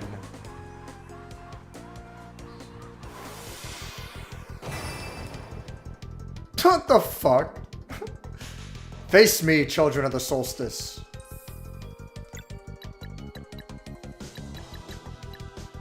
Okay.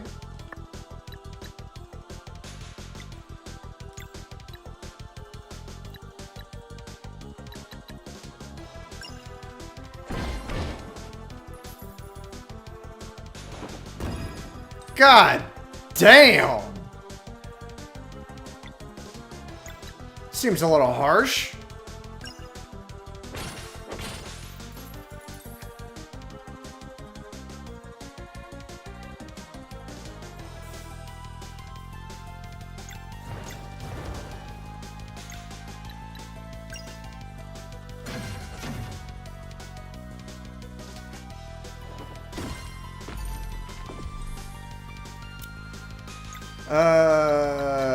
Fuck.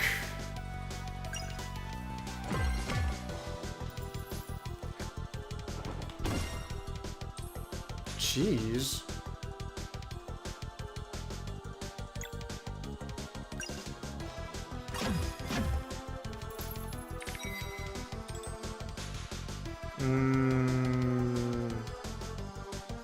Okay.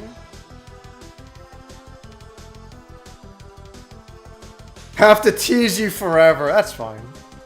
I don't mind too much either. And yeah, fucking Bonk is right. Holy fuck. Getting my ass kicked over here.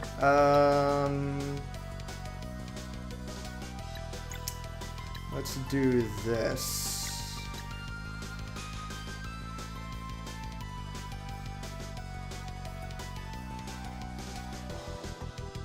Yeah, it should be fine.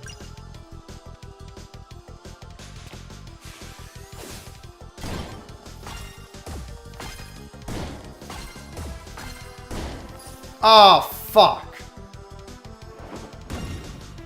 That is so harsh. God damn. Let's see. Like, am I gonna get sword countered here? Come, really? Alright, let's try this again. Jeez.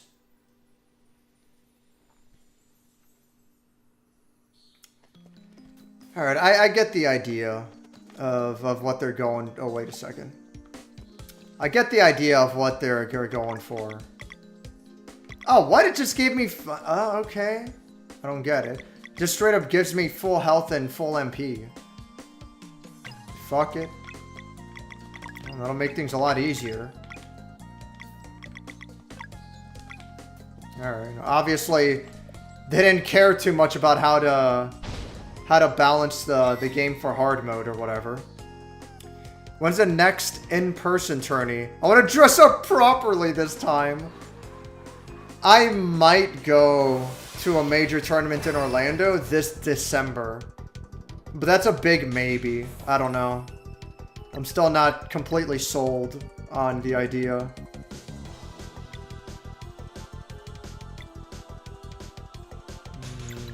Okay.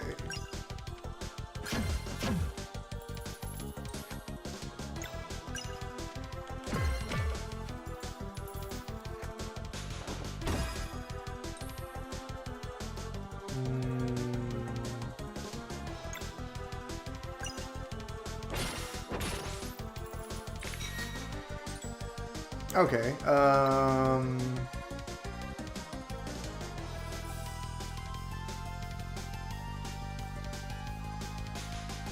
you know what, let me do this.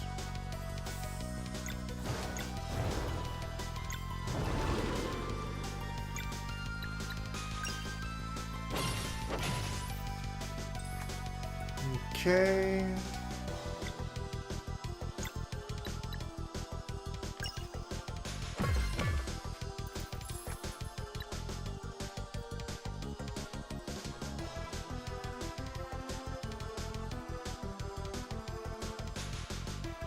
I'm thinking if I should use the boost or not.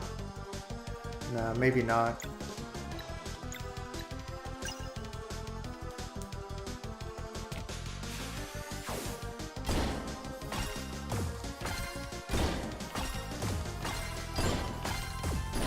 Fuck.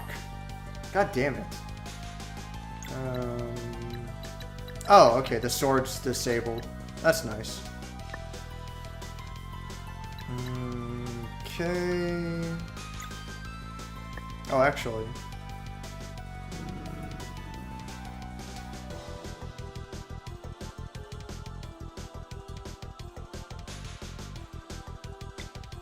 I'll have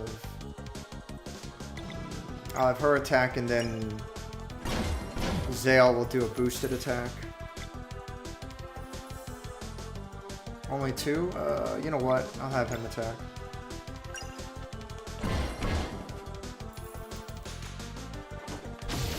God damn. Alright, so...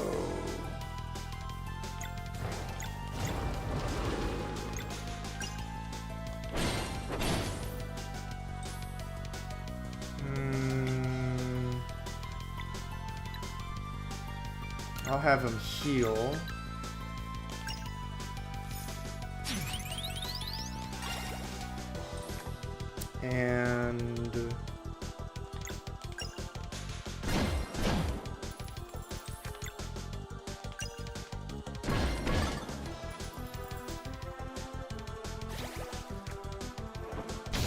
Fuck. Okay.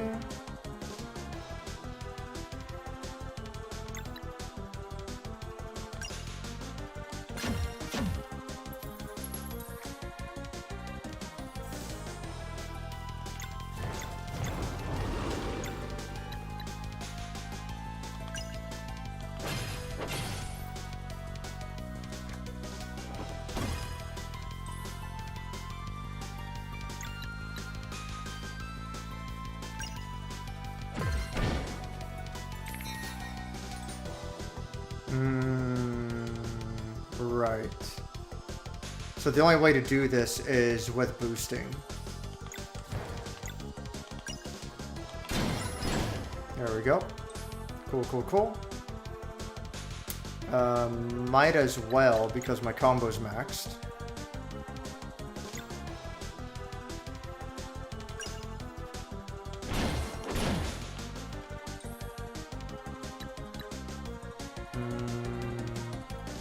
Okay. Robert here acting like you have to go to the tournament in a full suit or something. That would be pretty fucking funny. Let's see.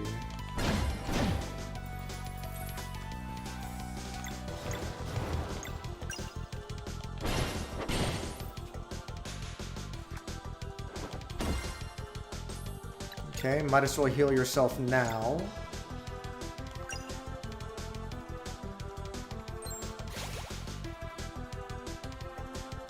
Okay.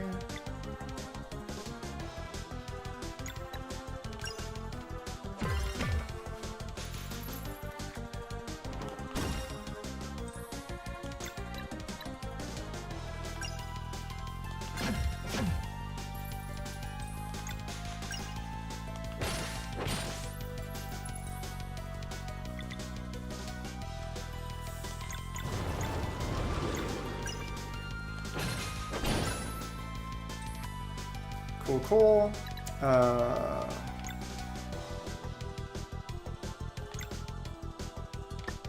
Well, yeah.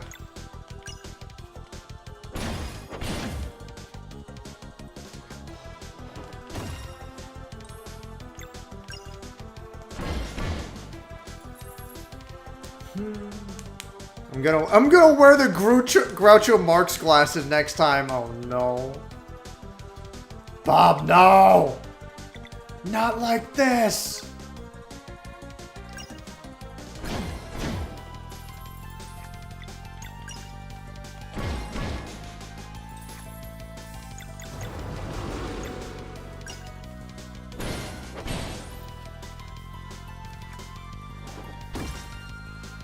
Okay. Fuck. Alright, so that's it. We have to get hit by this.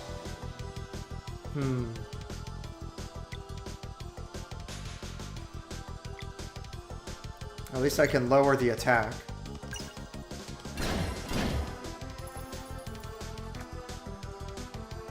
Ah. Oh, okay. That actually wasn't nearly as bad as I expected.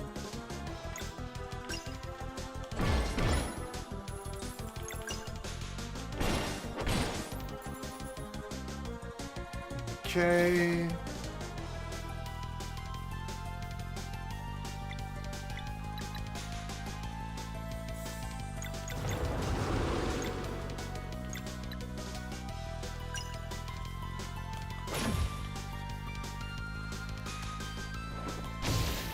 Fuck.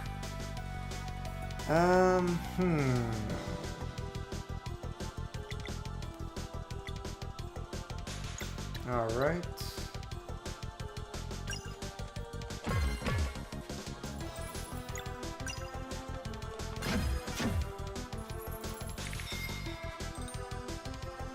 Okay.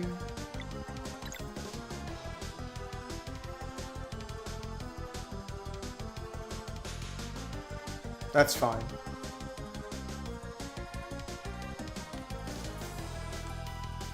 Nah, fuck it.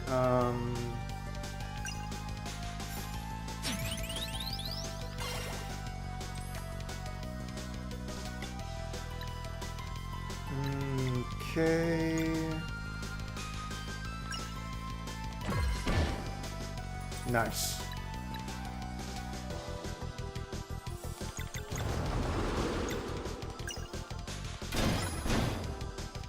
Oh, that doesn't count at... How does that not count as a second moon hit? Ugh. Whatever. Alright.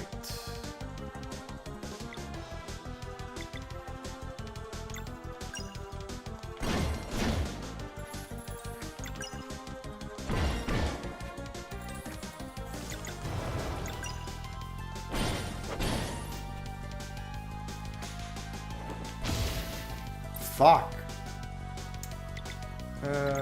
Right.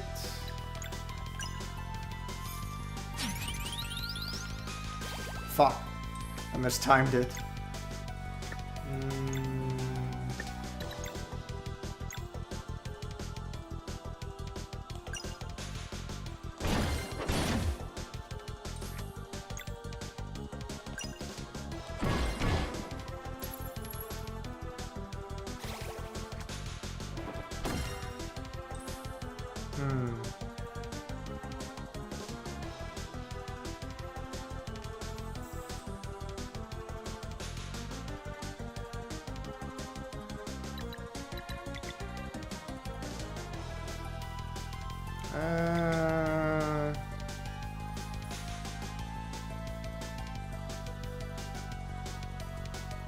Yeah, alright.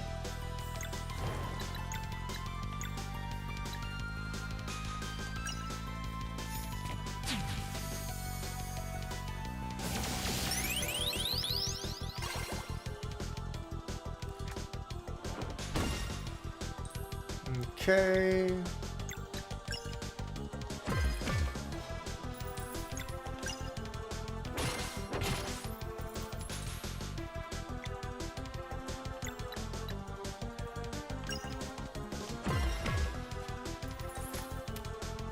So, how many orbs can I have on the field? Okay, so a maximum of 3 sets. That's good to know.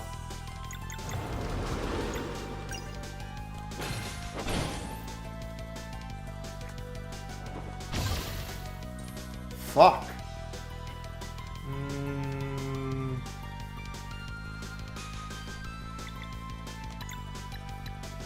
This guy sure feels like he's taking a while to die.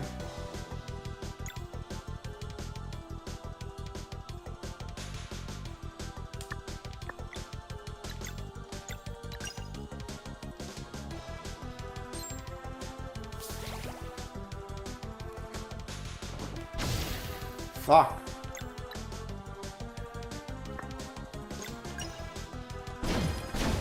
Oh, there we go.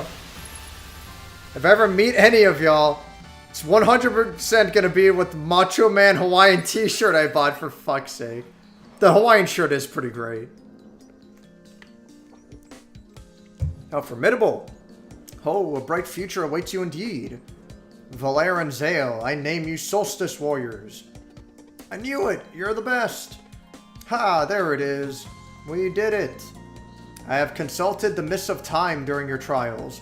When you're ready to leave this place, find me back at the Sacred Pond, and I will tell you of your respective prophecies. Then you will be sent out into the world. Won't take long now.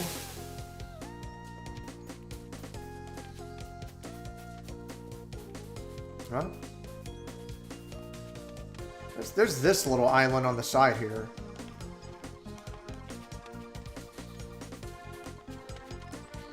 Oh, well, whatever.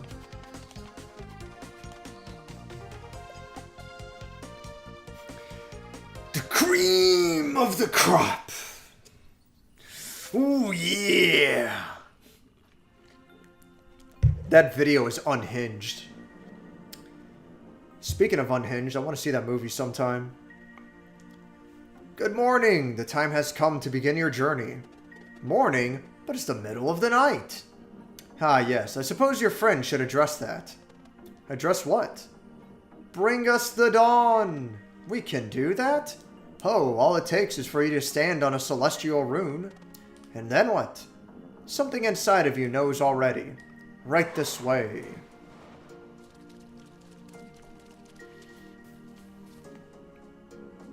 Now concentrate and bring us the dawn. Use R2 and L2 while standing on the celestial runes to change the time of day. Huh? What? Oh, advance time, rewind time. Tuh. Really? That's a pretty neat effect. How did you do that? That's the coolest thing I've ever seen. That part is always easier by simply going for it. Now, in your travels, you will sometimes find mechanisms and seals powered by magical runes that react to the time of day. They were put in place by solstice warriors who came before you. Some conceal artifacts meant to help future members of the Order Some conceal artifacts meant to help future members of the Order, such as yourself, while others seal away evils that were too powerful to confront. Whether or not to look for these artifacts and challenges will be entirely up to you. Now your journey can begin. Come and meet me beyond this chasm.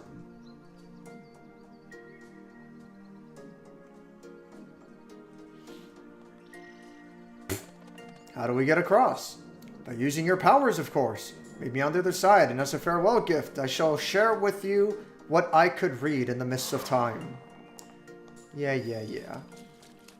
I do find it hilarious how cavalier this game is with fucking not just personal time travel, but like, oh, we're just gonna control, yeah, like, you know,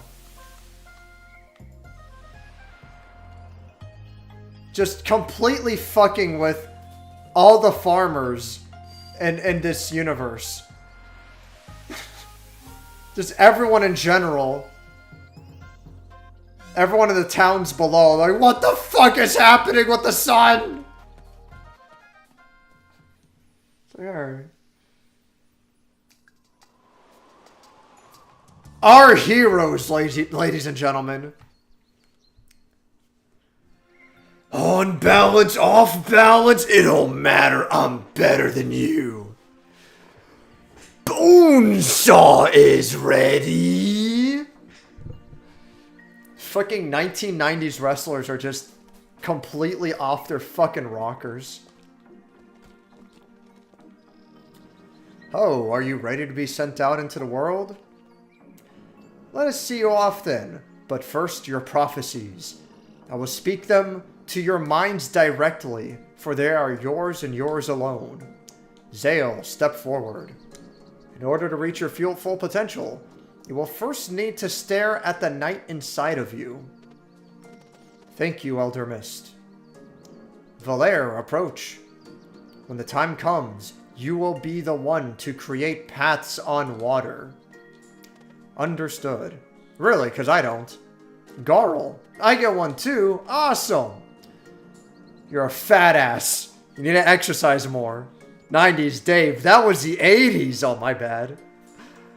My bad. I actually don't really think about pro wrestling before the days of Stone Cold Steve Austin. But yeah, like Hulk Hogan and Andre the Giant, that was like fucking late 80s, early 90s, right? Or was that like the middle of the 80s? I don't really know. You must be mindful of your limitations during this journey. You got it, Elder Mist. Garl, this is not a conversation. Oh, my bad. Carry on. The mists are unclear in your case, but it appears your heart might be warm enough to soothe a long tormented soul. Okay, I'll do my best. You have now learned everything I could teach you. I'm sending you to Sleeper Island, where you are fated to meet a crew bound for adventure. Make friends with them, and they shall help you reach Wraith Island in time for the next eclipse. Okay. To activate this giant, give it the name Xtol to be sent to Sleeper Island. To return here, simply go to Xtol and speak this one's name, which is X-Toll? Cool. You fucking idiots. Now they won't know how to get back. Well, I suppose we won't be seeing each other for a while. Ho. No, wait.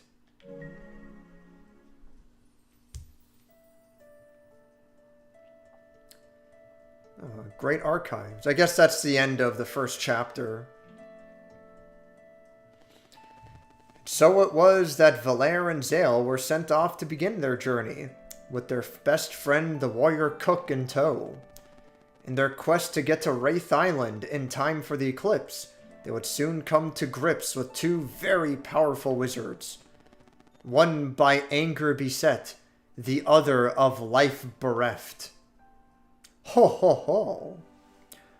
Fucking Frenchies! Andre and Hogan was mid-80s to like 91 at most. For sure.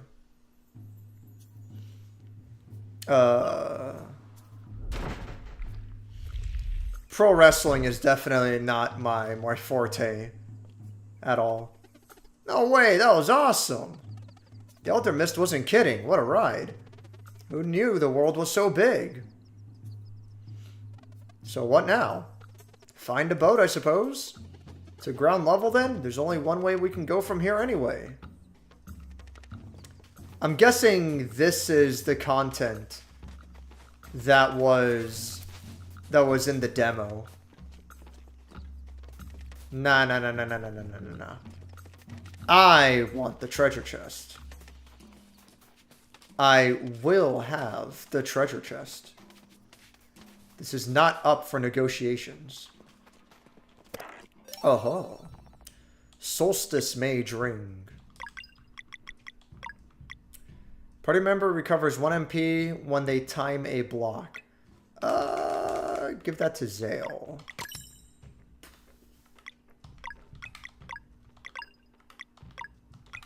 Okay. Oop, whoa. And make sure that his healing is always available. That was awesome. I have debilitating brain damage. Yeah, that sounds about right. I doubt they have like comfy seats in there or anything. Or, you know, that like they have fucking seat belts. They're properly buckled in. Fuck it though. Whatever.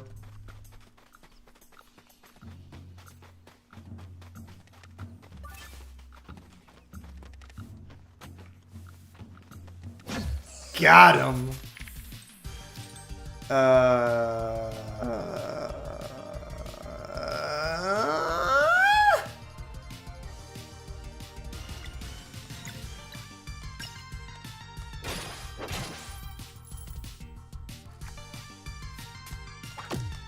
Ow. Right.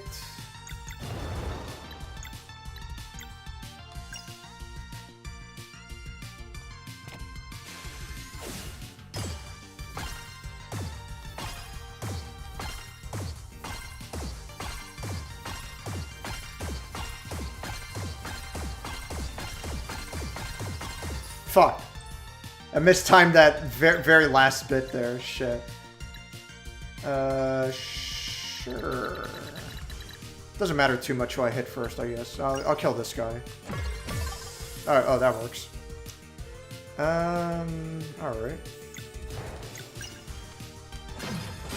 Nice. I should have done the combo. Ah, whatever. Do I get MP for doing combos? I'm not actually sure. Of all the extensive tutorial shit, you figured they would tell me if combos regenerate MP as well. Fuck, this is a rainbow conch. Oh, might interest a collector. Okay. Okay, so yeah, that's where I just was. I was afraid that I might have missed a treasure chest, but it doesn't look like that's the case.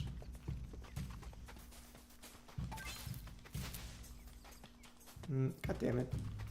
Oh, that was both of them? Oh, okay. There's a rabbit hole and a half to go down that I don't even know much about. I grew up mainly with early 2000 stuff, dubbed the ruthless aggression era. Now that I think about it, when you say you grew up in the 2000 stuff, mysterious character. Ho ho. When you say you grew up in the early 2000 stuff, now I'm thinking, when was Hollywood Hogan and Stone Cold Steve Austin? That era was late 90s or early 2000? I'm not 100% sure. I want to say it was early 2000. I don't know. Because I stopped following wrestling after I was a little kid. And I was born in 89. So I want to say 97, 99 sounds about right for me.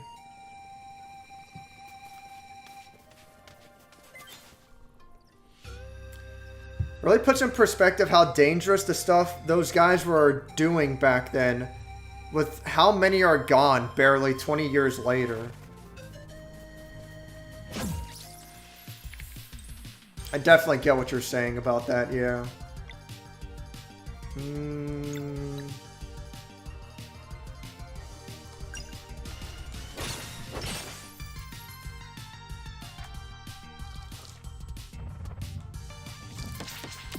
Fuck. That sucks. Let's go ahead and heal.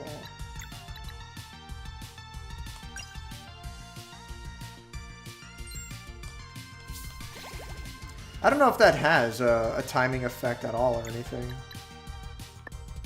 Alright. Resist? God damn it.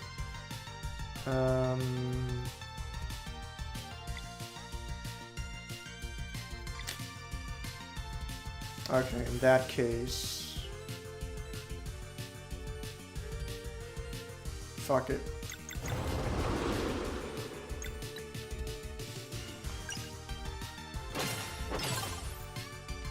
Resist again.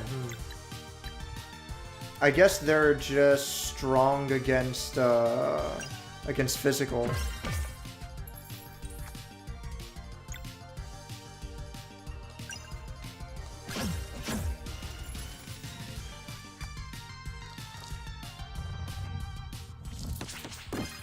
There we go.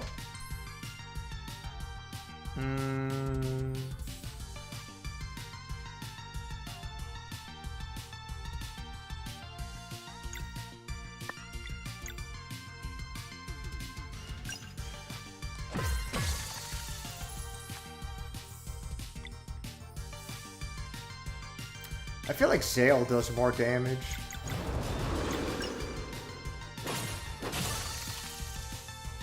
Okay. Gotta remember to use my combos. The surface feels fragile. It'll probably break if we jump from high enough. Good thinking. Let me go ahead and save again. Fuck it.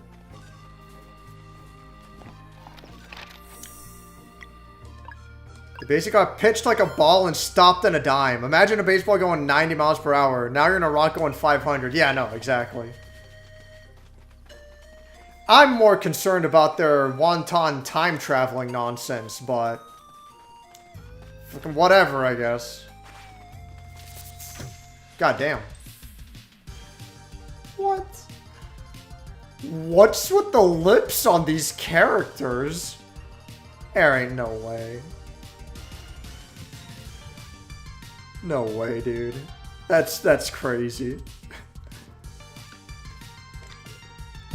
They're probably all smashed in the side of the pod. Mid to late 90s. It was part of the Monday Night Wars between WWE and WCW. That sounds familiar, yeah. That sounds about right. Okay. Let me do a Moonerang.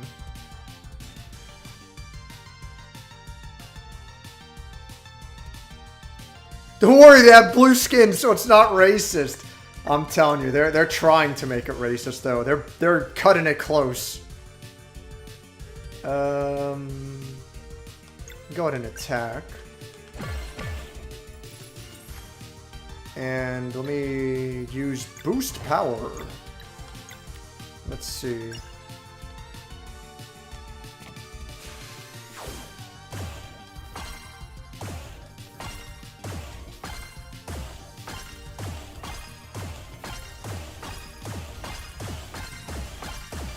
God damn it.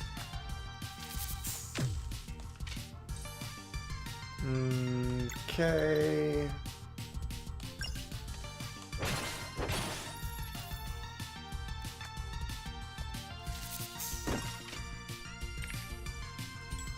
Right. That's fine. Oh, just fucking dead. Oh,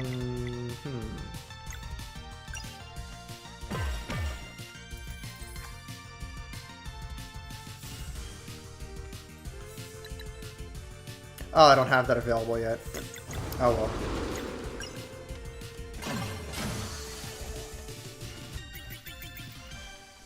Alright.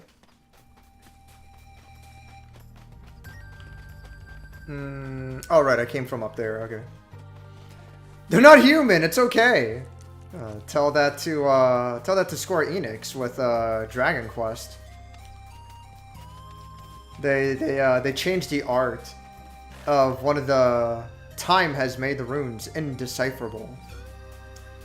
They changed the art of one of the ogre monsters to make it less racist, and it's like... I feel like by changing the art in that way, you've made it more racist. Because now you're saying that the ogre looked like a black person, which is like... is that really what you want to be saying about this? I don't know. I don't know, man. How about let's not go down that road? I don't know.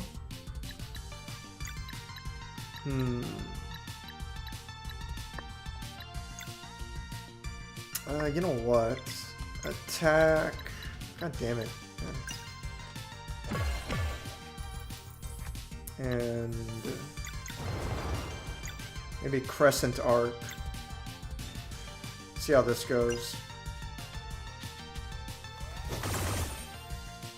That sucks. Fuck.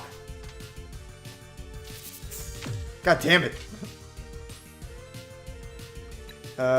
This sucks.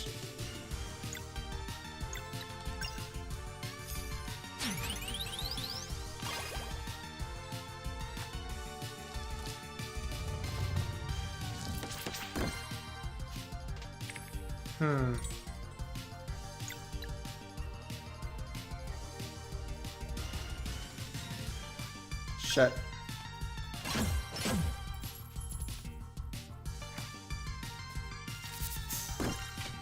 Fuck. Jeez.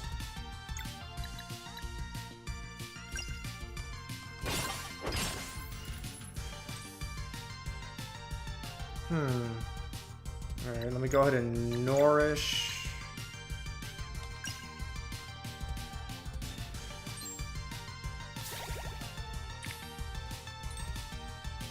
Oh man.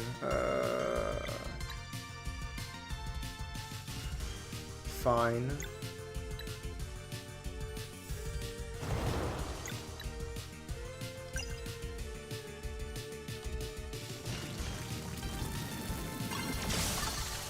That works.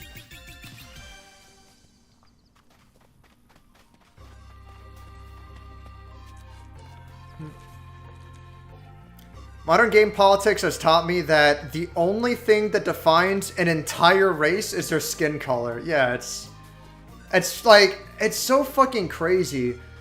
By focusing so hard on that, they're making it more racist. It's and like and no one seems to see that. I don't know, it's fucking crazy, dude.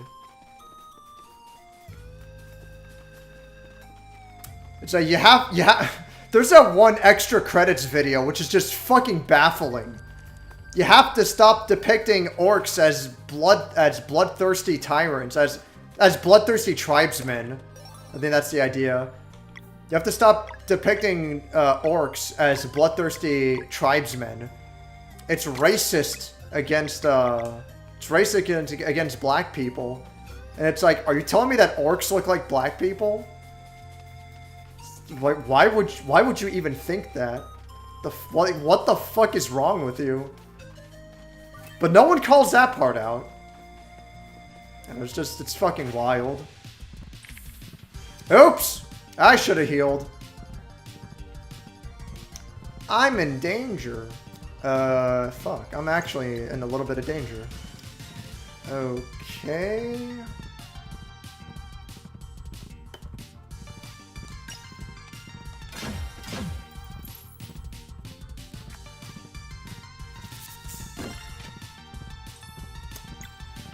Well, this sucks.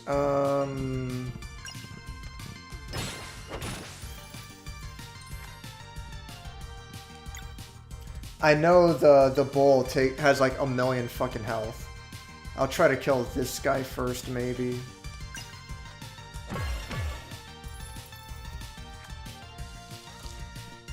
Fuck. Okay, yeah, alright. Sure.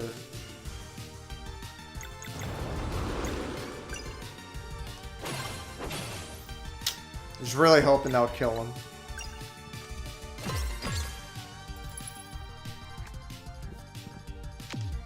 Fuck. God damn it. No! Ah, son of a bitch. Well, this sucks. I'm kind of fucking dead.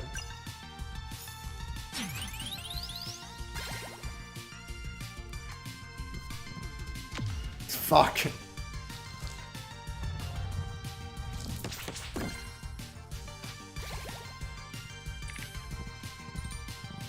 Okay.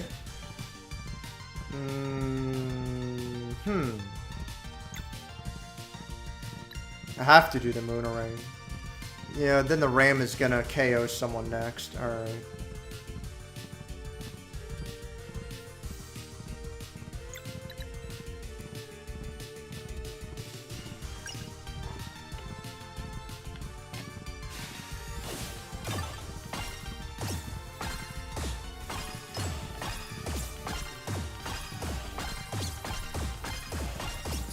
Damn it. Alright.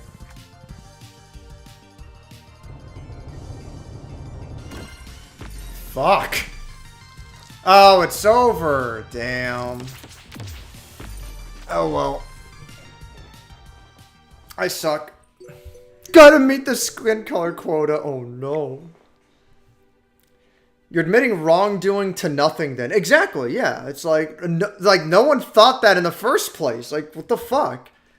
They're virtue signaling for a problem that doesn't exist.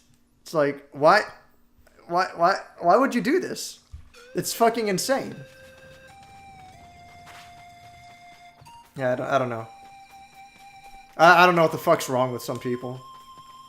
It's totally fucking wild.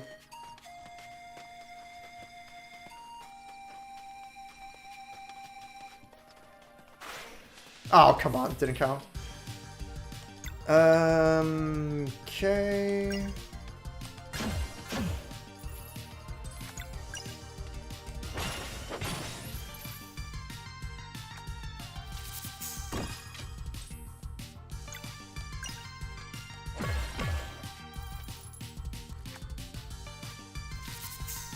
Fuck.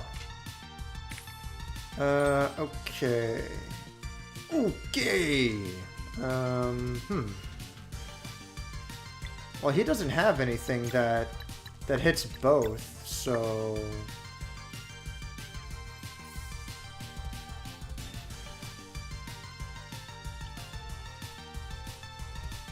Alright then, well...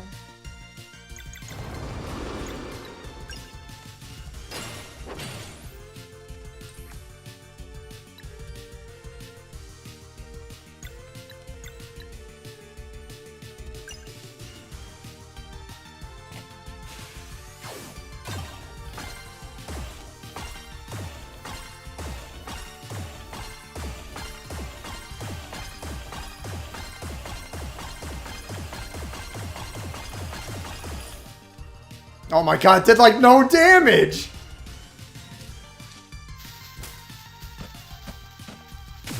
Fuck.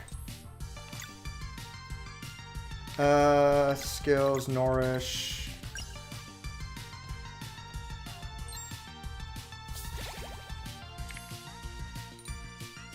Are you fucking kidding me? Okay, that's fine actually.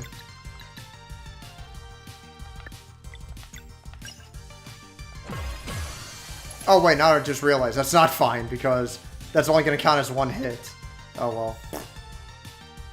Whatever. He died anyway, so it's fine.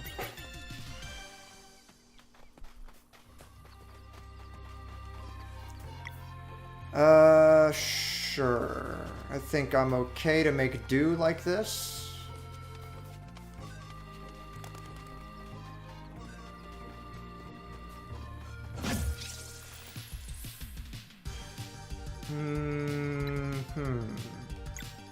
Maybe I should just do Moonerang right away, but then I don't know if I need it later. I don't know. Or maybe I'll do Sunball.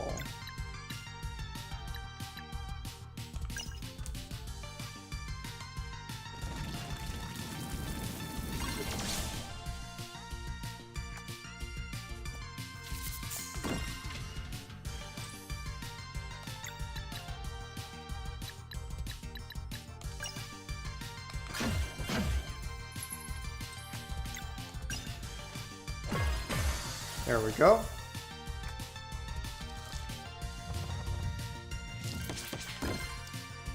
And then I'll do Moonerang, because I know that they're weak to the moon. Nice. Alright, sure.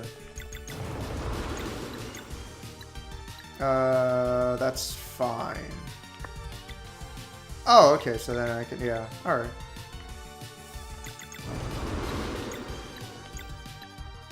Oh, but then, yeah. That's the thing, it's gonna be heavily reduced damage on this guy. That's lame. Alright, I'll do this. Oh, and then he just dies anyway. Let me do this.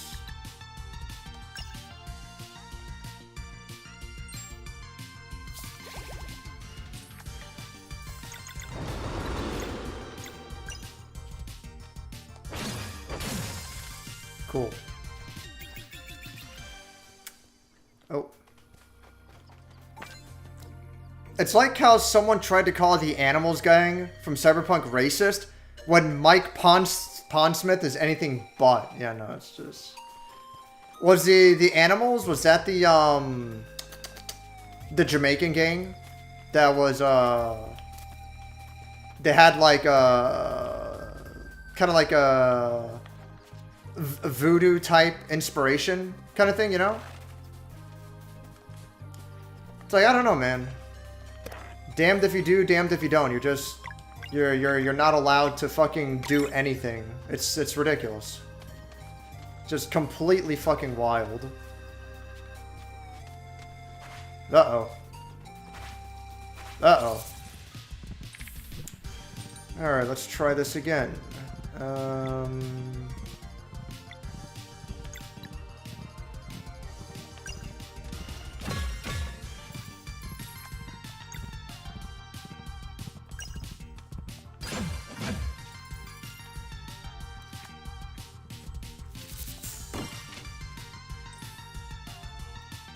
Okay.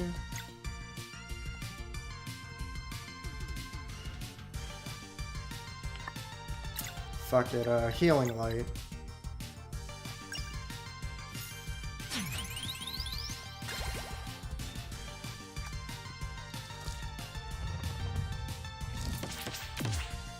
Fuck. Well, shit. Yeah, so I can do that. It's still gonna suck.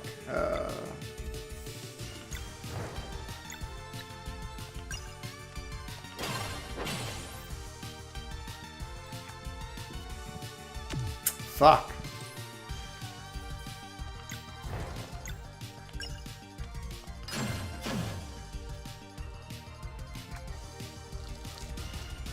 He's dead.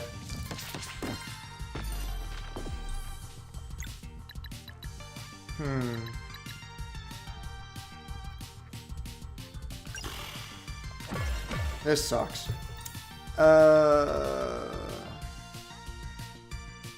It's really offensive to the orcs. Oh my god. They were the French African musclehead gang. Huh? I don't remember. I guess they had a voodoo thing going on. They're all assholes anyway, yeah. That's the voodoo boys. The animals are people so focused on augmenting their strength, they're literally animals. I don't quite recall, but I'll take your word for it. Can't remember anymore. All I see are targets to click on. Their leader is a woman who's so stacked, she's a brick shed house. Isn't that the boss you fight in the mall? As Default said, they're all assholes. Nothing good comes from Night City.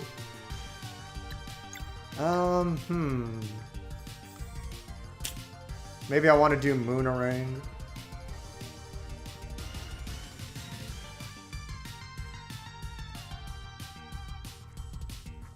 Fuck, I don't know. I feel like I'm desperate. I could heal Valere.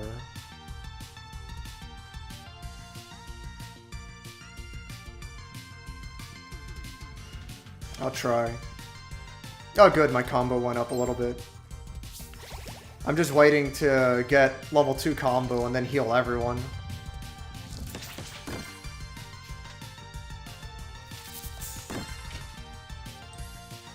Okay,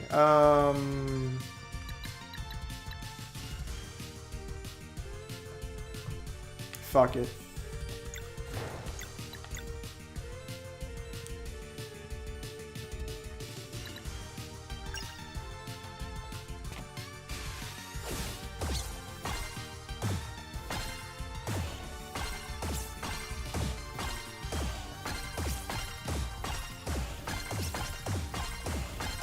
Fuck. Oh well. I could have done better. Okay, good.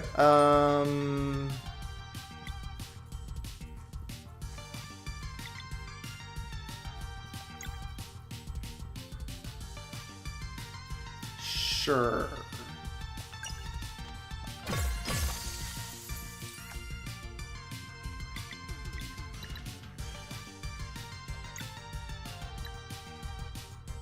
Yeah, now's a good time to use it.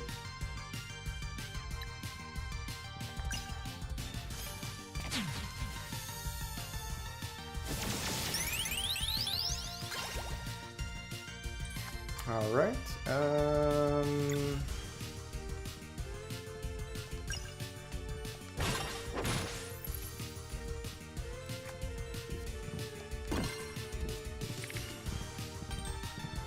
Cool. Not cool. Fuck. Well, shit. Hopefully he dies in this turn. Nope.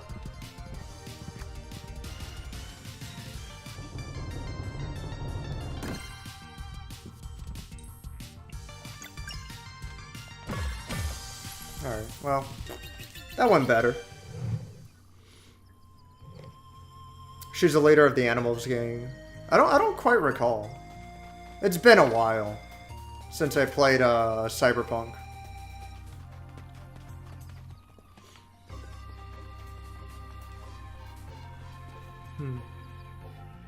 Never figured out how. Oh, if you sneak past her, then after dealing with Netwatch peacefully, she actually compliments you. It's incredibly hard to do.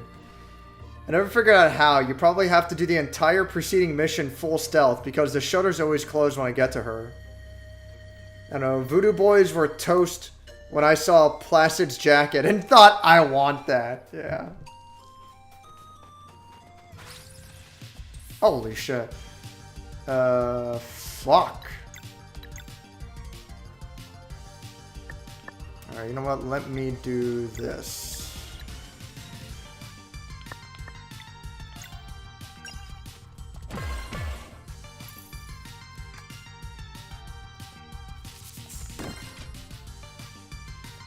Okay,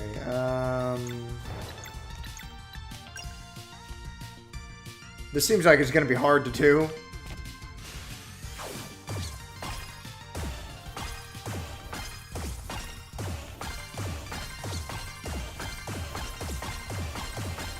Fuck. Oh well.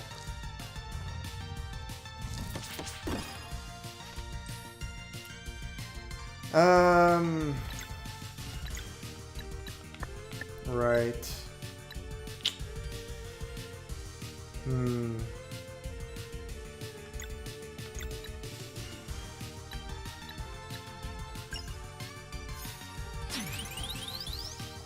God damn it.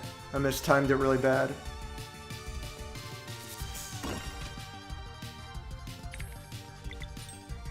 Okay, shit. Oh, that sucks. It's, man, that's so annoying. Fuck. I mean, I don't have much of a choice here. This game is so fucking stupid about that. It's like, oh, you should use magic when you have full health, when you have full MP. Otherwise, it's a waste. Oh, what? You really needed the magic then? Haha. Why didn't you save it, idiot? It's like... fucking stupid. Fuck. Alright, at least he's dead.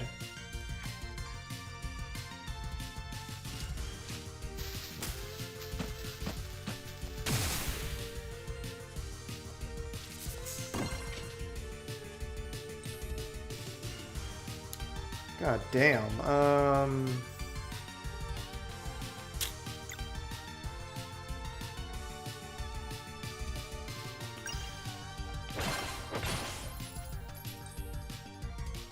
Okay.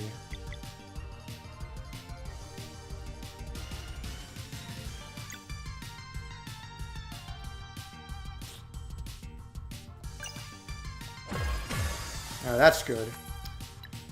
Let's see.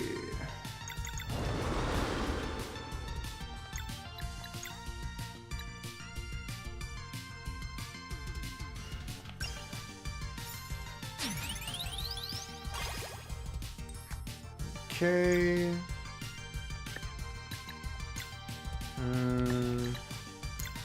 I'll hold off. Because the combo's not going to kill him anyway.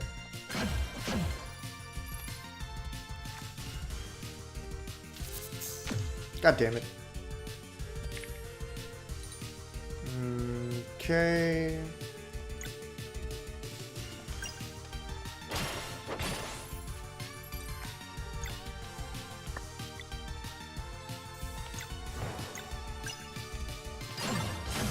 Damn it. Right when I got the 2 combo. Fuck.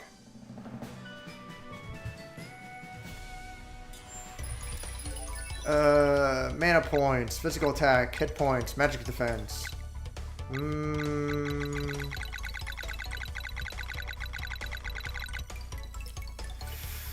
Fuck it, magic defense.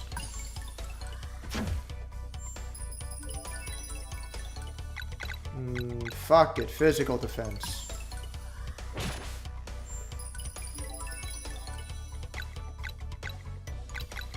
Hit points.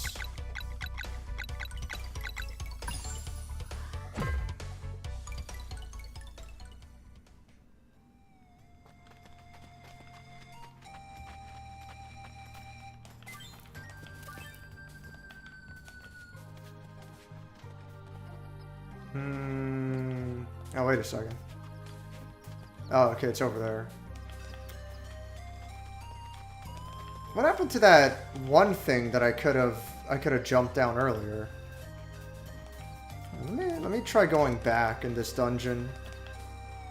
Oh, huh? Let me go this way. Hopefully the enemies don't respawn.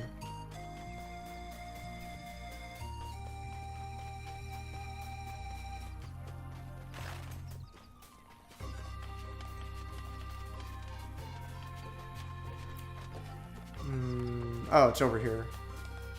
God damn it.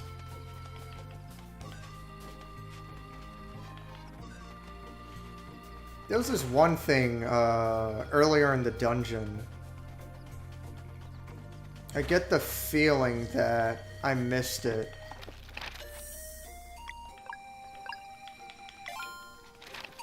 Worst comes to worst, we'll just call it a little bit of extra grinding, I guess. Was it in the previous area? No, I must be retarded, right?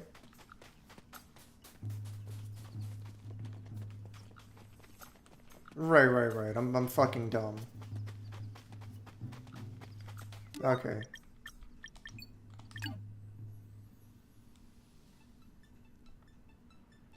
Come on.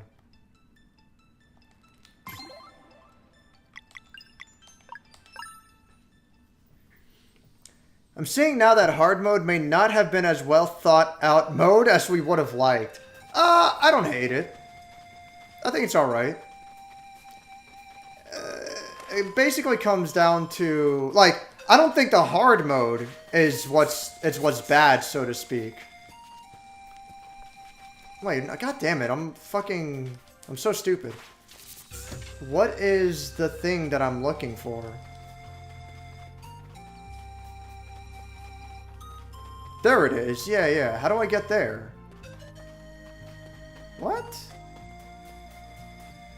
So then I can't get up on that cliff yet. And if I go this way, then I just leave. Alright. I thought I'd missed like a secret or something. No, I don't think hard mode is necessarily the problem. It's the game as a whole.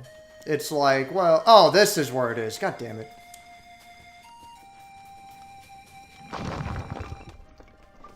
Oh, that's a lot of mushrooms. It's just the foundation of the game being that you have to save your magic just in case you really need it for a moment. Because you're not going to regenerate it in time. Which I feel like is kind of dumb. It's especially dumb because they tell you the opposite. But yeah, whatever, I guess.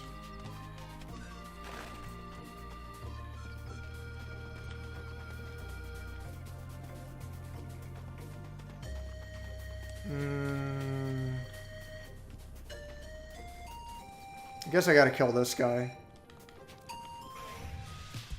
Alright, well.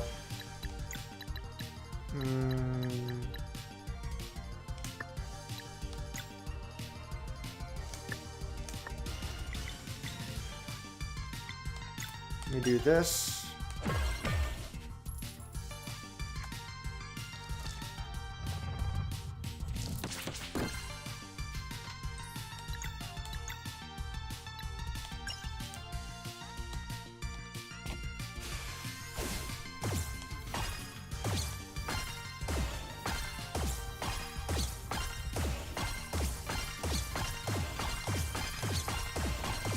Fuck. God damn it.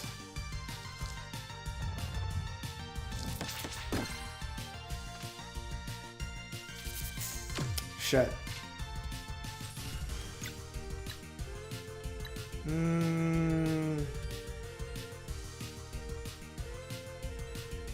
Yeah.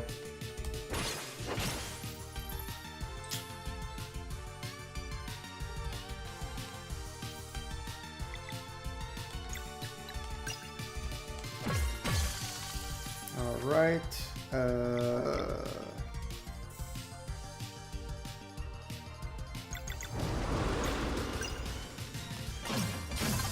That's good. Come on.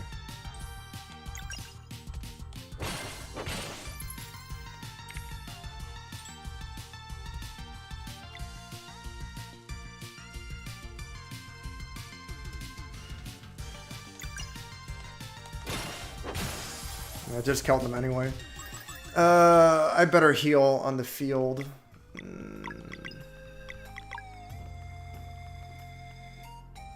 Yeah, I'll do this. That'll carry me for now.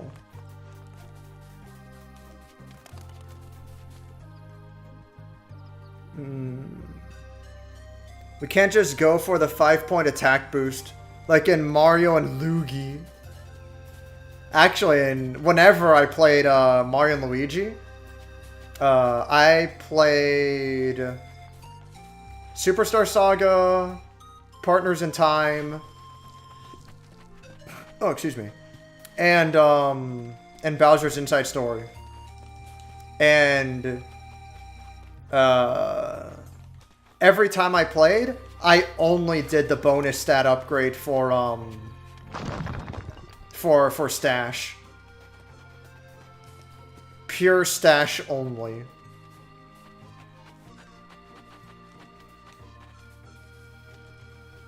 It's pretty funny that mustache is its own stat in those games, and it essentially covers luck. I thought that was fucking great.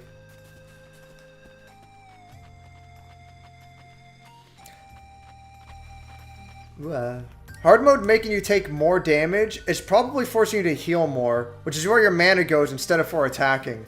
That's part of it for sure, yeah. I don't think it's necessarily done. I don't think it's done terribly, but it's and then you have shit like this. Lord. All right. Let's see. So we're gonna have to take a bomb no matter what. Oh, actually, no, we don't. I can prevent this after all. Okay, that's good. Yeah, okay, never mind, it's fine. You just have to think a little bit strategically, which I am bad at.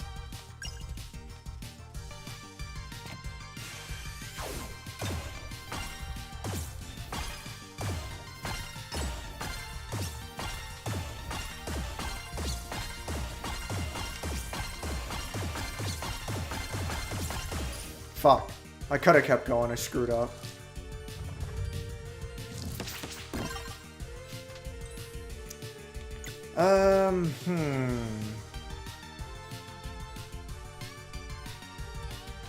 I guess I should heal.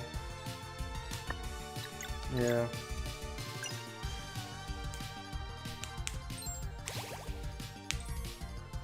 I did attack for Mario and stash for Luigi.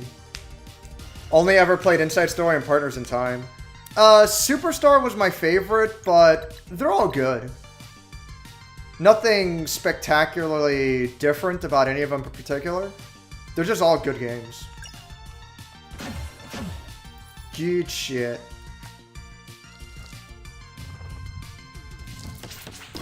I remember on 4chan, Partners in Time got a pretty bad rap overall.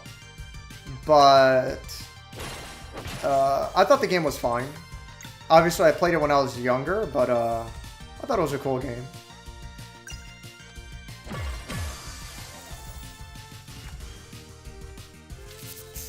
We should definitely be able to get the combo up to level 2.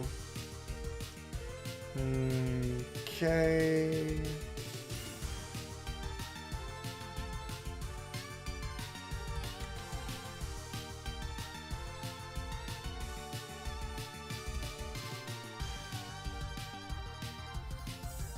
Let me see here.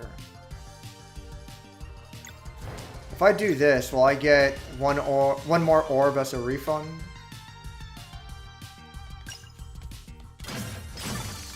No, I do not. Okay, makes sense.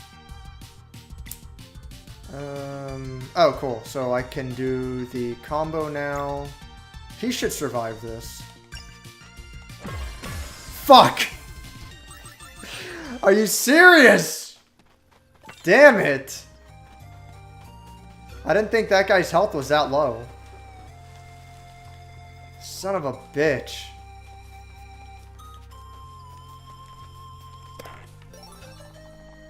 Teal amber ore. What the fuck's the point of this crystal?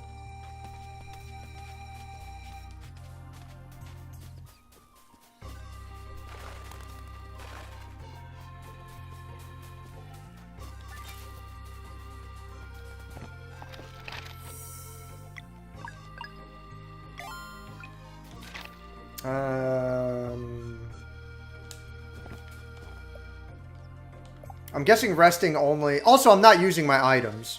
You're clearly supposed to be using items in between battles, and I'm just not. Healing only restores up to 50% of your HP.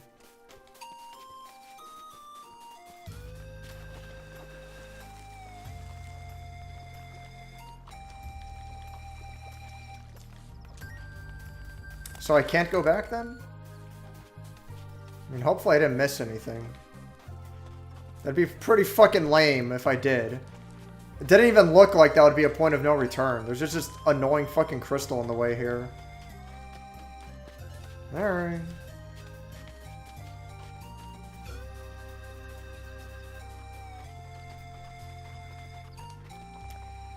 Time has made the runes indecipherable.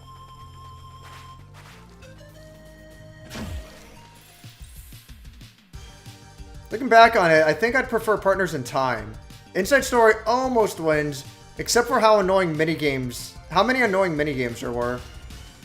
And the upright touchscreen boss fight sucked, yeah. I liked Partners in Time with Mario, Luigi, Baby Mario, and Baby Luigi. Like the party of four in a way. And they all worked off of each other. That was pretty cool. I'm probably gonna regret it, but let me do the Moonerang.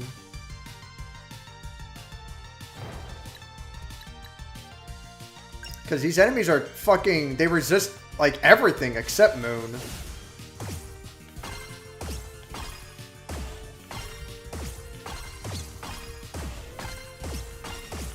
God damn, seriously? Fuck.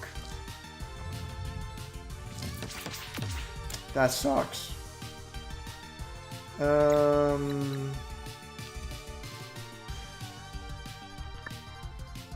me do Nourish.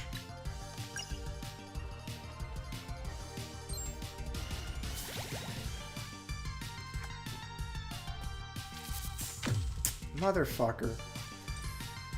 Right. I don't know.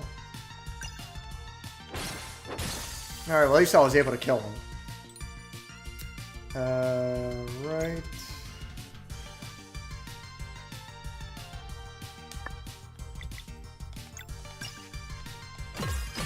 Nice. Okay.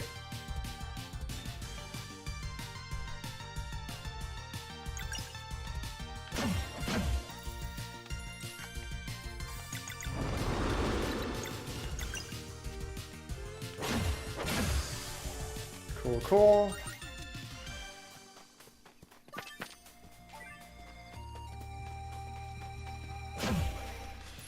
Ah, fuck.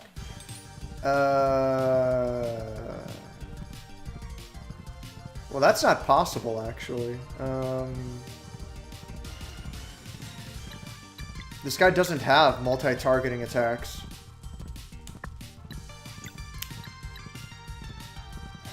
Okay. Well then.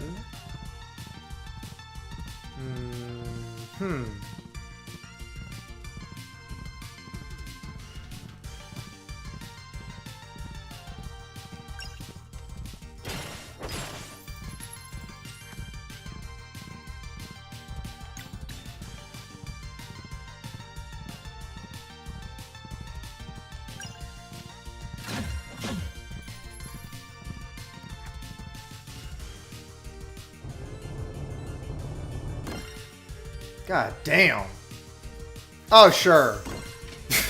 Whatever. Radical. Let's see.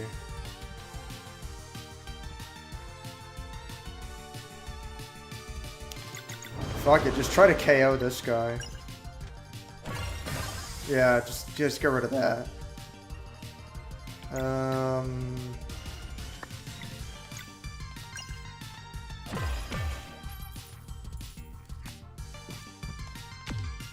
Motherfucker.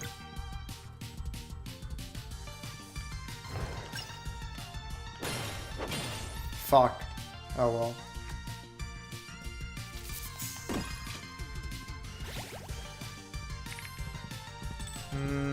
Okay.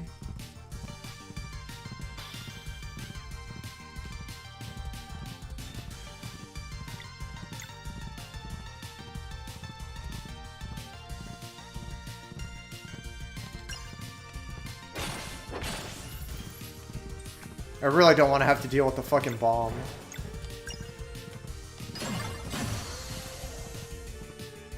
At least I can block this move. God, are you fucking kidding me? Shit! I even blocked it too and it still killed me.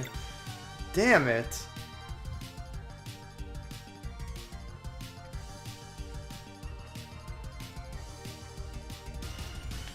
I'll just use the fucking combo anyway. Oh, I can't use the combo. Motherfucker. Can't use combos at all. Shit.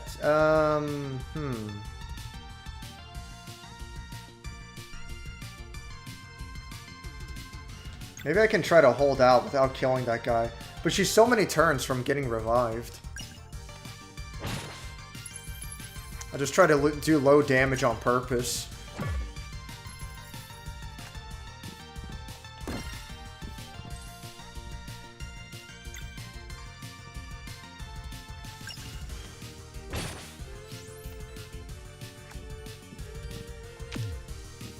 Okay. Just don't kill him. Fucking Christ. I hate this. One turn away. Yeah, whatever.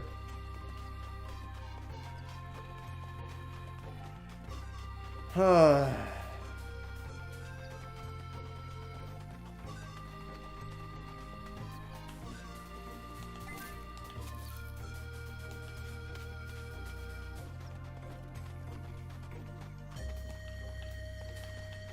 no fucking clue what this is for.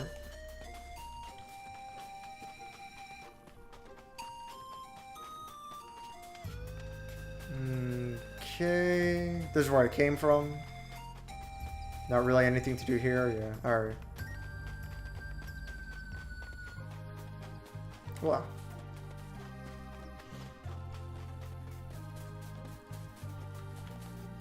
I'd have to play them again, but the more I think about it, like, I remember liking Partners in Time quite a bit.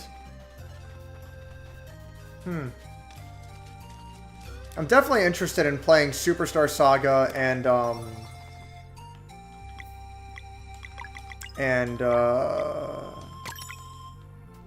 Superstar Saga and Partners in Time again.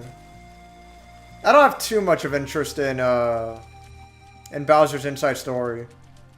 After I beat it, I'm like, alright, well, you know, that was a thing. Fuck it. Oh, fuck my life. Christ.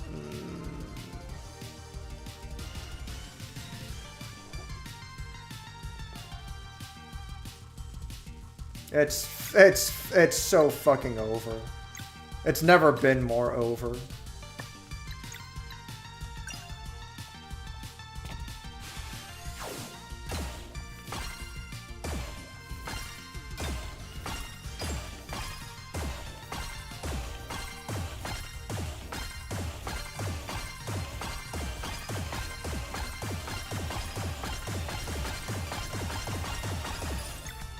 Not bad.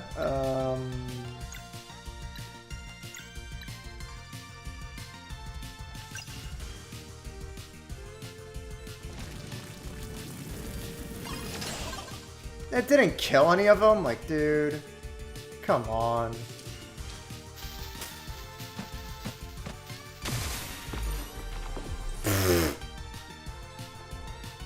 Well, that's game over. Like, there's literally nothing else I can do here. I just didn't heal before the battle, and that's what fucked me up.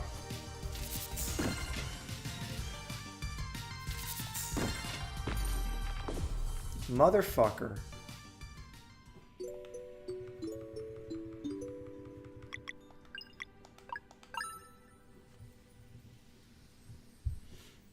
How far back do I go? It's also really silly to me that that it makes a big deal. It's like, oh, at campsites you only restore up to half of your full HP. But then if you load your game, it's like, full everything, fuck it. It's like, okay. So what's the point then? Yeah, whatever. Let me focus on trying to kill this guy first.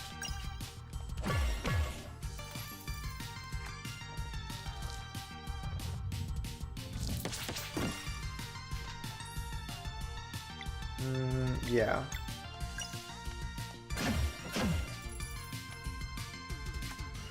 Hopefully the next turn I can kill him. Fuck.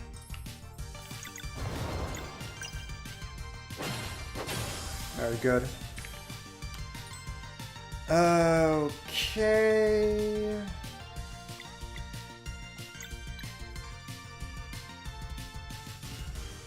I'll do Nourish.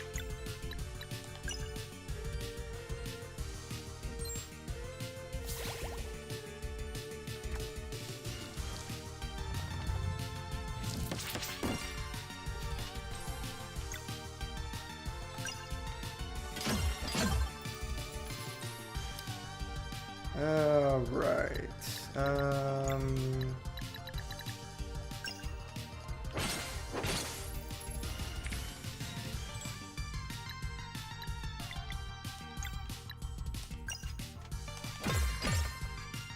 Well, at this point, I might as well wait to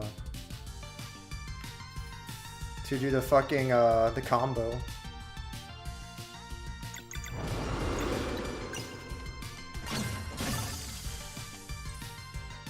Okay. Even though I don't really need it, but fuck it. It's gonna go to waste anyway.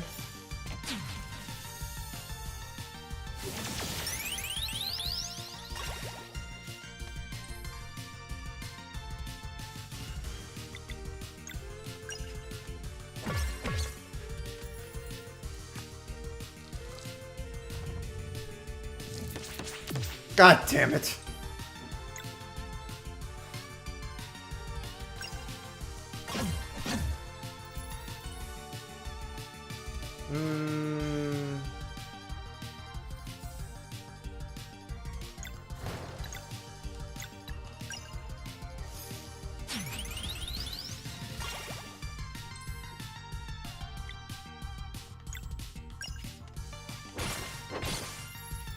Alright, that works out.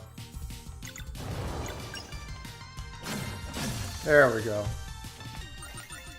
There. That's how it works. I ended that fight with high HP, high MP. God damn it. Oh well.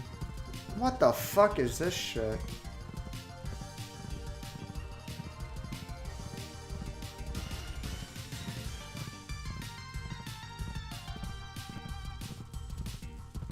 Well, I have to get hit by one main move or the other.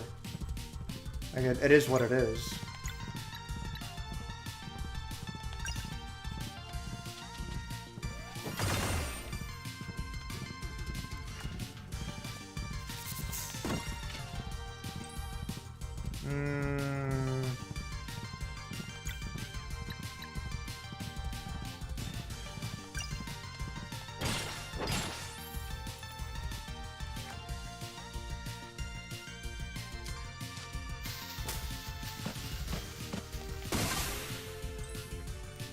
Alright. Okay.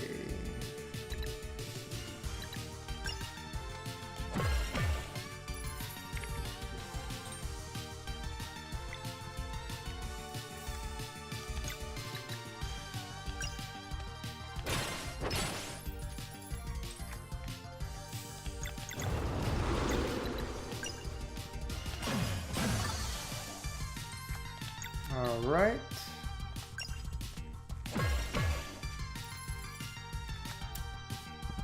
Making it happen, Captain. Fuck.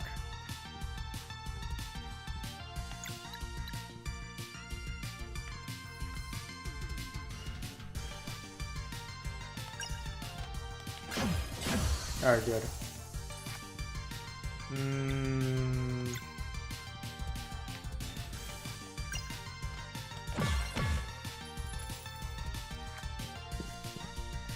God damn it. Right.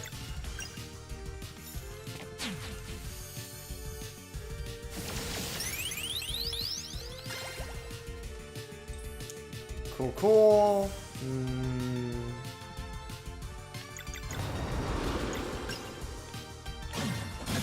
Nice. Perfect.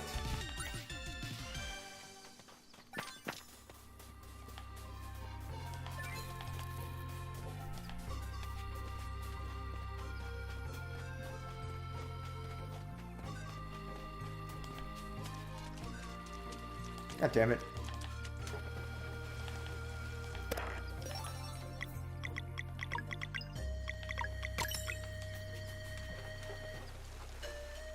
Alright, let's give this another try.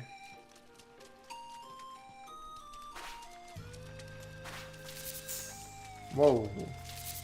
Yeah, whatever. Okay, well now I can deal with this. Oh wait, I actually have to use Moonerang. Because I have to hit him at least twice.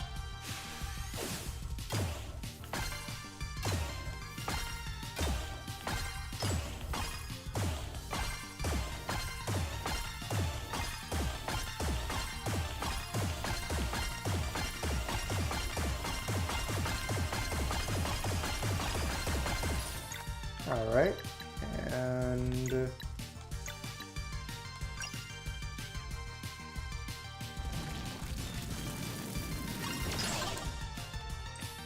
Cool, cool.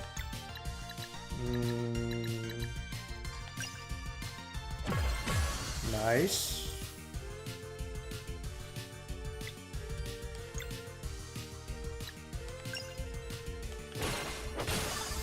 Cool.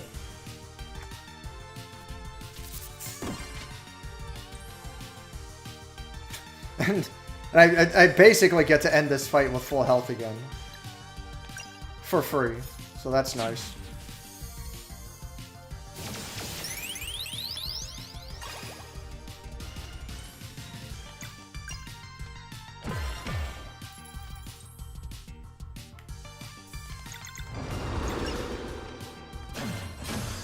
Cool, cool. Alright.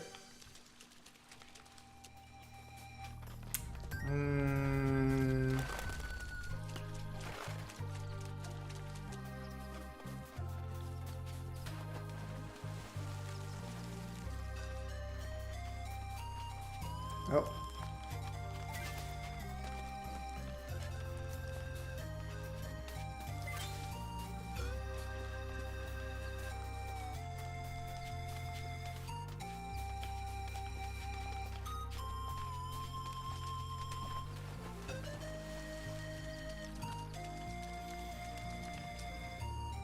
Stonemason Outpost and Fishing Lake. Get me to that lake!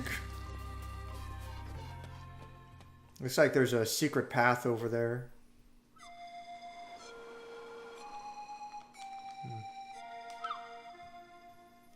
Windy Lock. What time is it? 3 o'clock? Alright.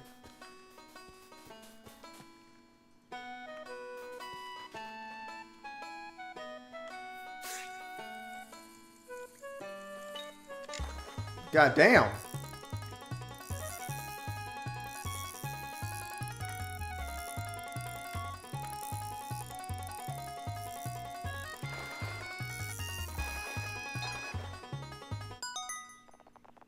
You caught a grass haddock.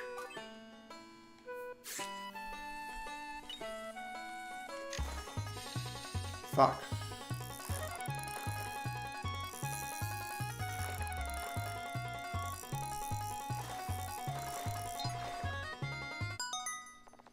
We caught a lunar trout.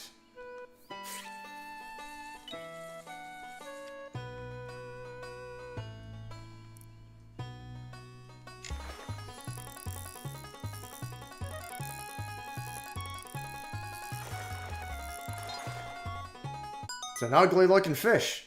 You caught a hard shell. I guess that's everything here? Alright. QQ.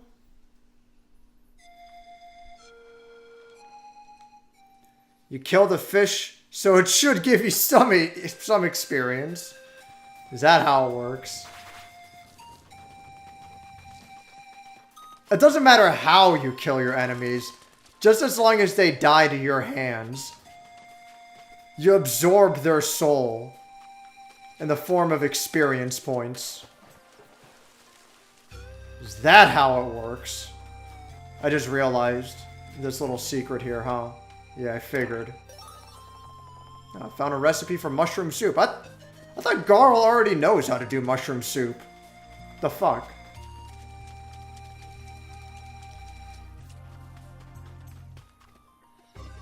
Look, someone's over there.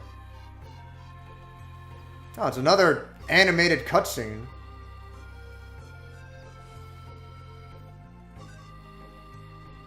Well, that one's not as bad. They just seem so sudden and out of place. But they're okay. They're kind of cool. We should ask for directions. Prime YouTube challenge bait. Can you get to level 99 only fishing? Sounds like some fucking RuneScape shit. She looks busy. But I'm sure it's fine. Hello, is there something special about that big rock? Yes, come look at this. This looks like... Nah, must be my imagination. Ahem, so what are those? What are those? Fascinating is what they are. These runes are the oldest form of writing known to us. Who's us? Traveling historians, of course. Or at least what's left of them. No way, you're a traveling historian? Nice to meet you, my name is Garl. Nice to meet you, I'm Teeks. So are your friends always this quiet? Ha ha ha ha. Nah, Valair and Zale are fun. They've just been sealed away to study in the sky for too many years. Aww. Magic hair? Enchanted cloth pieces? It's a quirky character. Exclamation marks. You're Solstice Warriors. I knew it. Adventurous spirits, fearsome in battle, fated to travel mysteries unknown and encounter countless forgotten artifacts. A traveling historian's best friends. This character's quirky. Well, someone's excited. Aha, and we thought Garl was something. Hey guys, Teeks has an offer for us. I think it's worth hearing her out. Sure, what's up? Is it just me, or is it weird when a character's hair color doesn't match their eyebrows? Oh, I didn't even think about that. I didn't realize it. Yeah, I'm with you on that.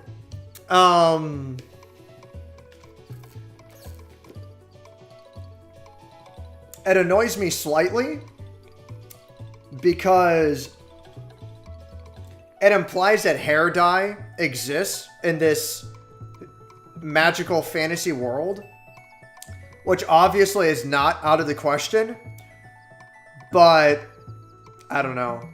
It's kind of odd and silly, I guess.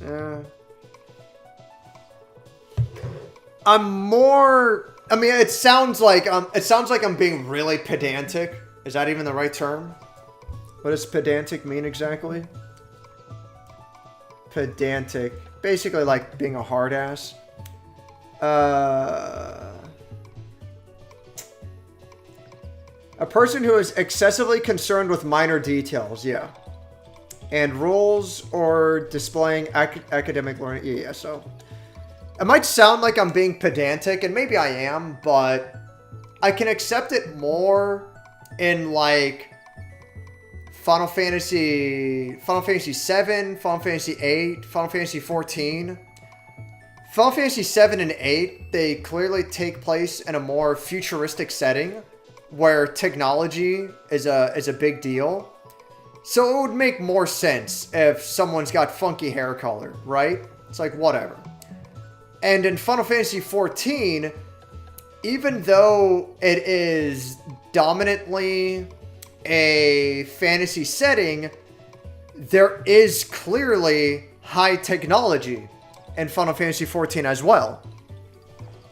There is clearly, and that's like Final Fantasy is like that a lot. It's a merger of like fucking everything. All mythologies are merged in there in ways that aren't even appropriate, but the point is like they're just shoveling fucking everything in this mixing pot. And several of the Final Fantasy games are a merger of fantasy and science together. You know, that's the kind of vibe they're going for. It's like, fuck it, just throw everything in there. So I'm more accepting of it in settings like that. But here, unless we're going to find out that she comes from a village that's all about science, then yeah, it's like the whole hair color thing. I know I'm being pedantic, whatever, but I don't know. I feel like hair dye is such a modern science kind of thing. Maybe I'm wrong. Maybe they're fucking dyeing their hairs in the Roman times. I don't fucking know. Maybe ancient Japanese samurai had that fucking that one streak of hair dye, you know? I don't fucking know. But yeah, no, it's, to me it does seem silly. But whatever.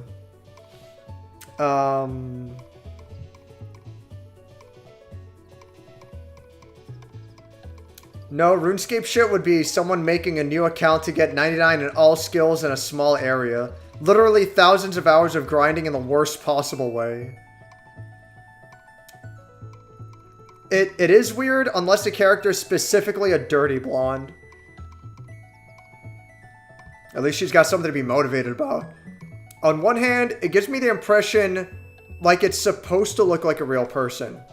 On the other hand, regardless of whether or not they justify its existence, dyeing hair is something I expect from someone who is trying to keep up appearances. Not someone out on an adventure in the middle of nowhere. I mean, I get what you're saying to a certain extent. Anyone who dyes their hair, I mean, whatever the reason they want to do it, it's fine. Dyeing your hair is, I don't want to say it's a form of expression. More, it's like, I just think it looks cool. Like, I don't need a reason to do it right. If someone wants to fucking paint their nails or whatever shit. Fucking, who's that guy? Penn Jillette of Penn and Teller. He has this thing where he paints one of his nails. I don't know why or what it means exactly. But he, like, if you look closely, and it's not hard to spot, he always paints one of his nails on one of his hands. He's been doing that for fucking decades. Like, that's his thing. I don't fucking know. Whatever, you know? Yeah, whatever. You know, you want to paint your hair. And if you do it well in terms of a story, it can tell us something about the character. Obviously, we don't know shit about Teeks. But for Teeks, for example, let's say she only recently started her journey, you know? One of the last things she did before going on this journey, she wanted to dye her hair. Or what the fuck ever, you know? If it's... I don't want to say, like, if it's never addressed, whatever. Like, it's not that big of a deal.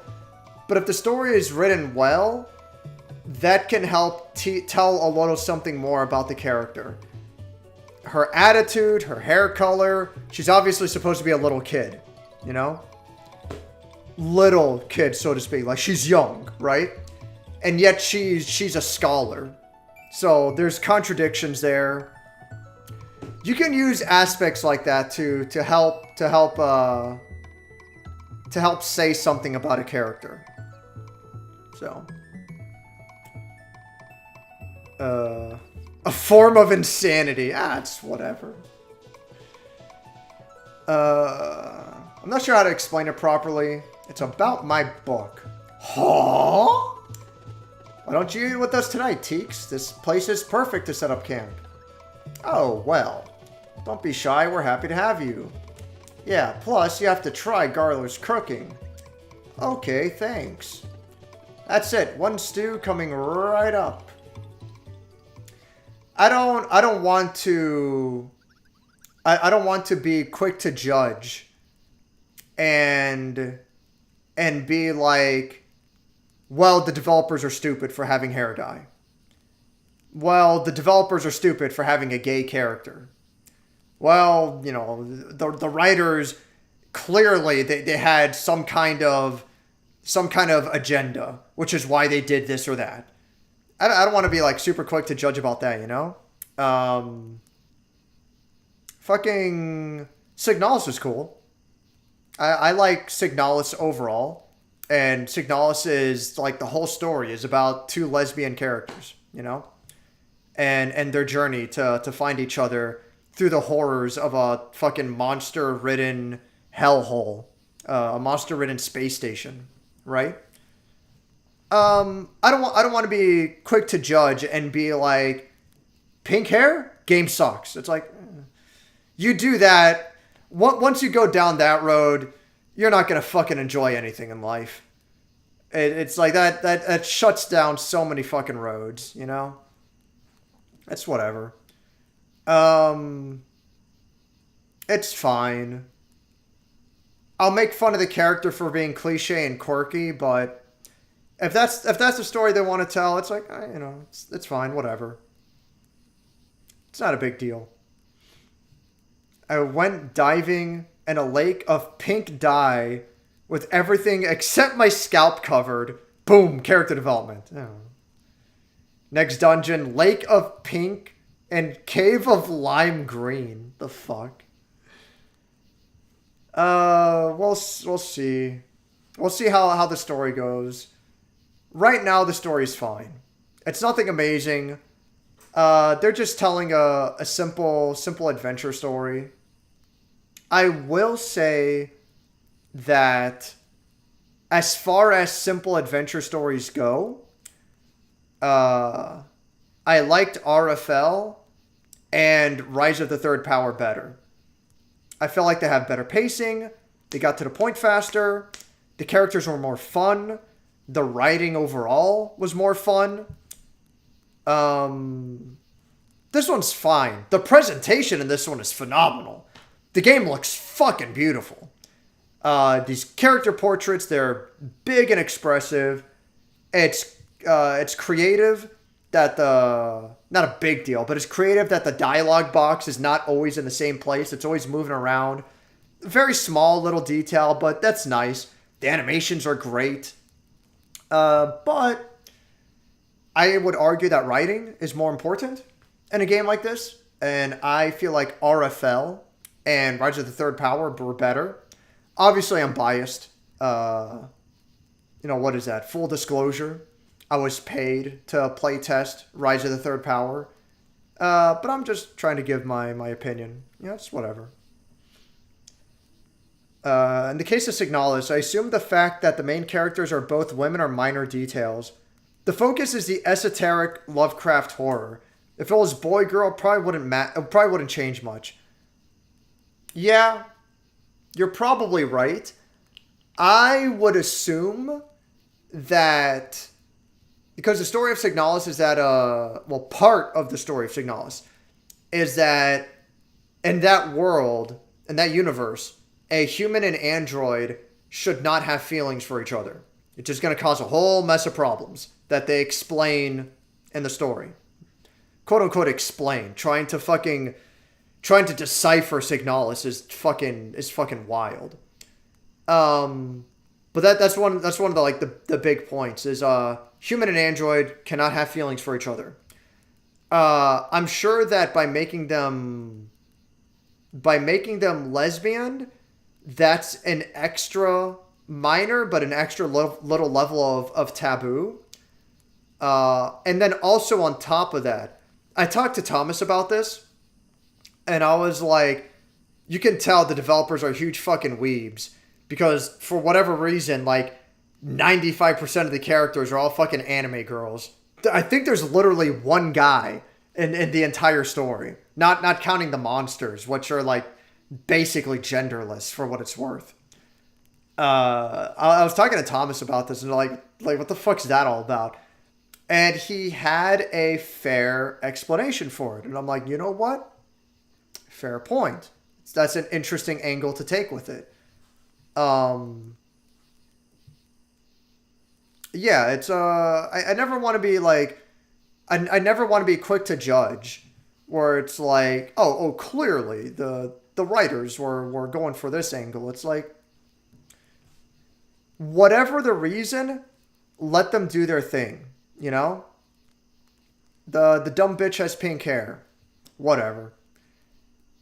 If I get through the game and it's like this character just doesn't shut up, she's not funny anymore, I wish she wasn't in the story, that's different. Then we can start going down the road of complaints. But it's like, you know, right now it's fine. I don't have major complaints at the moment. The developer probably made them both women because they liked robot women. A person of taste, I will add. Oh, right. Zyno, you're playing Signalis. I don't mean to spoil too. I haven't spoiled too much, by the way. None of the major shit.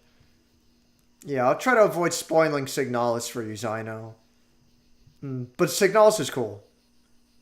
One boss fight and my ammo is out. Yeah. Signalis is... It like clearly has its roots, especially in the older Resident Evil games, where it's heavily based around ammo and supply conservation, and you have a huge you have a huge advantage if you have advanced knowledge. If you know ahead of time what hallways you're going to frequent, then you know, like, well, I'm gonna go down this hallway all the fucking time.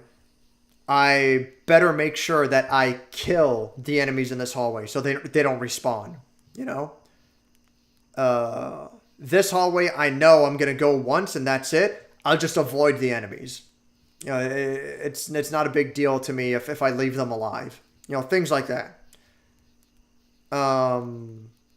That's very, especially Resident Evil 1 Remake.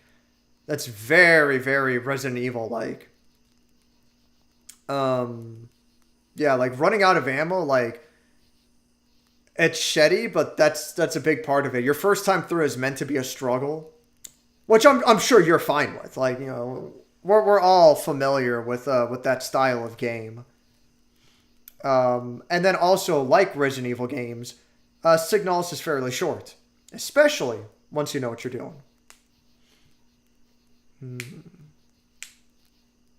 Should have made them both Gachi muscle men then. Stupid ass. So fucking dumb. Also want to give a shout out to my coworker. Bro bought me a slushie and told me to refill it for free when I finished it at the end of my shift tonight. Alright, there you go. I saw your review and Rick played it already. Oh, right, yeah. I actually forgot I did a review for a minute there. Yeah. It's a good fucking game. It's why I asked Doom for in-depth for the Evangelion shit going on, yeah. I talked to Doomed about it. I talked to Thomas about it. He has a fair bit to say. Thomas is he's really fucking smart. Not that I mean to jerk him off or anything, but like like, I thought I was a Silent Hill fan, but wow. He knows his fucking shit. He really knows what he's talking about. And yeah, he has some really interesting theories about Signalis. And it's a cool fucking game. Most big hallways, I leave them alive. It's like 2 hallways, I burnt corpses since they're too tight to maneuver. Yeah. And that's how you should go about it, yeah. I only beat Signalis once on normal.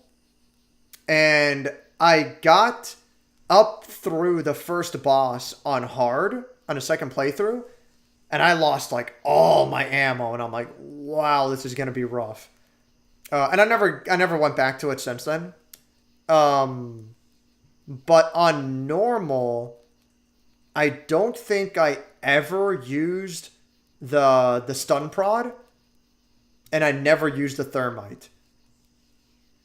Maybe I used the thermite once. I don't 100% remember, but I got through the game and I basically never needed to use those items. I don't know. On normal. But on hard, like, without a fucking doubt, yeah. It will help so much if you use the stun prod appropriately and you burn the right bodies. I'm playing on the hardest difficulty with limit 6 inventory slots for achievement.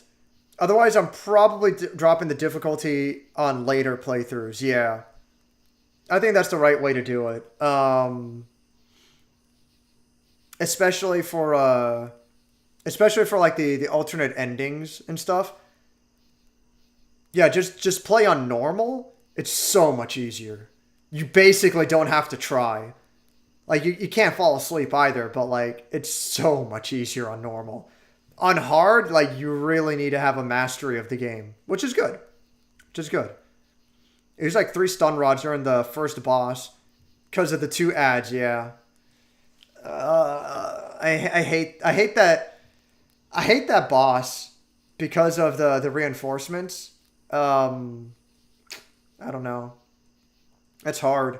How do you make a good boss fight for those kinds of survival horror games, you know? I don't know. I think Signalis does them as well as he can. Resident Evil 2 is especially about it. Like, Resident Evil 2 is one of my favorite games, obviously. But the boss fights are like, you know, just stand your ground. Maybe back up a little bit sometimes. One of them is like hit and run tactics. Whatever. 3 stun rods, a cheat death pen, and 3/6 of the med patches in the boss room. I'm going in like half blind since I don't remember much, so it's aight. Yeah, just have fun with it. Cool fucking game. I like Signalis. Thanks again for the food, Garl. You really are a pretty good cook. Glad you liked it. You're welcome to join us again anytime. So you're the very last traveling historian? At this point, I might as well be the first. It's been so long since all the lore grimoires were burned. The what now? The lore grimoires. Every traveling historian has one. Or had one, I suppose. They're enchanted books that write themselves by touching artifacts with stories to tell. Whoa! A traveling historian's duty is to make their lore grimoire as full as possible before passing it on to a new recruit. There used to be a guild and a whole bunch of us, but now there's just this believer here. Which leads to what I've been meaning to ask. Shoot. Well, you see, the best thing a traveling historian can ask for is adventurers who keep an eye out for them. I don't have a way to pay you, but if you wouldn't mind grabbing any artifacts you stumble upon during your adventures, I'd be happy to share stories with you. Sounds fun, but how will we find you if you're always traveling?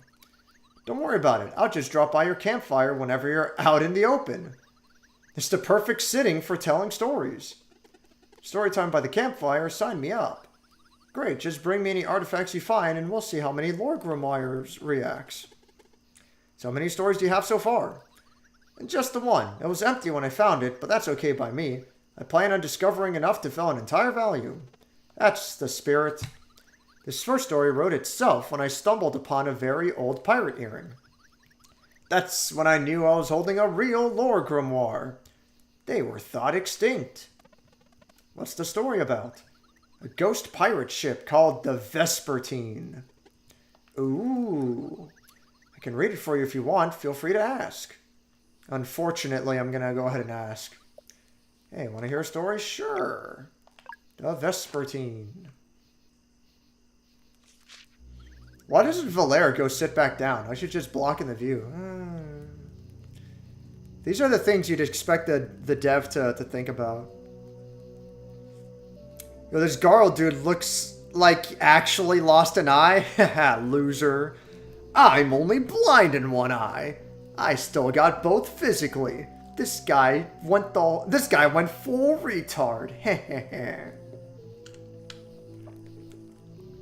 I don't know. I hope you don't mind me poking fun at you a bit, Zyno. Of all the recorded hexes and acts of bewitchment, few are as dreadful as the curse of the Vespertine. The story takes us back centuries, to a time when a certain band of pirates ruled the seas. Stormcaller was the name of their captain.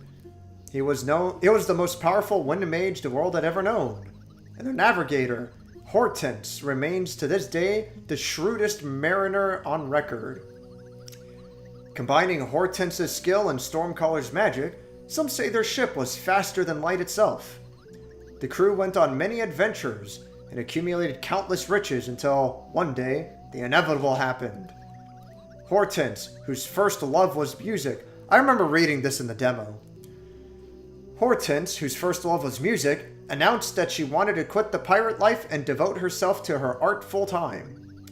Ever a firm believer that the real treasure is the treasure one finds along the way, Stormcaller took her resignation harshly. Utterly insulted, he stopped conjuring wind for the sails and locked the ship right in the middle of the ocean. And we shall remain here, he said, till our navigator gets that silly idea out of her head. But Hortense had already made her final decision.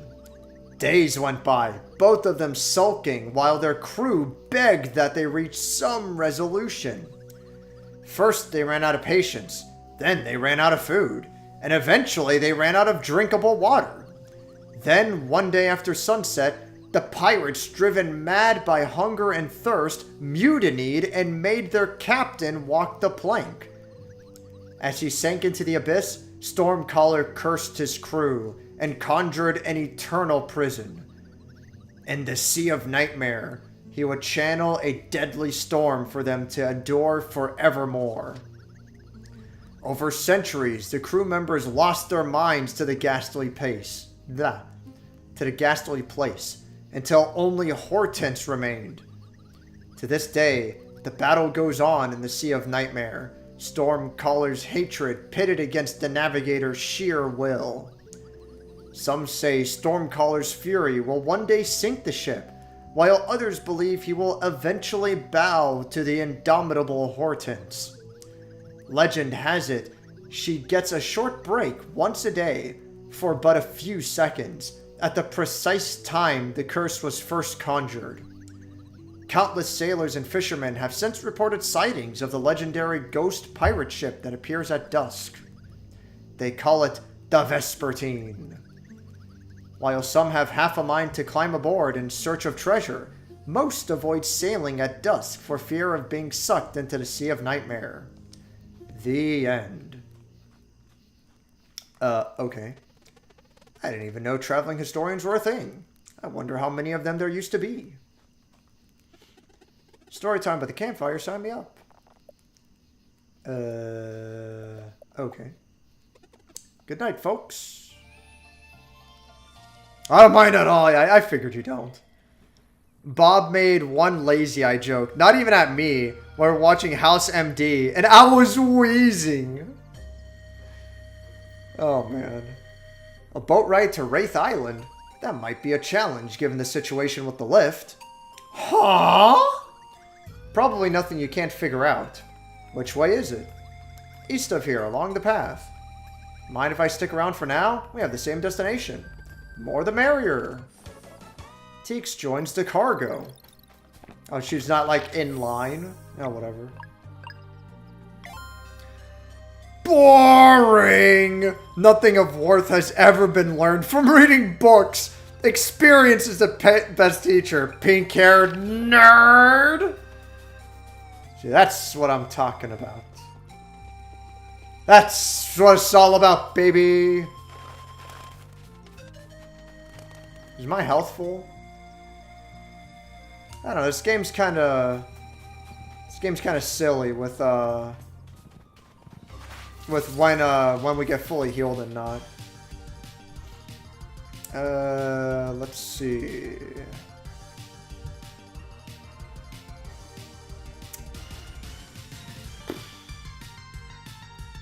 Fuck it.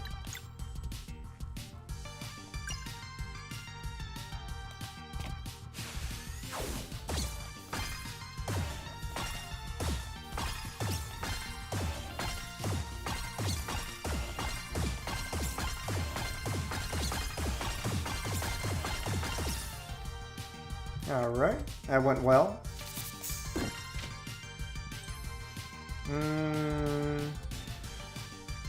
Might be able to try finishing this ant off, but I don't know. I'll give it a shot. Nice. That helps a lot.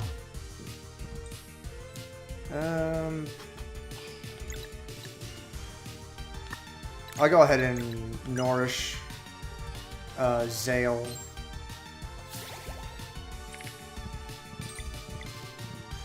Oh, jeez.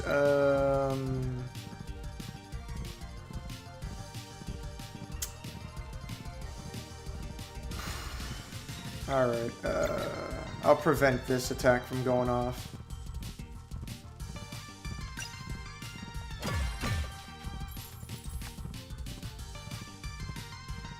Or maybe deal with... yeah, you know what? Let me do this instead. Oh, that's not gonna work, huh? Yeah, like, what the fuck? I can't... I'll do it anyway, but I can't do sun damage twice. I don't know.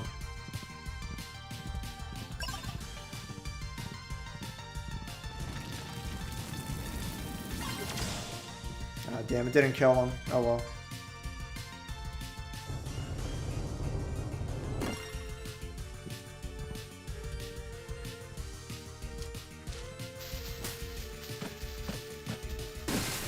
Alright, that works.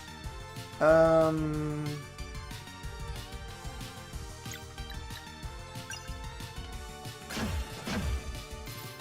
damn, he's still alive? Jeez. Well, I mean, at this point, I might as well wait and see if I can get the combo going. Oh, okay. I was gonna say, I'll try doing minimal damage on purpose. Fuck. God damn it. Fucking Christ. Hate this shit.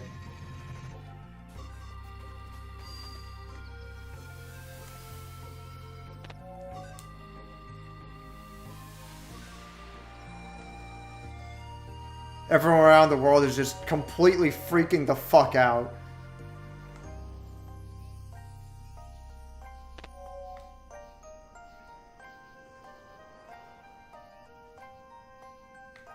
The fuck? I don't get it. What am I supposed to be doing? Oh, I see. Yeah.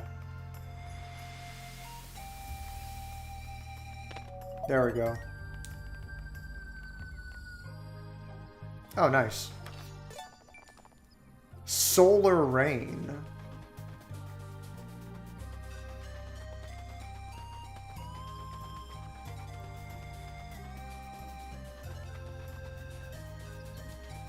It's fucking wild to me how casual they are about, like, oh, you know, just move the sun and the moon in the sky, fuck it.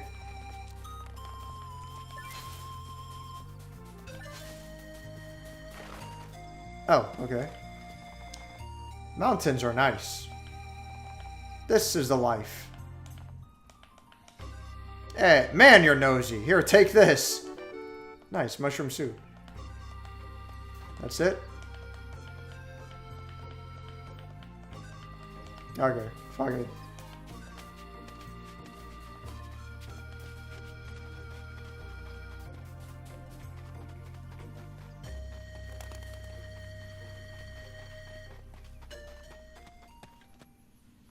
What time is it? 3:30?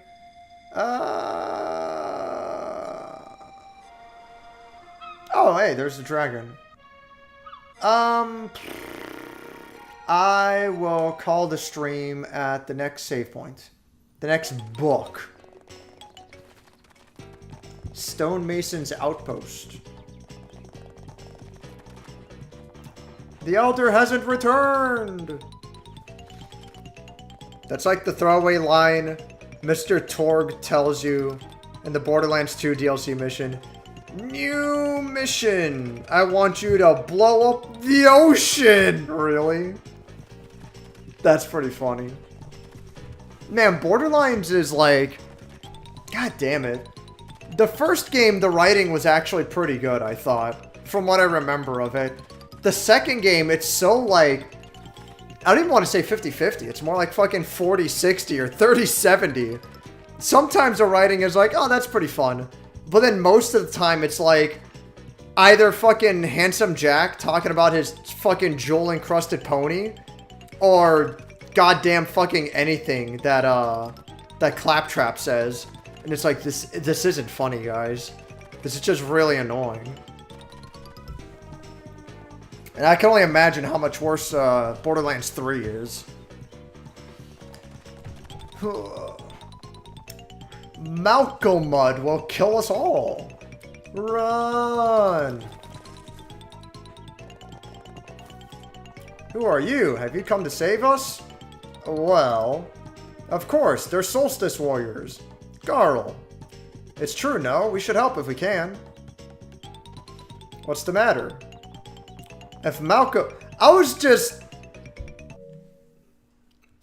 know I'm being really pedantic about this, but I just realized their whole... Because... Here's the argument. It's like... The argument. Here's where the story's gonna go. I already know. We don't have time to help these people.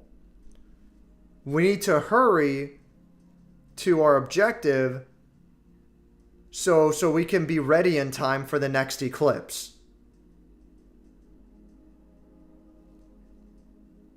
They've just explained these people are capable of maneuvering the fucking sun and moon however they want. They're literally capable of time travel. They're like, oh, just, you know... Well, I mean, technically, they're not moving the moon and the sun. They're fucking... They're twisting... They have control over twisting the planet. You know? We have to hurry and get there in time for the eclipse. If you're late, just fucking... Just twist the planet back a couple of ways, you know? It's like... Just crank in the other direction. You're fine. It's over, you know? It's like... It's whenever, like, I always hate it when a time travel plot has shit like that. Fucking, So, like, in Back to the Future, when Doc sets up the whole thing, the lightning to strike the DeLorean, the DeLorean has to go through at the right time, all that shit, right? They're like, we need to set this up. We need to set this up. We need to be here at the right time in order to do everything properly, right? And that makes sense. Because in the current setting that they are in, they have no other way to time travel. Their only way for Marty to go back to the past is to hit this setup appropriately. That makes sense. You know, we're in a rush. We have to hurry. That's fine. Okay? Then at the end, of Back to the Future. When Marty makes it back to his time, and a whole bunch of stuff has changed for the better, and all that shit, right? Then at the very end of the movie, before the credit, Doc Brown shows up again. He's like, Marty, we have no time. We need to hurry. We need to go further in the future. There's big trouble there. We need a rush. This is a big deal. Now, in that sense, it doesn't make any fucking sense. It doesn't matter if you know, it doesn't matter if we leave right now, if we leave tomorrow, if we leave next month, if we leave next year. None of this fucking matters. I mean, fuck, like, if Doc Brown really wanted to, he's like, God damn it, Marty, you're pissing me off. I'm just gonna go back in time to fucking 10 minutes ago, and we're gonna have this conversation again. You know? There's no rush. They don't need a rush to go to the future. It's, you know, what is it in Back to the Future, and then that leads to Back to the Future Part 2. They have to go to the year from 1985 to the year 2015, if I'm not mistaken. 2015 is not going anywhere. It doesn't matter if they leave in 1985, 1995, or 2005. Like, 2015 it's still always going to be there. Nothing's going to change if they go now or later. You know, like, that's bad writing. I don't give a fuck what anyone says. Everyone makes such a big fucking deal about Back to the Future 2. Oh, it's such a good movie. It's like, it's not bad. All right, like, Back to the Future 2 is fun, whatever. But compared to the first movie, like, nah, dude. I don't want to fucking hear it. Back to the Future 2 is the weakest of the trilogy. There are so many, like, little plot contrivances that make no fucking sense when you examine them. The writing is not as strong. Also, remember in Back to the Future 1, how Marty's whole fucking character was like, I'll never accept anyone calling me chicken. Remember that was his whole character in the first movie? It wasn't. But magically, all of a sudden, that's a big fucking deal in the second movie. It comes out of fucking nowhere. It's weird. Back to the Future is written as if they didn't actually have a plan after the first movie. The first movie ends on, like, sort of a pretend cliffhanger, but I'm guessing that they actually intended that movie not to continue. But then it was a huge success, and I'm like, well, fuck, all right, I guess we got to figure out something now. It would have made more sense if when Doc Brown went back to 1985, it would have made more sense if that was Biff in the future in disguise, pretending to be Doc Brown, with, like, some advanced, like, you know, realistic mask or holographic shit or whatever. You know, that would make more sense. That would be interesting. And then in that case, it's like, hurry, Marty, we have to hurry to the future. We don't have time to waste. It would make sense for Biff to say that because, number one, he doesn't know better, and or he's trying to convince Marty to, like, yeah, we have to do this now. Don't think about it. Let's just go, you know? That would make more sense if, for whatever reason, Biff had a plan that he needed Marty in the future to do something for whatever fucking reason. And that's what I thought initially going into the movie. I'm like, oh, let's see where this goes. And then it's like, no, like, literally Doc Brown, like, the brilliant scientist, was rushing them to time travel. Rushing to time travel is the biggest fucking oxymoron. And it's fucking dumb. It's fucking dumb, but whatever. The one-off side quests are way better than the story in Borderlands 2, yeah. Every once in a while, like, I've given up at this point, but I've picked up and dropped Borderlands 2 like 3 times. I played twice up until you get to, like, the main town. And I get to the main town and I'm like, I'm not feeling it, and I drop it. And then one time I played it further, up to the point where something happens in the story and the main town of the game, and like gets lifted and like starts floating up in the sky. And again, I was like, I just don't fucking care. I don't care what's happening. And I dropped it. And that's the furthest I got, and I just don't fucking care to go back to it. Which is crazy, because I've beaten Borderlands 1 like 2 or 3 times. I didn't love the game, but it was fun. And I did all of the zombie DLC. Yeah, I didn't like love the game, but it was a fun game. It was cool. And Borderlands 2, I was like, I can't do this.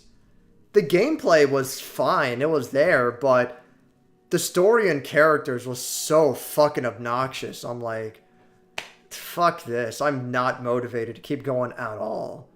The gameplay was fine, but not good enough to the point where I'm like, oh, let's, Borderlands worked because, like, the gameplay was fine and the story was fun. That's enough to keep me going to the end. And Borderlands 2, if the gameplay is fucking phenomenal, then yeah, the story can be ass. I don't give a shit because I'm having fun. But, like, the gameplay is fine and the story is like, fuck this. Like, yeah, no. What? No. It's not meeting that threshold for me. I'm good. Borderlands 3 is unsalvageable. Yeah, I bet. Borderlands 2 is bearable, but a lot of jokes are dated or don't land. 3 makes me want to go back in time so I never have tubes in my ears to make me deaf, man. I know we were just like, let the authors do their thing, but 3 is just covered in tokenism and virtue signaling and girl bossing and a complete disrespect to all the old characters you liked. Yeah, so in Borderlands 3. So again, we were just talking about let the authors do their thing, right? I agree. But when something comes to a head, when something comes to a point, and a character is clearly girl bossing, there's obvious virtue signaling, shit like that, right? I'm not saying don't call it out, If it's there, it's there. You just have to have a really good reason for it. That's all. Yeah, don't get me wrong. I don't want to say, like... I don't want to say that you're screaming at shadows. I don't want to say you're complaining about things that don't exist. There just needs to be a good reason for it. I haven't played Borderlands 3, so I can't definitively say, but considering the direction that Gearbox has been going with their main games, right? Borderlands 1 into 2, Overwatch, the general attitude that Randy Pitchford has. He was like the head of things. Probably still is the head of Gearbox. I don't fucking know anymore. I'm not surprised to hear that that's how Borderlands 3 is. So, yeah. They called me chicken. I must erase them from the timeline. No, it upsets me. Not severely, but like I find it obnoxious how many people in general, like the internet overall, like everyone fucking loves Back to the Future 2. All I ask is watch the 2 movies back to back, and it feels like they're not written by the same people, which they are. And I don't believe it's that they're not written by the same people. I believe that they had the story for Back to the Future 1. They really took their time. They developed it. This is the story we want to tell. And it's great. Back to the Future 1's fucking great movie. And then for Back to the Future 2, they're like, well, fuck, we gotta come up with something, And their hand was kind of forced, right? I feel like people love Back to the Future 2 for, the hoverboard, the Goofy family stuff, Marty McFly's dad, right? Like how silly he is in the future.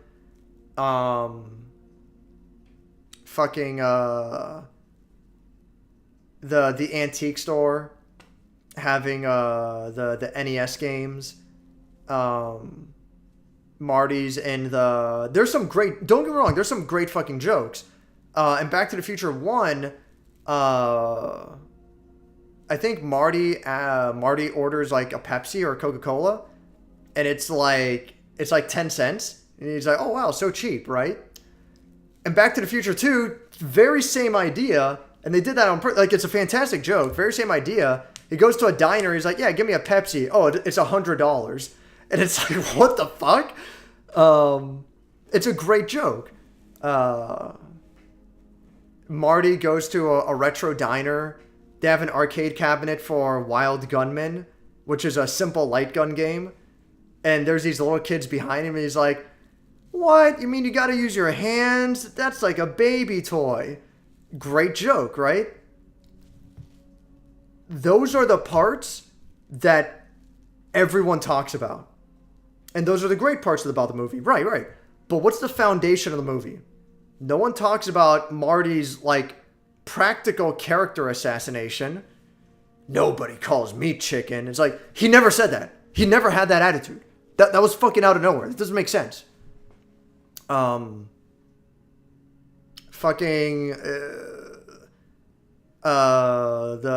future version of Marty getting fired from his job, like how contrived that is as a plot, no one brings that up. No one's like, oh, it's actually a really smart character development. No one talks about that, you know?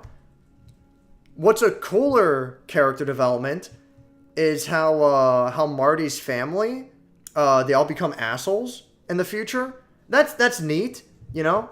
I don't feel like it's explored enough, but Marty getting tricked into getting fired from his job, no one brings that up as a plot point because it's not clever. It's a contrivance. It's like, well, we need this in order to move the plot along, and it's like, like that moment doesn't say anything about his character. You know, it's like, I don't know, I don't get it. I don't get it. It's fucking dumb. Everyone fucking loves Back to the Future 2, but no one wants to talk about the actual plot. Oh, it's got hoverboards, you know. It's got the Jaws 8 joke, which that's another really good joke.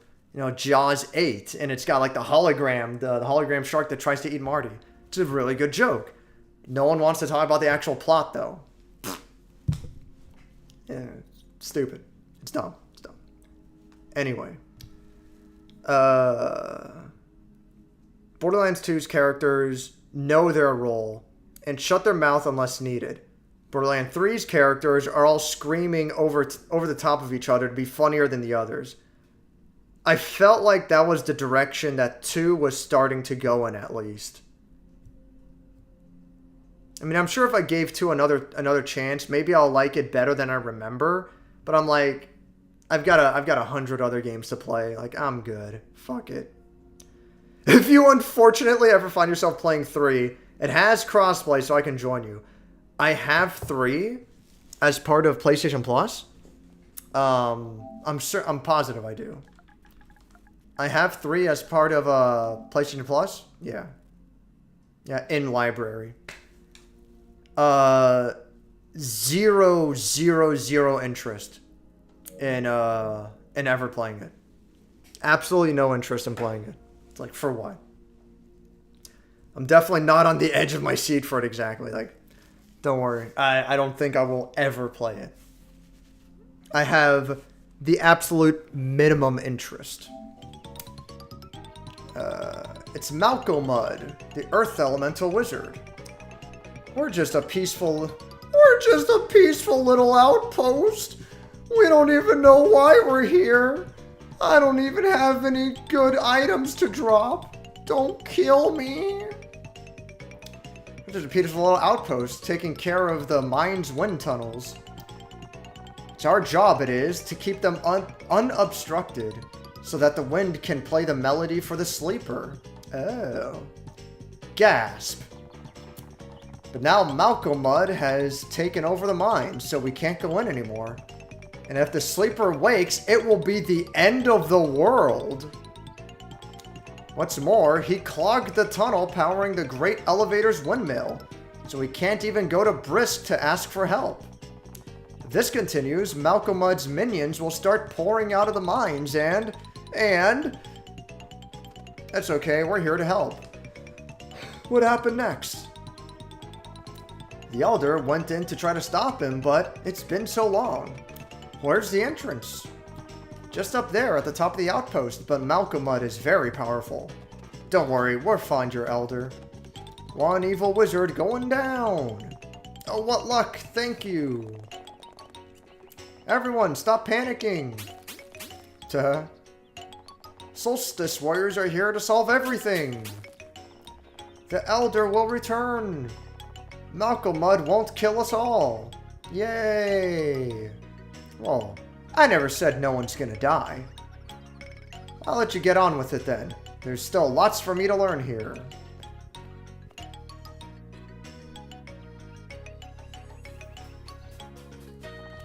Since the Elder went in, the elevator hasn't returned. I suppose one would just have to jump in.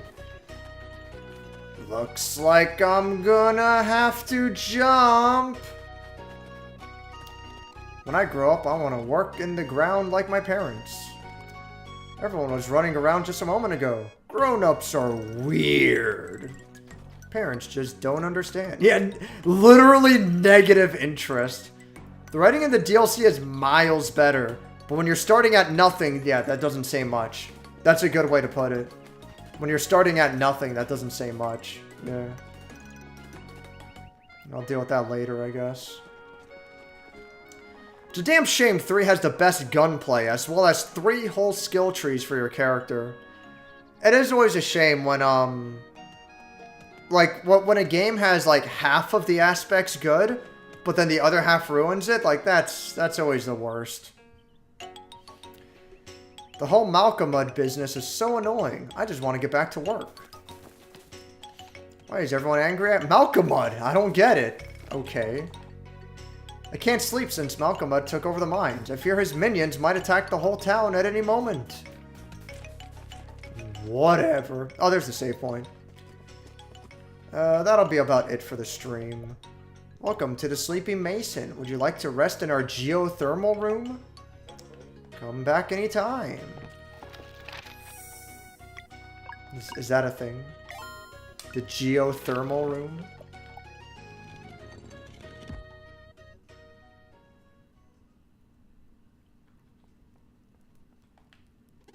Fighting an evil wizard was totally on my bucket list. I hope we can help the Molekins. They seem so peaceful. That should have been 2 separate sentences instead of using a comma.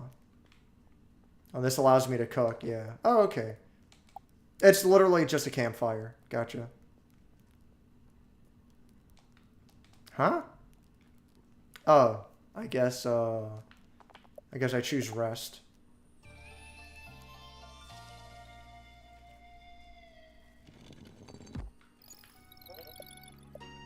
Okay. Alright, whatever.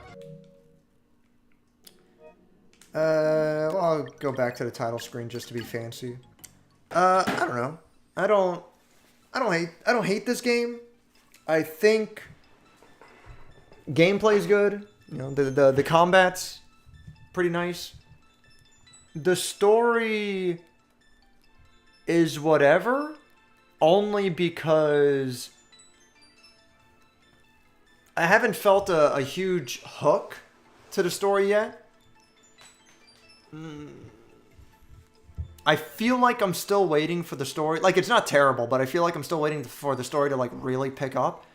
Granted, you know, a lot of it is me ranting, right? But I feel like I'm still waiting for the story to pick up. But, doesn't seem bad at all. I'm more than willing to keep playing it. If I ever get sick and tired of one of these games while I'm streaming, I'm just going to be like, fuck it, I'm dropping it here. But, this one doesn't seem bad. I'm fine with it. Yeah, literally bad apple spoils the bunch. Yeah, it's one of the things I said about, Last of Us Part 2. Last of Us 1 is fine. The story is fine. It's not bad, but it's nothing amazing either. It's okay. You know, it's got its points. The gameplay is kind of weak, you know? You can make it work, whatever, but I wish I could say it's not winning any awards. But go fucking figure. But the story is fine. The gameplay is like, whatever. Last of Us 2, the gameplay is actually pretty fucking good. It's not bad. The dedicated, like, arenas with the gameplay in Last of Us 2, like, it's fucking nice. It's not as good as like Metal Gear Solid 5, but it leans in that direction, and surprisingly, it's like, fuck, this ain't bad. Some of the arenas in Last of Us 2, it's like, they know what they're fucking doing, you know, with level design and enemy placement. It's fucking great. But holy shit, the story is so fucking bad, and the pacing is, it's just fucking bizarre. The pacing is atrocious. The game is borderline unplayable, and it's not because of the gameplay. It's fucking crazy. That's one of the most extreme cases I've ever seen of that. I don't know. It is what it is. Shit sucks. Heesh, whatever. I'll call it here. I'll get out of here. If there's nothing else to say, then I will simply say thanks for watching. Thanks for hanging out. Thanks for spending time. What have you and what not. I'll leave now. So take it easy.